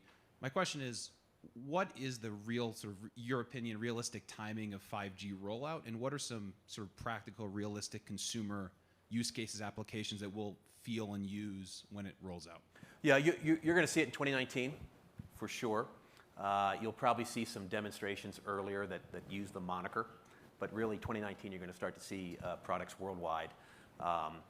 It's accelerating. A year ago I would have told you a date a year later. And what's driving it is really the distribution of video. If you look at really what's driving the first wave. And I think you're starting to see a real collision course between people providing data wirelessly and people providing it in a wireline format. And I think you're seeing also, at a different level in the ecosystem than us, companies assembling assets to try to play both sides of those depending on where they're coming from it. For us, the demand is actually quite strong. So if I were to look back at how quickly people were pulling us toward 3G or even 4G, 5G, there's two things. You're seeing people push us or pull us there quicker, and you're seeing more industries that you wouldn't expect to be needing 5G pull us there. So for example, connected cars, a huge thirst to try to get them all connected. They have to work without being connected, but they want to be connected as well. And so that's moving quite quickly, and we're pleased to see all the things that you mentioned environmentally with spectrum and work, but it's a real palpable sense of acceleration there. There you go. 5G powered by cat videos. There you go. Yes, please. My name is Devin Shane. I'm CEO of Hyperwave Technologies. There's been a lot of hype about IoT. Interested in your thoughts and the value that manufacturers and consumers will derive, and when will they pay for it? Well, it's interesting. I would have a similar perspective. The only issue is, in our business today, it's actually been a real contributor. We've shipped, I think, something like 1.5 billion IoT devices across a broad spectrum of end use cases. Now, if I looked at what people want you to say about IoT and what's really happening, there's a big gap. So for example, everyone wants to see the IoT use case that leads to the commercial consumer device, much like the smartphone. But that's actually not where the market is. Where the market is industrial applications where people who are saying, how can I, if I got data off of this device, how can I make money off of it? And it ends up, the demand for that is quite strong. What we're seeing is not a lack of demand, but a lack of the ecosystem being able to service such a broad diversity of applications. Actually, one of the reasons why we did an acquisition was to better be able to serve that. But essentially, if you can find an application, aircraft engine data, or anything related to efficiency in the use of electricity, people there's a tremendous thirst for people to get that connected to the internet. That's a real business opportunity that's impacting people today. Steve, I have a question for you. Yeah. You were telling me a little bit about this East versus West thing that you're observing, a technological arms race. Could you tell me a little bit about that? Because I thought it was fascinating. Yeah, I think if you look today, and I'll just talk about, I talked about the different G locations. Yeah. So for the cellular folks, that's kind of the big demarcation of when things change. 5G is captured probably more of the government's view than the U.S. government. Worldwide. Worldwide. And the reason is people know that this trend of connecting things to the internet used to be just about phones in your pocket. Now it's about everything, and it's about radically changing industries. And so they want to be a piece of it. Mm-hmm. And they're all trying to position themselves. They might try to position a particular company in a stronger way, or they're trying to figure out how do they get access to partnerships to allow their industry friends to be successful.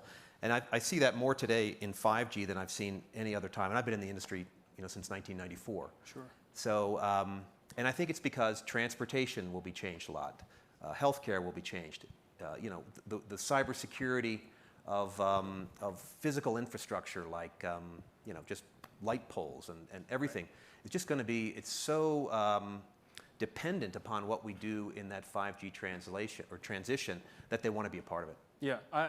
Do you think it's really an arms race? Okay, we're in the United States. Should the U.S. be worried about Asia? This industry is 100% arms race. It always has been. It's always been about innovation. It's always been about first to market. It's always been about delivery of scale. And it's no different moving forward. But I don't think many industries are that different. You want to be the leader when technology changes. And the technology velocity, the rate of change of technology is increasing. This industry is 100% an arms race. Tweet that. Okay, last question, all the way in the back. All right, thank you. This is Russell Reeder from OVH.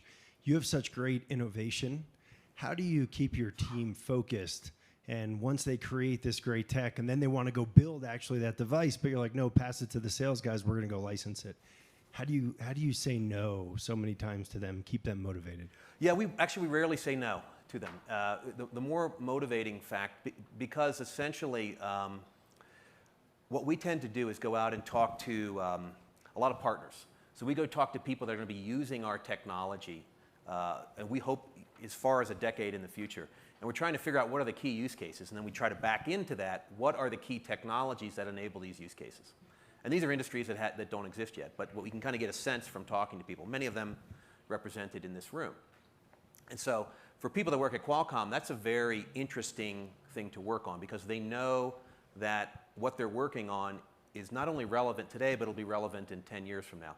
And they get a tremendous amount of satisfaction, for having that input. So they actually don't feel like there's a point in the process where they don't get to play because we don't do an end product. They actually view it as we have super relevance because of this product. So I don't know. I tend to our problem is what do we focus on versus how do we keep people motivated? It's really the bigger issue for us. Fantastic. Well, there's a war on. Steve, thank you so much for joining us. Appreciate it. Thank you. Applause, please. Thank you. Thank you. All right. Let's see here.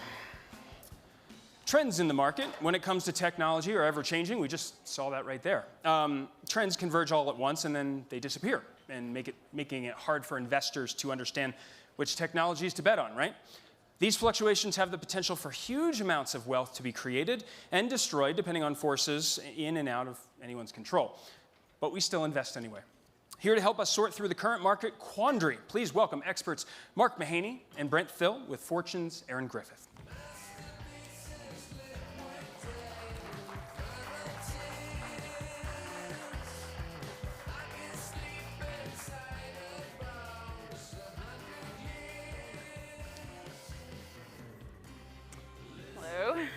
Again.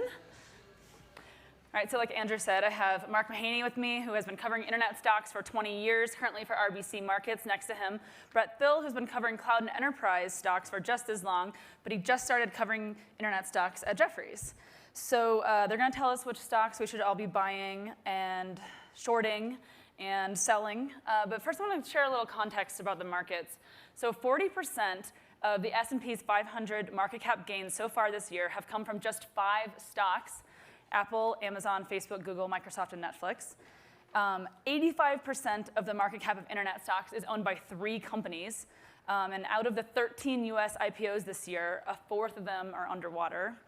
60% of investors in a recent Wall Street Journal survey said that tech stocks are expensive, and 20% think that they're bubble-like. So I want to start. You're cringing already on that, Mark. All right, I want to start with you, Mark.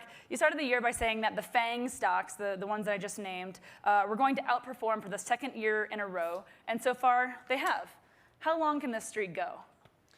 It'll go as long as the fundamental trends remain really strong. So Netflix came out today and posted subscriber numbers that were materially above the street, and the stock's up 10%, and they added, I don't know, $7 billion in market cap in the aftermarket. So yeah, if the numbers are better than expected, then the stocks go up. And the fundamental trends of these names have been extraordinarily consistent. Like, I just always throw these numbers out. We've got Facebook 16 quarters in a row of 50% year-over-year growth.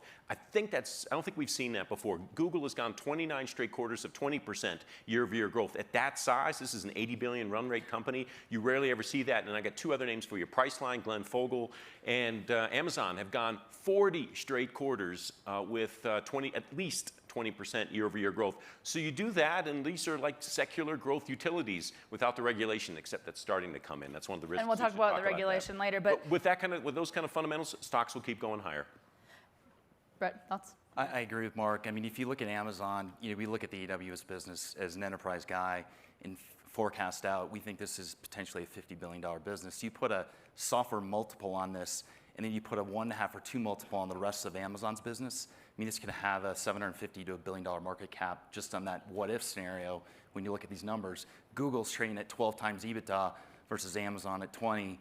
So you look at there's multiple potential expansion for Google relative to what's happening. Everyone's talking about Amazon right now. All right, so we obviously have two bulls here, disagreeing with the 20% of Wall Street Journal readers that think that stocks are bubble-liking. Let's take the opposite question here. Which of these stocks is most likely to have a correction? Of the major, and by the way, I want to throw out a new acronym. I think it's PE-FANG. I think people so long have underestimated Priceline and Expedia. I think we should refer to and consumer internet, and then leave aside Microsoft and Apple. I don't cover those. But I think there are at least 6 high-quality assets. And by the way, that's not very catchy, though. Can we work on that? Well, I'm working. But then the other ones, there are some names that we've been pretty cautious on for some time, or some we have a sell on. Twitter. eBay, TripAdvisor, and we're not talking, by the way, about eBay. 10 years ago, that would have been the poster child of great tech stocks, and Yahoo 15 years ago. So there's a lot of risk in this sector. We just happen to be doing the winner's curse here today. But there are plenty of stocks that haven't done as well. Of those, let's do of the major 4 FANG, which has probably got the greatest risk. I'm going to throw out a little. I think it's not a consensus idea. I think Google is, because the biggest new competitive risk for all of these names is government, and they're the furthest down the sights of any one of these companies, and they're going to have to change their search. They may have to change their user interface, and that means that could hurt their consumer satisfaction, utilization, and eventually profits. So we've seen that in Europe. Are you expecting that to happen in the U.S.? I mean, if somebody has a name of a company that appears more monopolistic than Google, let me know. With that kind of market share, and by the way, I don't mean that they've. I kind of disagree with what the part of the European Commission position was, that they wouldn't consider Amazon as a competitive search engine. It absolutely is. But anyway, I think they made a mistake there. But it doesn't matter. I'm not saying it's right or wrong. I'm just the regulators are coming, and a company with that kind of market share and the ability to negatively impact market shares of competitors, it's rare to see a company like that. 3 sell-rated names from Jefferies have been IBM, Intel, and Citrix. So those are the 3 that our analysts believe are underperformed. Mm-hmm. And so, wait, sorry. Can you elaborate on that? Well, I think when you look at what NVIDIA is doing to Intel, I think our semi-analysts has been very bullish about what's happening in that shift, and you can see it in the stock. Intel's down year to date. NVIDIA is up massively. Citrix obviously facing some legacy challenges, and then IBM also the same challenge relative to what's happening with AWS. All right, so I want to get back to this question of antitrust, because it's not just that. I think that there's a possibility that there could be a backlash to the so-called Frightful Five. That's what people are now calling these companies. I mean, do you see a potential of there ever being a consumer backlash where people are just saying, I am tired of my life being completely dominated by a handful of tech companies? No. I mean, what drives... Can I ask the audience, are you guys freaked out by the fact that 5 companies dominate almost everything in our life? Anybody? Absolutely. All right, but are you invested in any of these companies? I think most consumers kind of think about these companies making their lives better, and I think that the reason that Amazon has the market cap it does and eBay has the market cap that it does has to do with which one provided a more compelling long-term value proposition, making it faster, cheaper. They're doing something for consumers that nobody had ever done before. Help them avoid Main Street robbery. I think Google has made it easy for people to find information anywhere, anytime. I mean, what a wonderful gift, for consumers, and it's a free service for consumers, this thing called YouTube. Facebook has brought 2 billion people around the world together. Like, consumers have kind of voted with their feet, and then investors have kind of caught up with their pocketbooks. I don't think there's a consumer backlash. It's just like this ongoing concern about Snap Maps, all these privacy concerns. I think we're kind of post-privacy, and I certainly think anybody under 30 is probably post-privacy and certainly willing to make the trade-off. So I don't think there's this consumer backlash coming. All right, so you named two names there that I want to talk about: Snap and Amazon. Brent, you have called Amazon a runaway freight train, and the market sentiment is clearly that company cannot lose in anything. But my instinct is always to push back on unanimous hype. So please tell me why I'm wrong. I think we come from a commercial angle. I was a software guy for 20 years, and when we ask private companies and public companies who they're basing their technology on, it's Amazon, AWS. The same thing is covering internet names now for the last few months. You go to every internet company, even the companies that are trying to compete with them, like Chegg, who did college textbooks, Data Online, they're now all going to AWS. So I think it's universal, and if you look at that, once you put your data there, you're not getting rid of it. And that recurring revenue stream is exactly what Amazon has. It's what the software industry's had, and that's really unique, right? The retail piece can be a little more volatile. So you guys are both strong buys, Amazon. No, we've got a buy. I'm not a strong buy. There's unfortunately, I love the expression screaming buy. And for me, it's, I say buy and the client screams at me. And that happened, a year and a half ago with Amazon and, last 5 years with Netflix. And now it's kind of like so it's hard to pound the table. Wait, and did you say told you so? No. I've made plenty of mistakes too. These stocks, I've covered internet for 20 years. The sentiment on the group has never been more consensus. Now, there's a couple of really controversial ones like Snapchat, but the leading market cap names have never, they're all at all-time highs, so is the market, but all of these have led the market to all-time highs. So it's actually a little bit boring. All right, so let's talk about Snap. Who in the audience is shorting Snap? Shorted Snap? Oh, just one? I feel like every investor I talk to says they're shorting Snap. Maybe you just don't want to admit it. All right, so analysts do not like Snap. Currently, the market does not like Snap. Mark, you are a little contrarian there. Give us the bull case for Snap. So it's broken below its IPO price. When the stock was at $24, I put a buy on it with a $31 price target. So what do I know? But this is the pitch, and it's way out there in the risk spectrum. If you want less risk, you'll sleep better at night, go long Facebook and Google, et cetera. But Snapchat, I think this is some of the best product innovation on the internet today. And I'm not the only one who thinks that. So does the Instagram team. Ooh. Flames emoji. and the Facebook team, but that's fine. And I did mention this Snap Maps. I didn't mention that just by accident. I thought that was really fun and interesting what they came out with.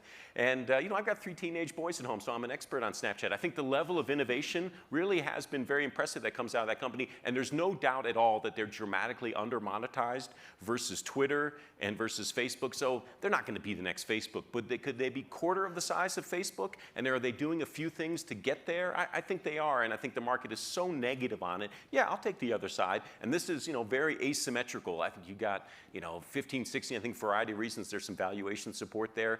And if I'm right and there's a fundamental inflection point, not now, but at the end of the year or early next year, this thing's a double. And I can't say that about another stock in the large cap internet space. So yeah, I'm here.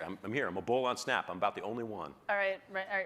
I'm not quite as bullish as Mark. I think they've got some short-term challenges with the lockup, with the ability to move from proven advertising on Facebook to this is experimental for a lot of companies still, and I think they have yet to work on the user interface. I'm still trying to figure out the UI myself, and I was a UI guy for 20 years in software. Gotta get those teenage sons. I think So I think there's a few short-term hurdles I got to get through, but. All right. So you had also talked to me about you're really bullish on a lot of small cap stocks. I was, but we're actually more defensive now, small cap. Small cap is actually the Russell 2000s trading at a 25% premium to its historic average. Mm-hmm. So if you look at that index, it's only up a single-digit percent this year versus other names in the internet up 30, 40%. So I think the small cap index right now is our market analysts believe it's overvalued, mm-hmm.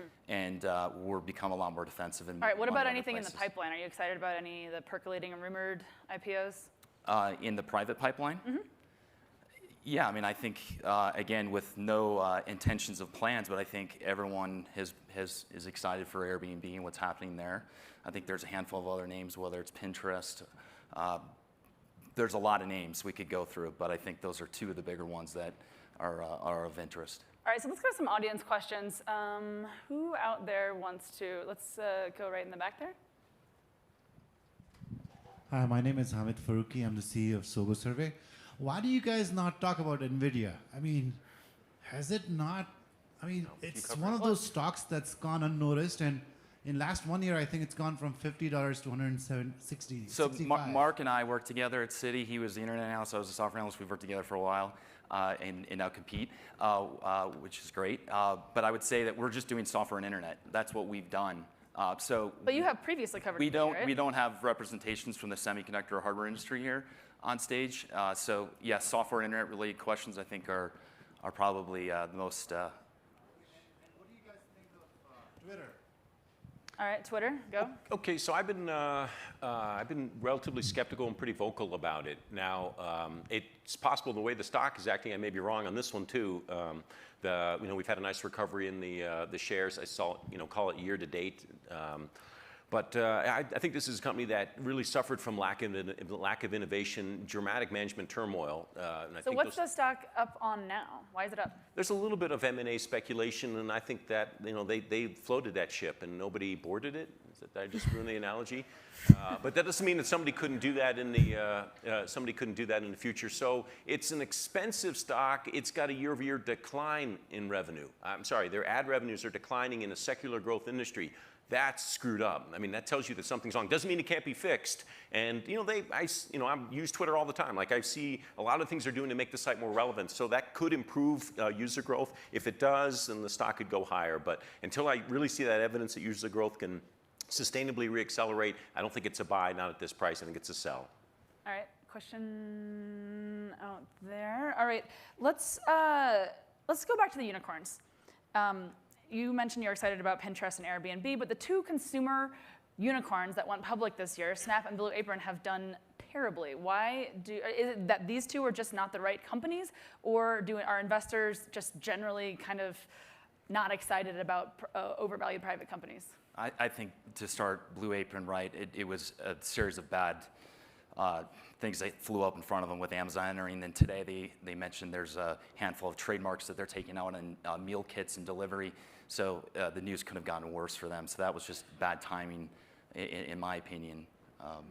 Mark? I won't comment on Blue Apron, but on Snapchat, they missed a good number of the estimates that were out there. So you miss estimates, stock goes off. It already had a high. I mean, it was with that kind of multiple, you can't miss estimates, and they did. And then obviously a lot of competitive risk, which you sort of saw coming. Well, it came, and you had a lot of features and aggressive moves with advertisers, that were taken by Facebook and Instagram. Nothing wrong with what they're doing. They're doing a great job, but it's negatively impacted Snap's growth rate. So they got to stabilize that. Growth aside, are investors tired of letting every single company, even the ones that aren't outperforming, have 3 tiers of stock and complete control of the board? Investors would prefer that there not be super voting shares, but it's great to be king. And the owners of these companies and the people who've built them with their own sweat and et cetera, they can do what they want, and investors can decide not to participate if that's what they want. By the way, I just want to make one comment on the private markets. There can't have a company like Snap is big enough that it's listed in indexes. They end up investing. Actually, you're right.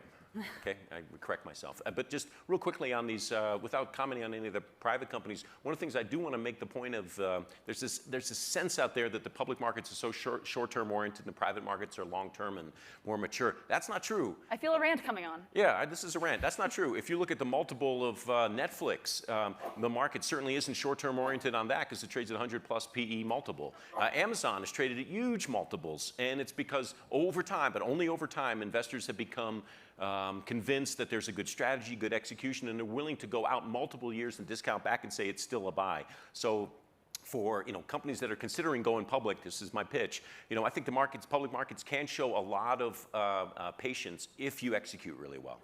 And so we're going to be talking about that on Wednesday morning in our IPO breakfast. Hopefully you'll be there to give that advice as well. We have one more question back over there. Sure, Glenn Kacher from Light Street Capital. Just want to ask you a quick question. If you drew a Venn diagram between the two of you and where you've historically focused, there's the skinny little banana part that seems to be small business, e-commerce. And if you look at Shopify, Square, Stamps.com, Wix, you see these online services that are creating these massive platforms. Do you guys have a comment on those stocks, and how do you feel about that trend? Yay or nay? Hey Glenn. We have a small business basket. We have for a while. GoDaddy is one of them on the side. Shopify is a fantastic asset. I've been a long-term bull on Intuit. Just a fantastic business. Stock is done very, very well for investors over a period of time. So I think the small business basket is one that we're very bullish about because it's being not noticed by the big gorillas. So yeah, we're very bullish about what's happening there. I would caveat again, some of the multiples there have come up pretty aggressively. So buyer beware here, given the recent run. What about the other one he mentioned, Wix, and then what was the last one? Stamps. You don't cover this? I don't cover Wix or Stamps. All right, let's do a quick rapid fire. I'm going to name some names, and you guys can just give a yay or nay. And people, get out your Robinhood app or whatever you use to buy and sell stock, and we'll, move some markets here after hours. Etsy. No comment. Not sure. That's the honest answer. Not LinkedIn. Sure. Part of Microsoft. Do you think that was a good acquisition, by the way? Yes or no? I do think it was a good deal for you Microsoft. Do? For whom? And they've done a terrible job with acquisitions in the past, but I do think I think it's a great deal for Microsoft. It was great for LinkedIn. That's what I think. All right, Pandora. Dominic's in right there. Boy, every time we run an annual survey, we've done it 5 years in a row, I'm surprised by how sticky the move, people aren't necessarily streaming over to subscription-based models, and so Pandora should be bigger than it is today. And I don't know, Dom, I just, we got some management turmoil. That I'm never a big fan of that, and I think there have been some missed opportunities. So we're on the side. We don't recommend it as a buy nor a sell. We're on the hold on it. Yelp. I was a bull on that last year. I was a bull on that beginning of this year. Corrected and missed 2 quarters in a row. Boy, the one problem with small businesses, as somebody was asking about, is it's damn hard to scale against those businesses. And so you got to hire all these 25-year-olds straight out of college or a couple of years out of college, and they got to man the phone banks, woman the phone banks, and that you get a lot of execution errors, and they've had 2 in a row, and I'm just worried about them. Our team's buy rated. They've had a massive. It's one of the only internet stocks that's down year to date. Mm-hmm. They had a fumble in sales. They had a fumble in contracting. We think those cleared up. So yeah, not a great. Contrarian there. All right, one more since we had the CEO on stage literally minutes ago. Qualcomm. Don't cover. No comment. All right, I'll end it there. Thanks a lot, guys. Thanks, Aaron.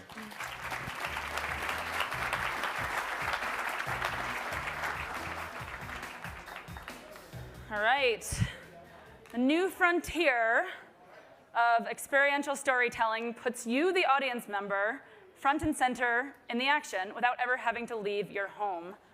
Cutting-edge technologies at Lucasfilm and ILM-X Lab create experiences for new immersive platforms like virtual reality, augmented reality, mixed reality, and they are bringing exciting new ways for people to interact with their favorite characters.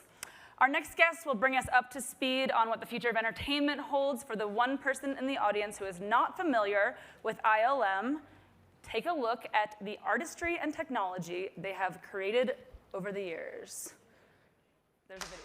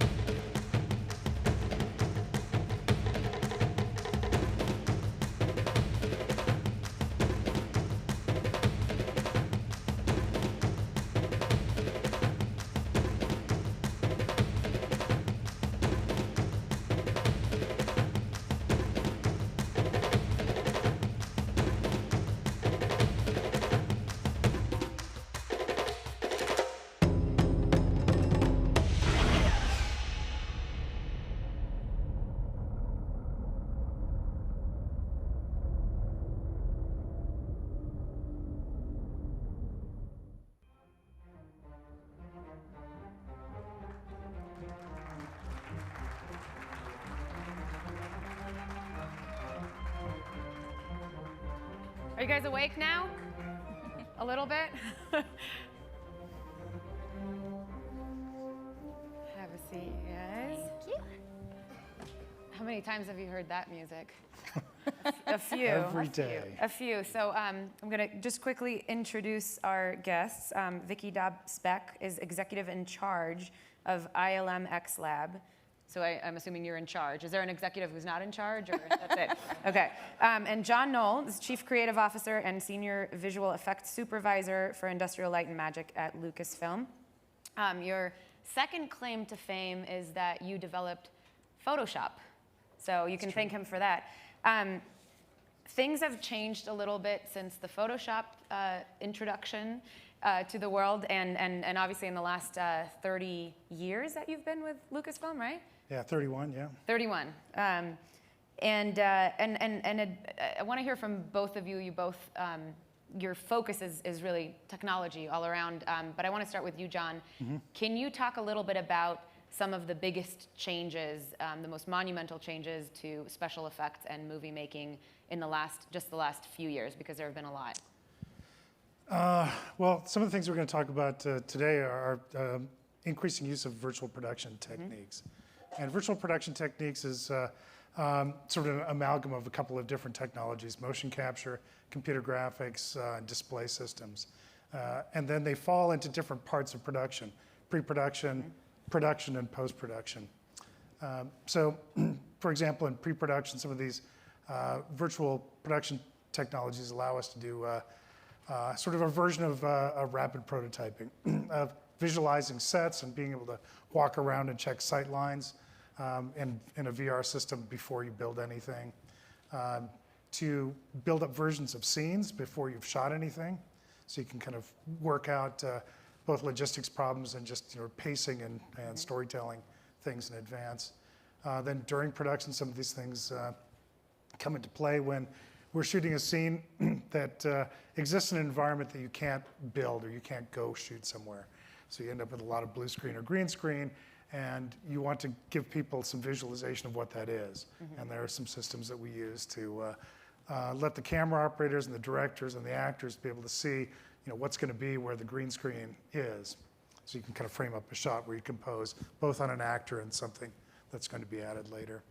And then in post-production, we use some of these things for designing sequences that aren't starting from a live plate. Which means? Well, most of the films that we work on, we start from a photographed something on set, and then we add to that. But there are sections of a lot of these movies where there's no bit of live action at all. It's entirely synthetic. And so we need tools to allow filmmakers to kind of work comfortably in this space where there's nothing to go shoot. Okay, so we actually have a couple of more videos to show you guys. That was just the beginning, just a little taste, and we're going to take a look at one of these ways that you're changing movie making now. I meant now. So specifically, this is one of the post-production applications. So this is from Rogue One. This is the director, Gareth Edwards. And one of the things that I noticed very early on, even in pre-production when we did a test shoot, is that he has a very different style of shooting from a lot of other directors that I've worked with. He shoots in a more documentary style, where he doesn't come with storyboards or even a shot list. And he even does very loose blocking with the actors, and he allows them to kind of find something that feels natural to them. And then, being his own camera operator, he likes to then go in and fish around and find those angles that feel true and right to him. And he's got a particular talent for finding those angles. But it's sometimes a little vexing for us because we don't know, what the visual effects challenges are necessarily going to be until they're actually being shot and what we have to deal with. But kind of watching that process unfold, I immediately started thinking about, well, how do we get that energy, that style of cinematography and coverage into those scenes that weren't going to start from something that Gareth shot on set with the camera? What do we do for the space battle? What do we do for shots of ships in transit? How do we get it so that it doesn't feel like a different movie when we get to those pieces? We want it to have that same energy and vibe. And so one of the thoughts is that we would use these motion captured cameras. So what you saw in the video there is Gareth is holding an iPad that's got motion tracking dots on it. And we're using, in that case, that was an HTC Vive setup that was tracking the position and orientation of the iPad in space. And that was going to a workstation that was generating a view from that, what you consider that to be a synthetic camera in the scene. So we had a version of the space battle that was all animated in advance, that could play back in real time. And then Gareth could fish around and find camera angles and shoot coverage in much the same way he was when he was shooting. So live what you're action. saying is that the filmmaker can actually shoot a scene in the same way that they would in the real life, but in a virtual environment. So it's got the same exact effects that you would expect, and kind of makes the whole movie, I guess, feel like it's shot in the same way, even though so much of it is virtual. It enables a workflow that is more kind of just in his thought process. It works well for him creatively. And as opposed to, it's a very different process that you see in a lot of big tentpole films where shots will be storyboarded and they'll go through a previs company where the compositions are all very deliberately designed and premeditated. And we didn't really want it to have that different stylistic feel. So rather than Gareth kind of doing a brain dump of what he imagines is happening in this shot and this shot and this shot, and an artist taking a stab at doing that, looking at it, making comments, and going through that kind of iteration loop, which can take weeks. This is a chance for Gareth to, I have an idea for a shot. What about here? Oh no, that's not. Well, what about down here? If I go back and wider? And you could see him in some of the videos, sort of, you could see his thought process as he's trying different things. And he could walk out of that session with essentially the same thing that he walks out of live action with a whole bunch of dailies that he can then take into editorial and cut, just like it's any other part of the movie. Okay. Vicki, can you describe what you are in charge of? What does ILMX Lab do? Sure. ILMX Lab is actually a new division. We launched it about 2 years ago, and it was really created to develop and release immersive entertainment experiences. So while we are using a lot of the technology and talent that came from ILM, we're now creating experiences that are going direct to consumers in virtual reality and augmented reality. Some people call it mixed reality. So talk about some of those experiences. I mean, what's Vader VR, for example? Sure. Well, just in terms of, we very intentionally chose the name ILMX Lab. We didn't call it VR because we were really open to all kinds of platforms. And we used the word lab because we knew, because we are so early in this process, it's like the earliest days of film, that we knew we were going to do a lot of experimentation and learning. So what we've done to date has been indeed a lot of that. We released something called Trials on Tatooine, which was... Have any of you experienced this, by the way? It's pretty fun. You get to have a lightsaber. Sunny's done it. But it is, what that was really an experiment to understand what the balance between light story and interactivity in a first-person point of view.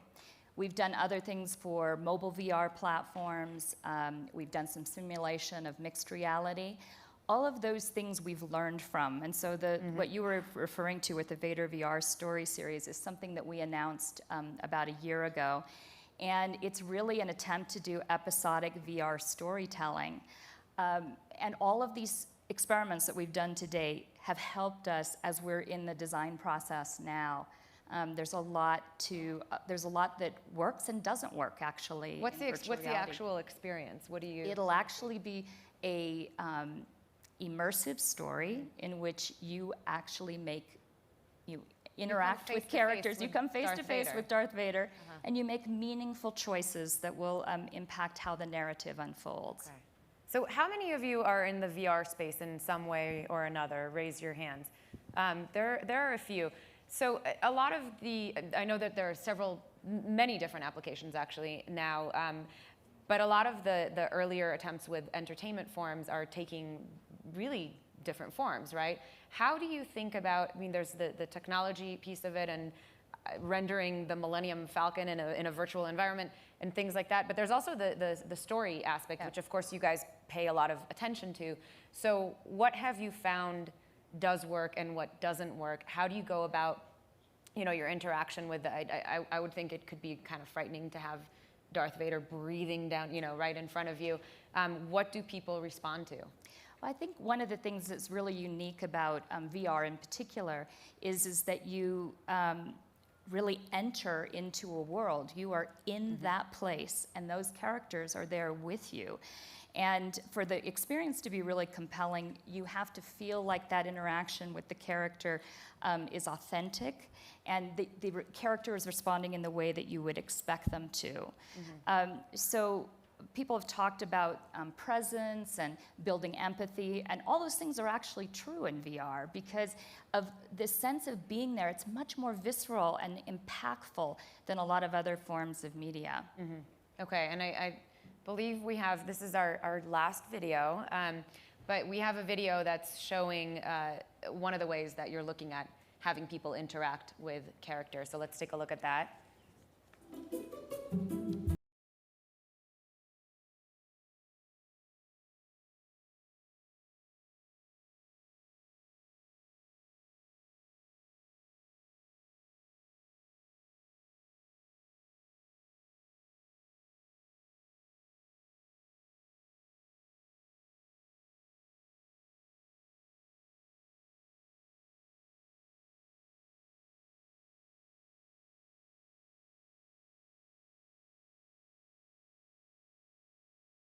So that's actually some of our very, very recent work with autonomous characters.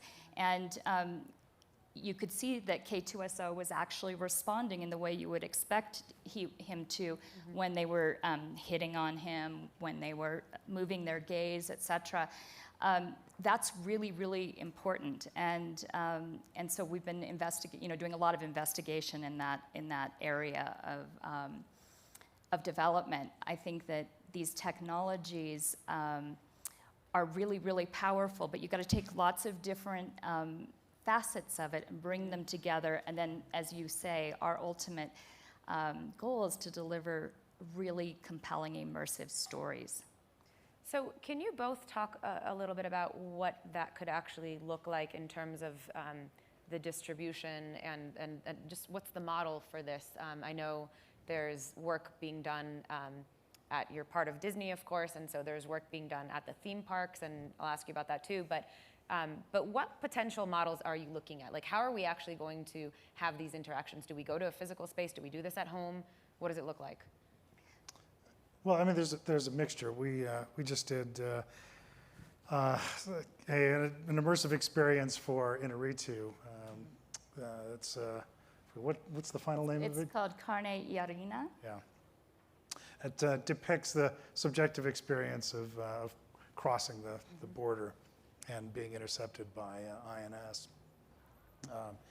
And that's a physical installation. That's right now at the LACMA in LA. Any of you seen it, by the way? Is the wait list like, I don't think anybody has. Isn't the wait list like a year long? Yeah, I mean, one of the problems with that is it's a pretty big installation. It's about a 6-minute long experience, and it's one person per. And what is the experience like? Just quickly describe, because it's pretty amazing if you haven't heard about it. Oh, it's break of dawn, and you're somewhere along the southwest border as you're crossing over into the U.S. and there's actually INS. there's sand. Yeah, I mean, part of the experience, is they encourage you to take your shoes and socks off and walk barefoot across the gravel and sand there to be part of that sense of presence. One of the things that's really important about location-based experiences like this is that you can control 100% of the environment. So they make it very, very cold, like it would be in the desert, the sand, as you say. And so the combination of the physical matching the virtual is what really gives this experience incredible impact. And that will be true in any kind of location-based setting, but there's some really exciting opportunities in the theme parks in terms of mixed reality, and outside the theme parks in void-like experiences where they're mixing the physical reality with the virtual reality. So, by the way, and I would tell you guys to go online and look at what the experience is like, but they actually haven't shown any of it, right? You have to be there to go. So, and that's an experience where literally one person goes in at a time. You're describing something that's a little bit more, mass.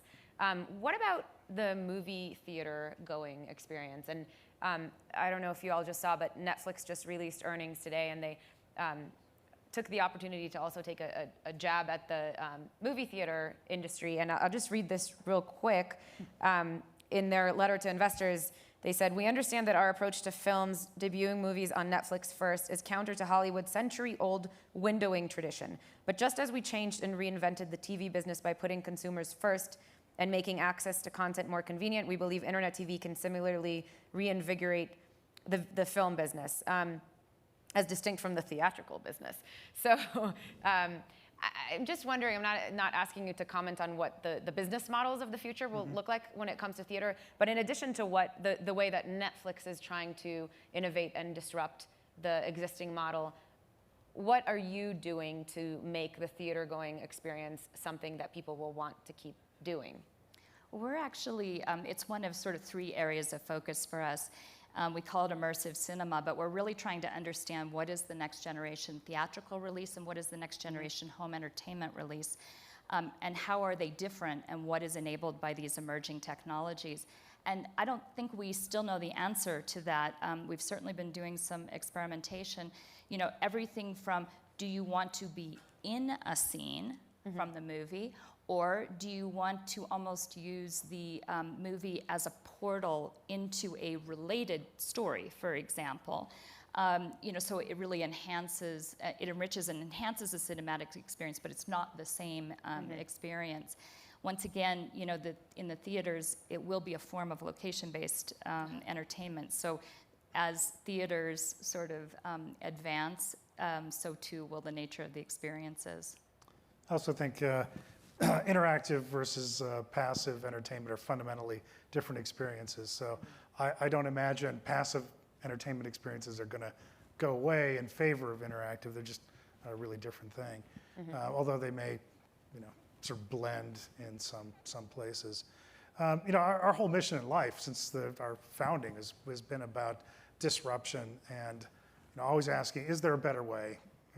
Is there a different way of thinking about this? So, that kind of thought process of Netflix kind of rethinking how film distribution goes, You're on board? Yeah, well, it's what we do. Yeah. All right. Questions from the audience. There were quite a few hands that went up for people in the VR space. So, question over here. Can you introduce yourself? Hi, I'm Stephen King from the University of North Carolina. Stephen King? Yeah, you got it. Awesome. From the Media Innovation Lab at the University of North Carolina. Have you been able to successfully had full room tracking of a human face interaction? So, when you have robots and you have Darth Vader's mask, have you been able to get that humanistic full view where people can interact and do that in a virtual environment? Do you mean a character or tracking the person who's... So a character who is a human who shows emotion in the face, but I can walk around them and move around. We have that problem where we CGI them and they don't look real and they feel dead. And I didn't know if you guys have solved that problem yet. Yes, but depends on degree, what level of fidelity. The border crossing experience has got a bunch of humans in that, and that's pretty compelling. And you can, on Carne Arena, you can actually, walk around the characters, and they do feel really authentic as humans. I mean, there's still a ways to go because the technology is still not quite advanced enough, but it's amazing how much you believe everything that's going on. I mean, yes, we have a ways to go before you're going to see a real-time rendered VR experience that makes you think you're looking at photography. Other questions?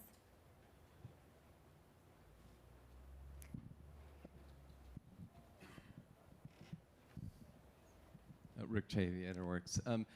Does this change perhaps also how you make movies in the sense of, from screen test to crowdsourcing of parts in the movie, or does the fact you have to put that VR thing over your head kind of block out viewing the person?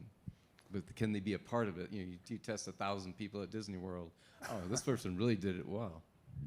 I haven't been involved in anything quite like that. Crowdsourcing bits, I know that RPO is doing a little bit.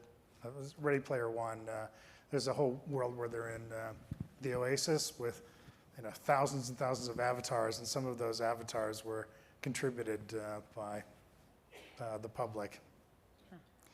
It's certainly an interesting possibility, because if you sort of look out well into the future and you have sort of connected, persistent, dynamic worlds, you can imagine that a single entity probably can't do that alone, that might be a place where you start to look at user-generated content and crowdsourcing and so forth. Are you volunteering? Sure. Question over here. Hi, Alex Atzberger, president of SAP Ariba. Last year we were here and Magic Leap was on stage. And I was just curious how you interact with Magic Leap and how that fits into the overall Disney strategy. So we have a strategic collaboration with Magic Leap, which we announced, I think it was a little bit before Roni was out here, because it was June of last year. And it's been a wonderful collaboration. We collaborate with a lot of different kinds of companies, because we're interested in understanding and perhaps even in some cases influencing where the technology is going to go in order to be able to deliver the kinds of experiences that we want to ultimately deliver. And in the case of Magic Leap, one of the things that was very attractive is that they, as a company, and Roni as a leader, were really very interested in its application in storytelling and entertainment specifically. So there was a nice sort of cultural and philosophical match there. So is this going to be a part of the upcoming Disney experience? Unsure at this point, but I think you're referring to the hotel that they just announced. It's like being called the Westworld of I'm not sure that's the way Disney described it. I'm hoping there's a lot less killing. Yeah. But it was announced at D23 that there's going to be a very immersive hotel, a Star Wars hotel experience. And I suspect that they will leverage all kinds of technologies that enable them to deliver that kind of sense of total immersion, that once you step through the entranceway, you are in the world of Star Wars. And I would assume that mixed reality would play a role in that, because one of the things, as we were talking about earlier, is the physical coupled with the digital, that really completes the magic. Like, that's one of the nice things about AR or mixed reality, is that you don't have the isolation of the goggles. You actually can be with lots of other people and see them. And we wouldn't want to do digitally what could be done physically, because physically is so compelling. But there are things that can't be done physically that might be able to be done with mixed reality. Okay, another question back here. Deborah Weinswig, Fun Global Retail and Tech. Can you talk about the standard side of things, like verifying someone's identity and also payments, please? We actually are working through other distribution channels, so we're not actually involved in that part of the process. So I really can't speak to that. I'm not sure if you can. I'm guessing you have the same response. Yeah, no, we make the content and we don't manage the sales or distribution. Other questions? Did you have one, or you're not totally sure? Were you just gonna scratch your head, or I didn't mean to? Okay. Hey everyone. So with what Facebook's announced with Facebook AR Studio at F8, and with what we've been seeing for some time with more advanced SLAM kind of mapping technologies that are rumored in the the iPhone 8 with ARKit integration, etc. Where do you guys see that as a meaningful stepping stone to more immersive AR once the glasses are rumored to come a year, 5 years down the line? Is that something that you're exploring on the mobile side? Definitely, because we want to be platform agnostic. We believe that each platform delivers an opportunity, but each opportunity will be different, right? What you'll be able to do if you have wearable AR glasses will be different than what you could do with a phone. But millions and millions and millions of people have phones already. So in an effort to try to get experiences out there, we try to think about design experiences that optimize for each individual platform, but we're looking at the entire spectrum. Yeah, I mean, with the announcement of ARKit, suddenly there's a very large platform of potential users, because there's millions and millions of those phones out there now. Suddenly all those people will be able to experience AR content. So that actually raises another question just about how you're working with the ecosystem, because there are a lot of VR startups and bigger players, and I know you've partnered with Google also. But how are you guys, as the VR space and the fact that there are so many like small new entrants, does it change the way that you work with the larger tech community? And I know you're in San Francisco, but you're like in the Presidio way out there. Has it changed at all? No. The Presidio is great. I love it. You're just far. No, I think we have very active conversations with lots of the larger companies in Silicon Valley for sure. And then we also try to keep an eye on what's happening with the smaller startups, because a lot of those companies are trying to solve a particular problem that we could definitely benefit from the way that they are, their inventions, literally. And then, in terms of other VR studios, we have a core group of people that are sort of made up of people from the film side and people from the games side of the business, so coming together because we're really aspiring to create something that is the best of both. But we have worked with third parties on various experiences, so we're even working with those kinds of companies, so VR startups and that kind. Okay. And John, on the special effects side, has there been any? Do you engage with other tech companies? Do you partner with startups in any way? Do you learn from them? Yeah, I mean, we're always looking to advance the boundaries, solve problems, look to see is there a better way of doing this or that. So yeah, we're always looking to see what's out there, what somebody's working on. And we are using some of these AR and VR tools ourselves just in our filmmaking. Like I mentioned, some of the virtual set scouting that we started doing, as opposed to just building the cardboard models of old. Now you can have a much stronger sense of presence, sensing scale, and it's a lot easier to make tweaks and changes. So if you're walking around in this digital version of a set, you think, you know what, I think the ceiling really needs to be higher. We've got some editing tools to actually do that and get to a result quickly.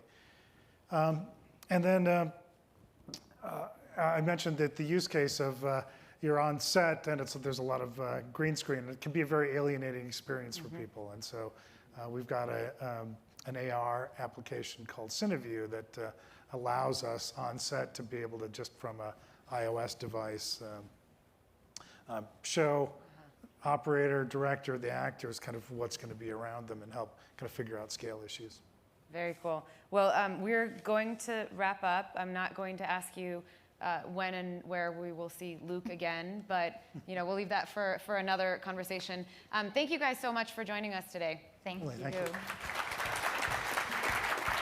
All right. Well, this has been a great first day. I'm just going to make a very quick announcement.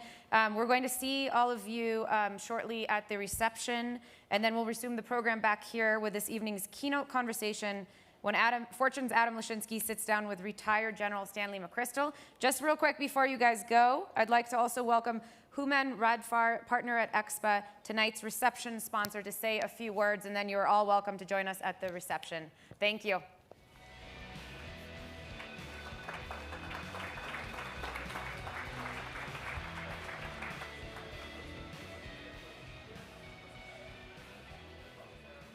All right, here we go.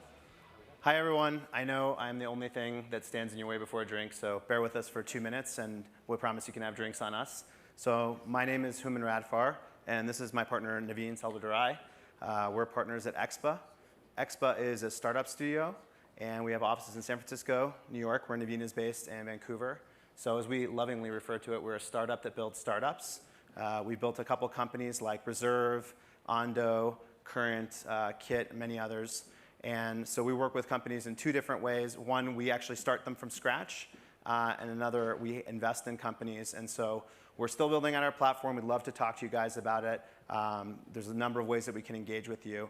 Thanks a lot to the Fortune folks for having us here. We love Brainstorm, and the concept of creativity is obviously something that we're very passionate about as folks that build new companies. So thank you very much for having us, and come find either Naveen or I if you have any questions or you want to learn more. So thank you very much. I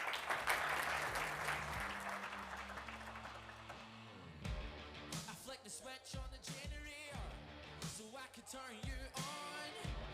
You better get to know your operator before you pack that.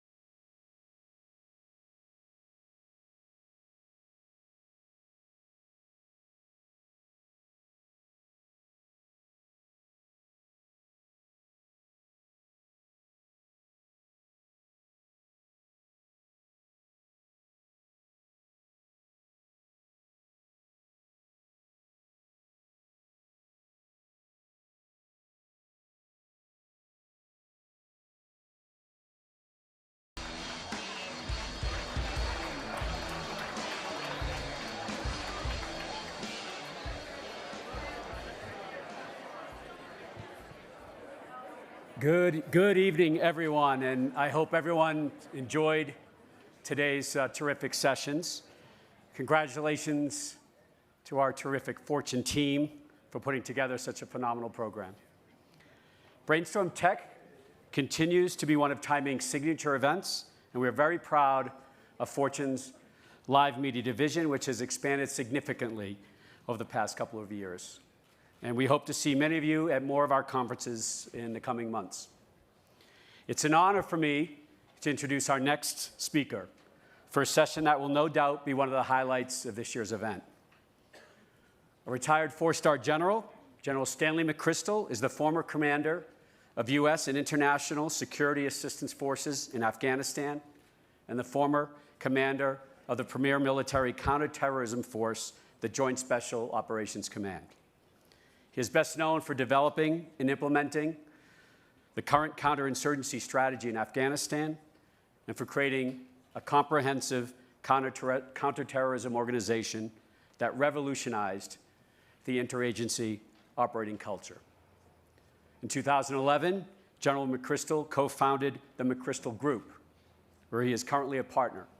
McChrystal's group mission is to deliver innovative leadership, solutions to American businesses to help them transform and succeed in challenging and dynamic environments. In addition, General McChrystal is a senior fellow at Yale University, their Jackson Institute for Global Affairs. He sits on the board of the Yellow Ribbon Fund, Navistar International Corporation, and JetBlue Airwaves. He is also chair of Service Year Alliance, a project of Be the Change, and the Aspen Institute. I'm suddenly not feeling worthy. We look forward to hearing him weigh in on today's political climate and how executives should lead in this era in a conversation with our very own Fortune's Adam Lashinsky. Please join me in welcoming General Stanley McChrystal and Adam to the stage.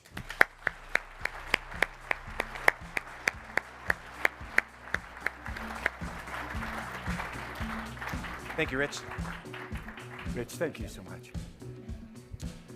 All right, thank you, Rich, and welcome back, everybody. And Stan, welcome to our stage for the not for the first time.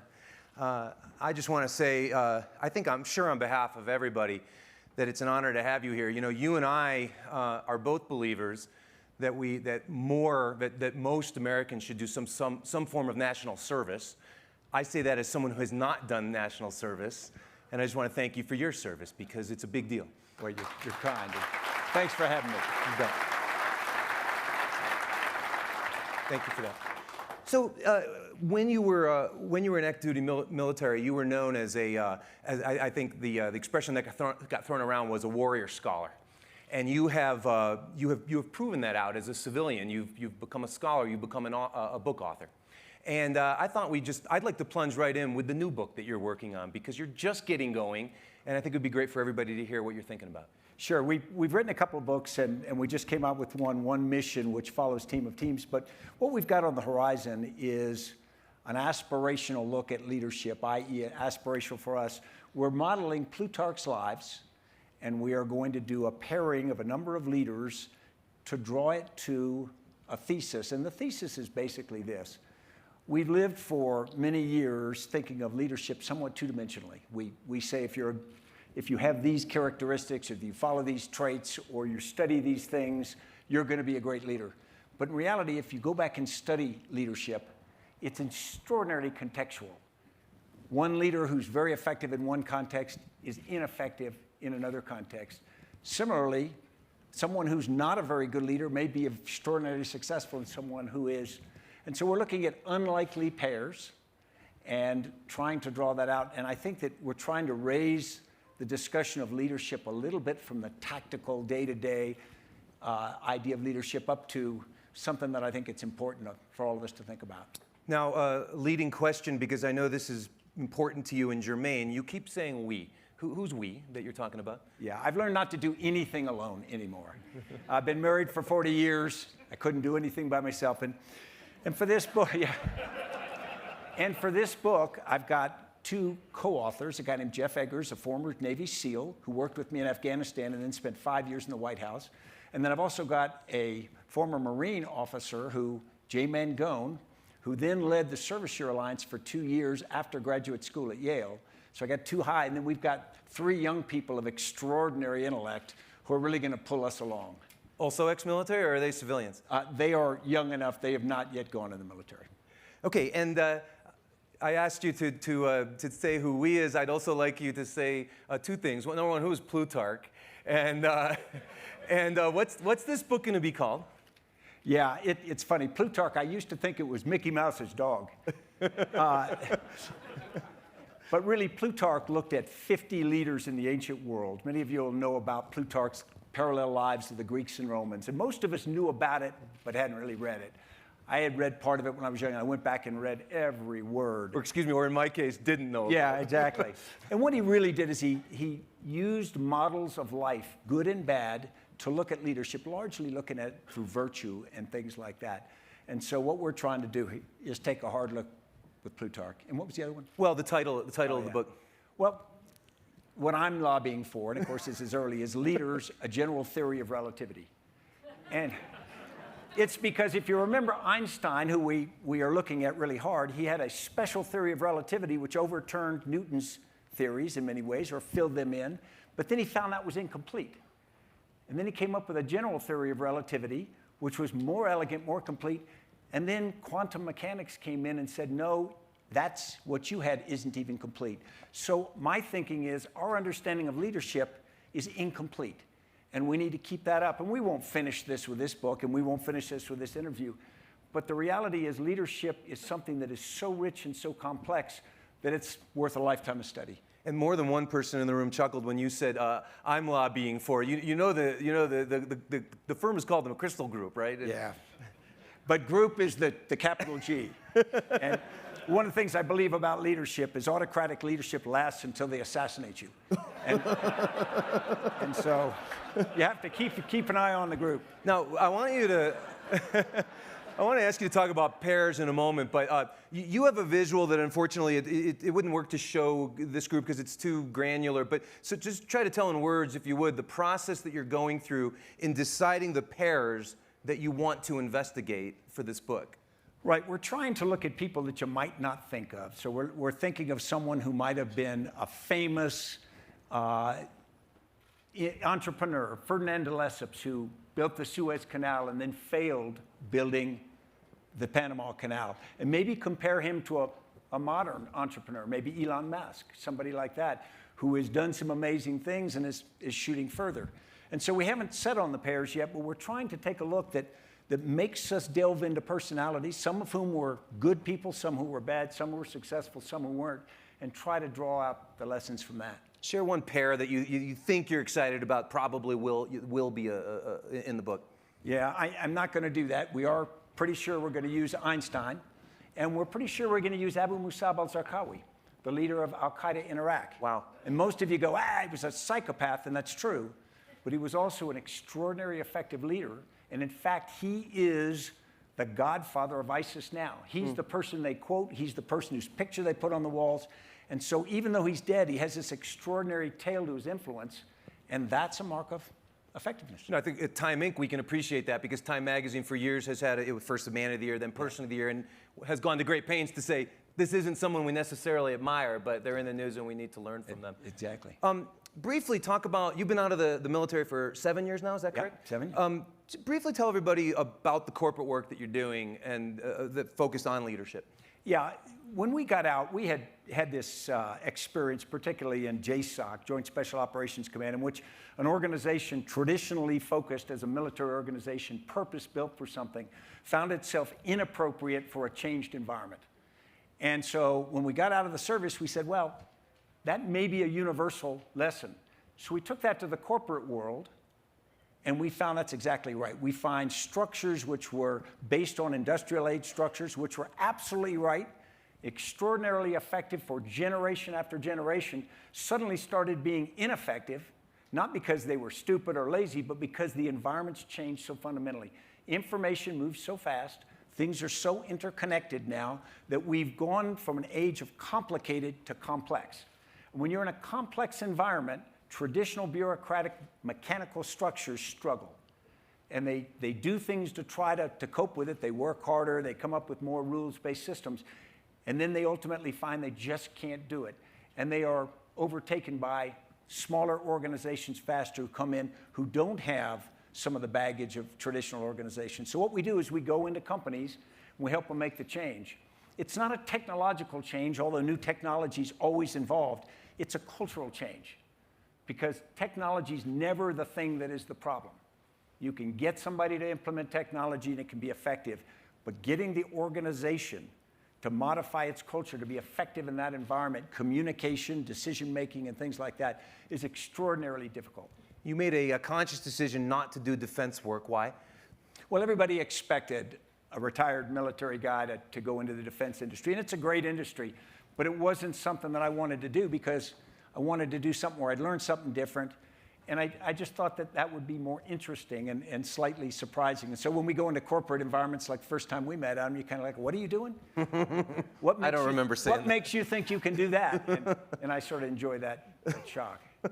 I want to challenge you methodologically on something with regard to your corporate work, which is, to you, one of the most important concepts, in addition to leadership, is mission. Everyone in this room understands what a military mission means. You're trying to defend a country. You're trying to kill the enemy. It's fairly clear. And I'm unclear how well that extrapolates, because I understand that companies need to have missions. But I also understand in today's environment with investors and whatnot, the company has no loyalty to the employees necessarily. They might fire you even though you did just well. And so I'm making a case here. Who cares about mission? Yeah, well, it's hard. And, you know, a corporation will sometimes say, our mission is to get everybody to have a environmentally good yard or something like that. And that's our mission in life. Well, in reality, the corporation exists to make money. I mean, that's why you created it. And so if you say one thing and try to pretend something else is the reality, you have a mismatch. So I think both can be true. You can be a company that makes money, that has a mission, but the most important thing about the team is to be very straight with them about what are we trying to do, and communicate it to everybody, I think, more aggressively than we have in the past, because your mission constantly shifts a little bit. People have got to have a common purpose aligned to that mission, so they're working to it. And if there's a say-do gap, there's a gap in what leadership says and then what they actually do, you're going to have a tremendous amount of cynicism built up around the organization. You know, one of the bigger problems in the corporate world is that the current state of affairs, the employees aren't always suited for the current state of affairs. They might have come up in an earlier era. You experienced the same thing in the military, and it revolved around people who were trained in peacetime. Yeah, in fact, our communications people in our command were trained on a whole suite of equipment, and when we got into combat, we didn't use any of it. And so they had to learn on off-the-shelf commercial stuff, and they had to learn right there. They were completely capable of doing that. That wasn't a problem. But we had to understand that. We couldn't say, come in, you don't know your job, because the training base couldn't keep up with the requirement. You know, it's true. Lots of times we say people can't rise to a new environment or a new job or things. They typically can, but you need to understand they'd like to hold on to what they have. Not because they're stupid, but because that's what's worked. If you look at a culture of an organization, it reflects what has worked in the past. And so people have stakes in that. They have an equity in what got them successful, what has proven effective. And so they're reticent to suddenly let go. It's like asking a pro football team, Super Bowl winners, to play basketball next season. They're going to be hesitant. And so you got to really communicate that across the organization. As a general, were you able to move people who were the wrong people out as quickly as you would have liked? The military's not good at that. You sometimes watch movies and you think the military, every time somebody screws up, you're fired. That's not at all true. Back in the Second World War, they did it more, but in the years after that, we developed a culture which is not entirely good, and that is, if someone has a failure of any kind in their career, that ends their career. So they can't go out and have a bad showing in one job, recover from it, and then be promoted, like I think would be better. So as a consequence, the military is very slow to move people out of jobs. And there's a 2-year tour for most jobs, and so you have this habit to wait them out. And I think that's not good for the organization. And you also got to remember, with a small professional military, a lot of the people you're dealing with, you've known for 30 years. They were at your wedding. And so even though they're a great person and they're trying really hard, I mean, there's a human factor to that. And so it's more difficult than people would sometimes perceive. That's obviously totally germane to the corporate audience as well. Deep friendships occur. I'm going to switch gears completely here. And first, at the very high level, I want to ask for your assessment of the state of U.S. foreign policy. Yeah, I think the state of, yeah. He's a big boy. He can handle this. You must complete the sentence by telling me what U.S. foreign policy is. See what I mean? Yeah. Here's the issue of U.S. foreign policy that, from my perspective, it's all about allies. It's all about relationships. It's all about friends. And that's not about just natural interest. There's this national interest. There's this old thing that Britain used to say, Britain has no allies, only interests.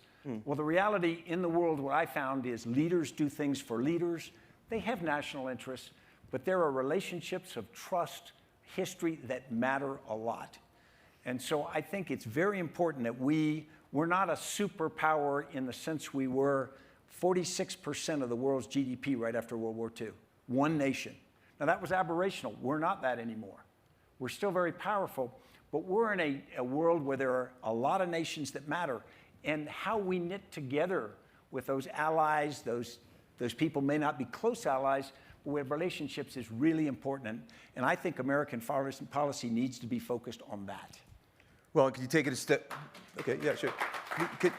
Can you take it I think it's a fair point. It would be hard to define what our foreign policy is, but we have a president who speaks about America first, who says that the NATO alliance is obsolete, then said it's not so obsolete anymore, and who has, let's say, made unkind comments about allies. I think that's what you're alluding to. Am I asking the right questions? Yeah, in an annoying sort of way, yeah. You're not the first person to say that today. No. It's what endears you to people. Yeah, I mean, the mere saying of America first may make us sound good. Of course it's America first. Yeah. When I dealt with Pakistan, it was Pakistan first. That's their job. But the reality is when you make America first a bumper sticker and you pump it overseas, what you're telling them is America only. And that's not, we need to understand people around the world, we don't get up in the morning and know what's happening in Bombay. We don't know what's happening in countries in Latin America. They know what's happening in the United States. And that's not a bad thing, but that's something we need to understand. How we present ourselves matters a lot. And every American, not just at the senior levels, every American. And if we want to be members of the world community, we need to think that way. I'm going to ask you one more annoying question about leadership, which is if when you were an active duty general and you had somebody in your command who publicly made demeaning comments about colleagues, subordinates, partners, what would be the repercussions of that? What we look for in leaders is a complete picture, not a single thing. Leaders need to be smart. They need to be inspirational. They need to be consistent. They need to be honest. Nobody's all of those things in equal or perfect measures. Everybody's flawed, and you try to put people together. But there's a norm into which you can look at a leader and you can say, you're not perfect, but I trust you. You're not perfect, but I think you're doing your best. You're not perfect, but you respect people. I think that's what we look for in leaders. That's what I looked for in leaders. And that's what I hope for when I look for leaders now. And in your opinion, is the President of the United States a good leader? I don't think his hair would have passed my command standards. No, it's a judgment we all got to make. And the reality is each of us is going to look at the President of the United States through our own lens. But what I'd say is we need to do that personally. Don't let somebody do it for you. Don't watch TV and have somebody say good, bad, up, down. We're all smart people. Force ourselves to make a judgment. And sometimes force yourselves to make a judgment standing in what you think it's like to be in his shoes. I've never been president, but I spent some time in the Oval Office. And every time I was in the Oval Office, I felt a little insecure and whatnot. And every time I got out of the Oval Office, I said, wow, that was really cool to be in there, but I'm really glad I'm not in there too much. And so we got to be empathetic for the person that is sitting or standing in that office and make our own judgments. I'm going to annoy my stage manager by saying we're definitely going to take just a few extra minutes with this interview because there's so much we want to talk about, and I want to hear what you want to talk about. So please, questions. I see one right up. Well, let me get someone further back. Yeah, right there. Yes, please. Please identify yourself. Thank you. Elena Kowalczyk, I'm the CIO in the Group Security Division at Barclays. General McChrystal, in Team of Teams, you describe a very important process of making your team work like a clock. And this is a very big focus for us in security, where we want the teams to work in a muscle memory, and this is how we want our GSOCs to operate. Yet when you speak to companies from startups to Fortune 1000, they all say that the biggest issues they're dealing with are not really tech-related, but human-related. So what advice would you give to us all who are managing teams to making this cultural shift and becoming better leaders? Well, thanks. And you're exactly right. What we find in organizations that we work is if they get the tech right part, even if they get the strategy right, and they usually do. You go to an organization, it's not usually the strategy that's wrong, it's the ability to implement it because people aren't aligned on it. And it starts with we organize ourselves into rational organizations. We put HR, we put R&D, we put finance, and then they develop their own silos, their own cultures, their own habits. They often get in separate buildings. And then there's trying to connect across them, and it gets very, very difficult. Walter Isaacson told us a story this morning about trying to implement high-speed internet, where one part of the same corporation wanted to sue another part for using a name. Happens to be the corporation that we used to be part of. Yeah. Yeah. So, I mean, think about that. And, you couldn't make that up, right? But we find that inside organizations all the time. So the first thing I think is understand the problem is people. And it's not that you got bad people, it's the communications part of it. So if you align people, try to build common purpose, what are we about, and trust, that's sort of foundational. Then what we found was most often missing is shared consciousness. Everybody having a common contextual understanding of what the situation is and what we're trying to do. That's really easy to do in a 6-person startup. That's incredibly hard once you're above 150. It is just extraordinarily difficult when you're at 20,000. But it's almost more important than ever before because decisions have to be made close to the point of action now. It's too slow to get them back up again. It'd be great if you could get them back into the one smart person in the organization who knows everything. But if you try to do that, every other organization will be inside your decision loop and crush it. I know we have one over here, please. Hi, Jazz Banga, CEO of Airspace Systems. We are working on both the commercial side and the defense side. We build counter-drone systems to stop drones from stadiums and in military. Any advice for us? So these two very different cultures, both military and enterprise. Yeah, both have their strengths. The military culture has a great sense of mission, a great sense of patriotism, but the rules and regulations for things like acquisition of new technology make it really hard. If you're a commander in an organization and somebody wants to sell you that down at your organizational level, the first thing you do is get your lawyer between you and them, then you get an acquisition guy between you and them, and then you put a wall, because even if you have a meeting, you can get in legal trouble. And think about it, that makes it awfully difficult. So now you've got sort of cutouts dealing with acquisition of something away from the user. And the defense is trying to work that, but it makes it very difficult. Civilian corporations have the ability, they don't always do it, they have the ability to be much faster. You can have decision-making at whatever level they're willing to push it down and empower that. So I think that right now the corporate world has a big advantage in being able to operate quickly and be decisive over most of the military. There are parts of the military that are much more agile. But that's the way I'd look at it. It's 50 years ago, technology went from government to the commercial side. NASA, defense, and whatnot, it was built in things, it was used, and then it matriculated. That's changed dramatically. The vast majority of technology now comes from the other side, and yet the systems haven't yet been completely matured in which that flow can happen as easy as this. How many active military in this room tonight? Active. Well, here's the problem. There ought to be 15 military guys, officers and NCOs in this room, just getting to know you, just listening, just learning, going, wow, what are they talking about? Yeah, I don't know. By the way, I don't know if 15 is the right number. I would like to pledge right now that we should try to fix that 12 months from now and get some of the right people in this room. And I appreciate that suggestion. I want to come right here. General McChrystal, my name is Kate O'Keefe. I work for Cisco.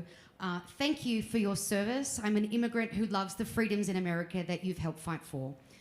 The technology industry is facing an interesting moment in the topic of gender diversity, which is an issue that, of course, the military has faced for some time. Can you speak a little to that and what you think the value is we're leaving on the table? Yeah, an extraordinary amount of value. It's just like before the military made changes to integrate races, and then we were very slow in integrating gender. Then we were even slower in integrating gays and whatnot in the military. And everybody there represents some percentage of that population who's motivated, talented, all of those things. Only 30% of young Americans are qualified to enlist in the U.S. military right now. 70% of young Americans don't meet the qualification requirements. So now that 30%, some of those are going to go to big colleges and whatnot. So this is like health and fitness reasons, or what are the? It's drug use, it's health, it's legal problems. And these are people who can't if they want to enlist. It's a national security issue. So we've got to unlock our population. The military was slow because, you know, you had sort of a machismo background. You'd have a really talented person come up, and then we'd put them in a job, a female in a job that seemed female-like, like protocol or something. And then when they didn't have the experience to be promoted to senior levels, you go, wow, she just must not have been good enough. We didn't get her ready to be good enough. We didn't give her the same opportunities. There's been a lot of progress, but it isn't over. And it's just going to take pushing, and some time. Let me plead with you for a quick last question and a quick answer, please. General, I graduated from the Air Force Academy 2 years. Tell us who you are, please. I'm sorry. Oh, Nathan Rosenberg from Insigniam. Thanks, Adam. I graduated from the Air Force Academy 2 years before you graduated from West Point. When you and I went to the trade schools, they were the only 3 schools in the country that taught leadership. Now virtually every business school teaches leadership. What's the translation from a military discipline to a business discipline? Yeah, I would have, and you know very well, I thought that there'd be a big difference. In reality, I found there's very little difference. There's some words and whatnot. I once told Brad Smith of Intuit, we could put a uniform on him and he could be a general officer in 3 months and he'd be a great one. We'd have to teach him a few words and it had a salute. He'd be a great one. And that's true. And I think the opposite, I could be the CEO of Microsoft next week if they just give me the damn job. But they've got a pretty good one now. So you know, the only thing I'll push back on, I teach leadership at Yale, but leadership is not built in most of the curriculums at much depth. It's sort of taught as an additional skill. And in the corporations that I see, there's a lot of talk about leadership development programs, but the reality is typically way less than the verbiage. And so I would challenge you, if you really want to differentiate yourself, it's not going to be technology, it's going to be quality of people. And leadership development, I think, is one of the biggest things any organization can do. Stan, very quickly, because I believe passionately on this topic, maybe not passionately enough, would you share with everybody your thoughts on the subject of national service? Yeah, and thanks for letting me do this. Every young American deserves the opportunity to do a year of national service, in civilian service or military. And they deserve it because you come out differently. Statistically, people who serve in City Year, AmeriCorps, Teach for America, any of them, vote at 3 times the rate of people who don't. They tend to stay committed for the rest of their lives. They're different kinds of citizens. They get a feeling of self-worth that comes from that experience that you don't get from civics class in school. Even if you believe this is a chance to absolutely experience it. And if we do it right, you experience with people who are not from your zip code, not from your background, and suddenly you realize everybody who isn't like me is okay. And to me, that's just extraordinarily important. I think with the divisions in our nation, we're talking about this big infrastructure bill, and I'm for it. We're going to build roads and bridges. The bridges we better be building are between ourselves as citizens, and I think this is the way to do it. But you've been working on a project for several years now with the Aspen Institute, but this is an eminently sensible idea. Nothing much comes of it. Some money is needed. What's standing in the way of this happening? Well, us. I began this when I gave a speech at the Aspen Ideas Festival, and in the Q&A, Somebody asked me about this, and I said, yeah, we should have national service. And the next week, Walter Isaacson called me and said, would you be the chairperson? So no good deed goes unpunished. I've been it for 5 years, and I am more passionate every year. Here's what stops us. Most families don't have anybody in the family who's served anymore. The military's small and it's insular. And so at the dinner table, mother, father, uncle, aunt didn't do it, so they're not pushing kids. Plus, we don't get the word out. And then at the end of the day, the biggest problem is we don't have enough opportunities. Demand is huge among millennials. In 2012, there were 580,000 applications for AmeriCorps for 80,000 slots. Teach for America is harder to get accepted to than Yale. So we have this extraordinary desire to do it. So part of it is us pushing our government, because this is partially government, pushing our own corporations, pushing our own colleges, and participating in philanthropy to make it happen. It's all the pieces of that. If somebody wants to come and work at your company and they're graduating from a great school and you want them, great thing to do is say, great, go do a year of national service, report a year from now, job is guaranteed, it'll be waiting for you. It's a great idea.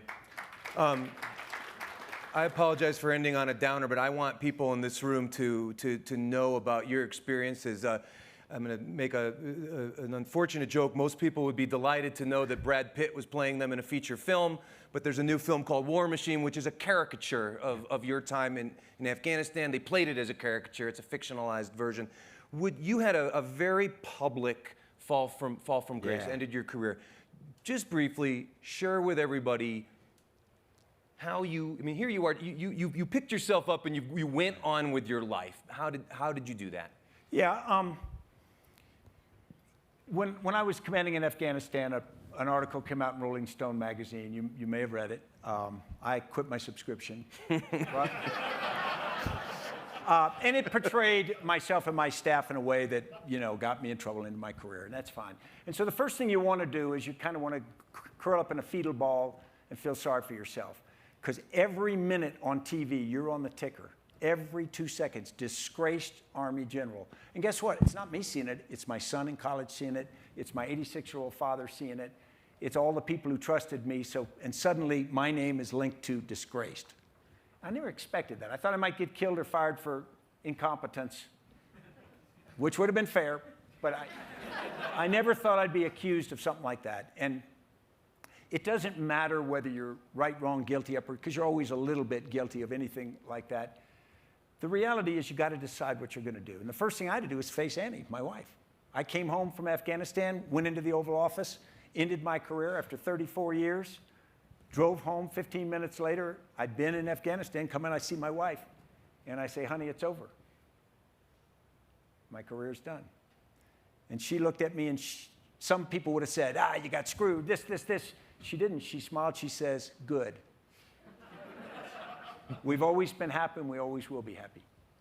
And so I tell people that Annie drives or lives like she drives, not using the rearview mirror. And so, yeah. You got to decide at that point, are you disgraced? Are you defeated? Are you a failure? And you have to make that internal judgment, and it's hard. And you don't just say it. You don't look in the mirror and say, no, you are right, you're a good guy. It happens every day over an extended period of time. It gets a little easier every day. But the reality is you meet people and you wonder what they're thinking. People write articles and you think, well, that's not fair. Somebody makes a movie and you think, well, that's not accurate. What are you going to do? You're going to say, well, I got a boo-boo. No, hey, I'm on the stage with you. I mean, that's extraordinary honor. I don't deserve this. So a lot of the good things that I get in life, I don't deserve. So I'll take the ones that I think I might not deserve otherwise. I think everybody would agree with me that, please.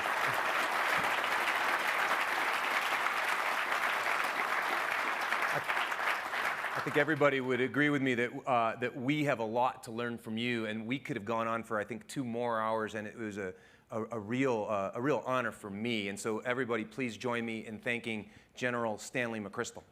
Thank you so much.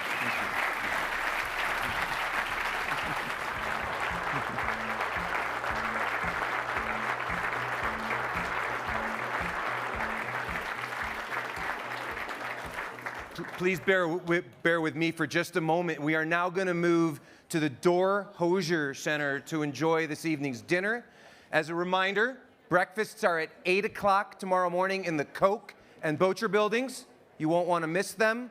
Coffee and breakfast will be available at 7:45. As you exit, our staff will direct you to Door Hosier. Thank you very much, everyone.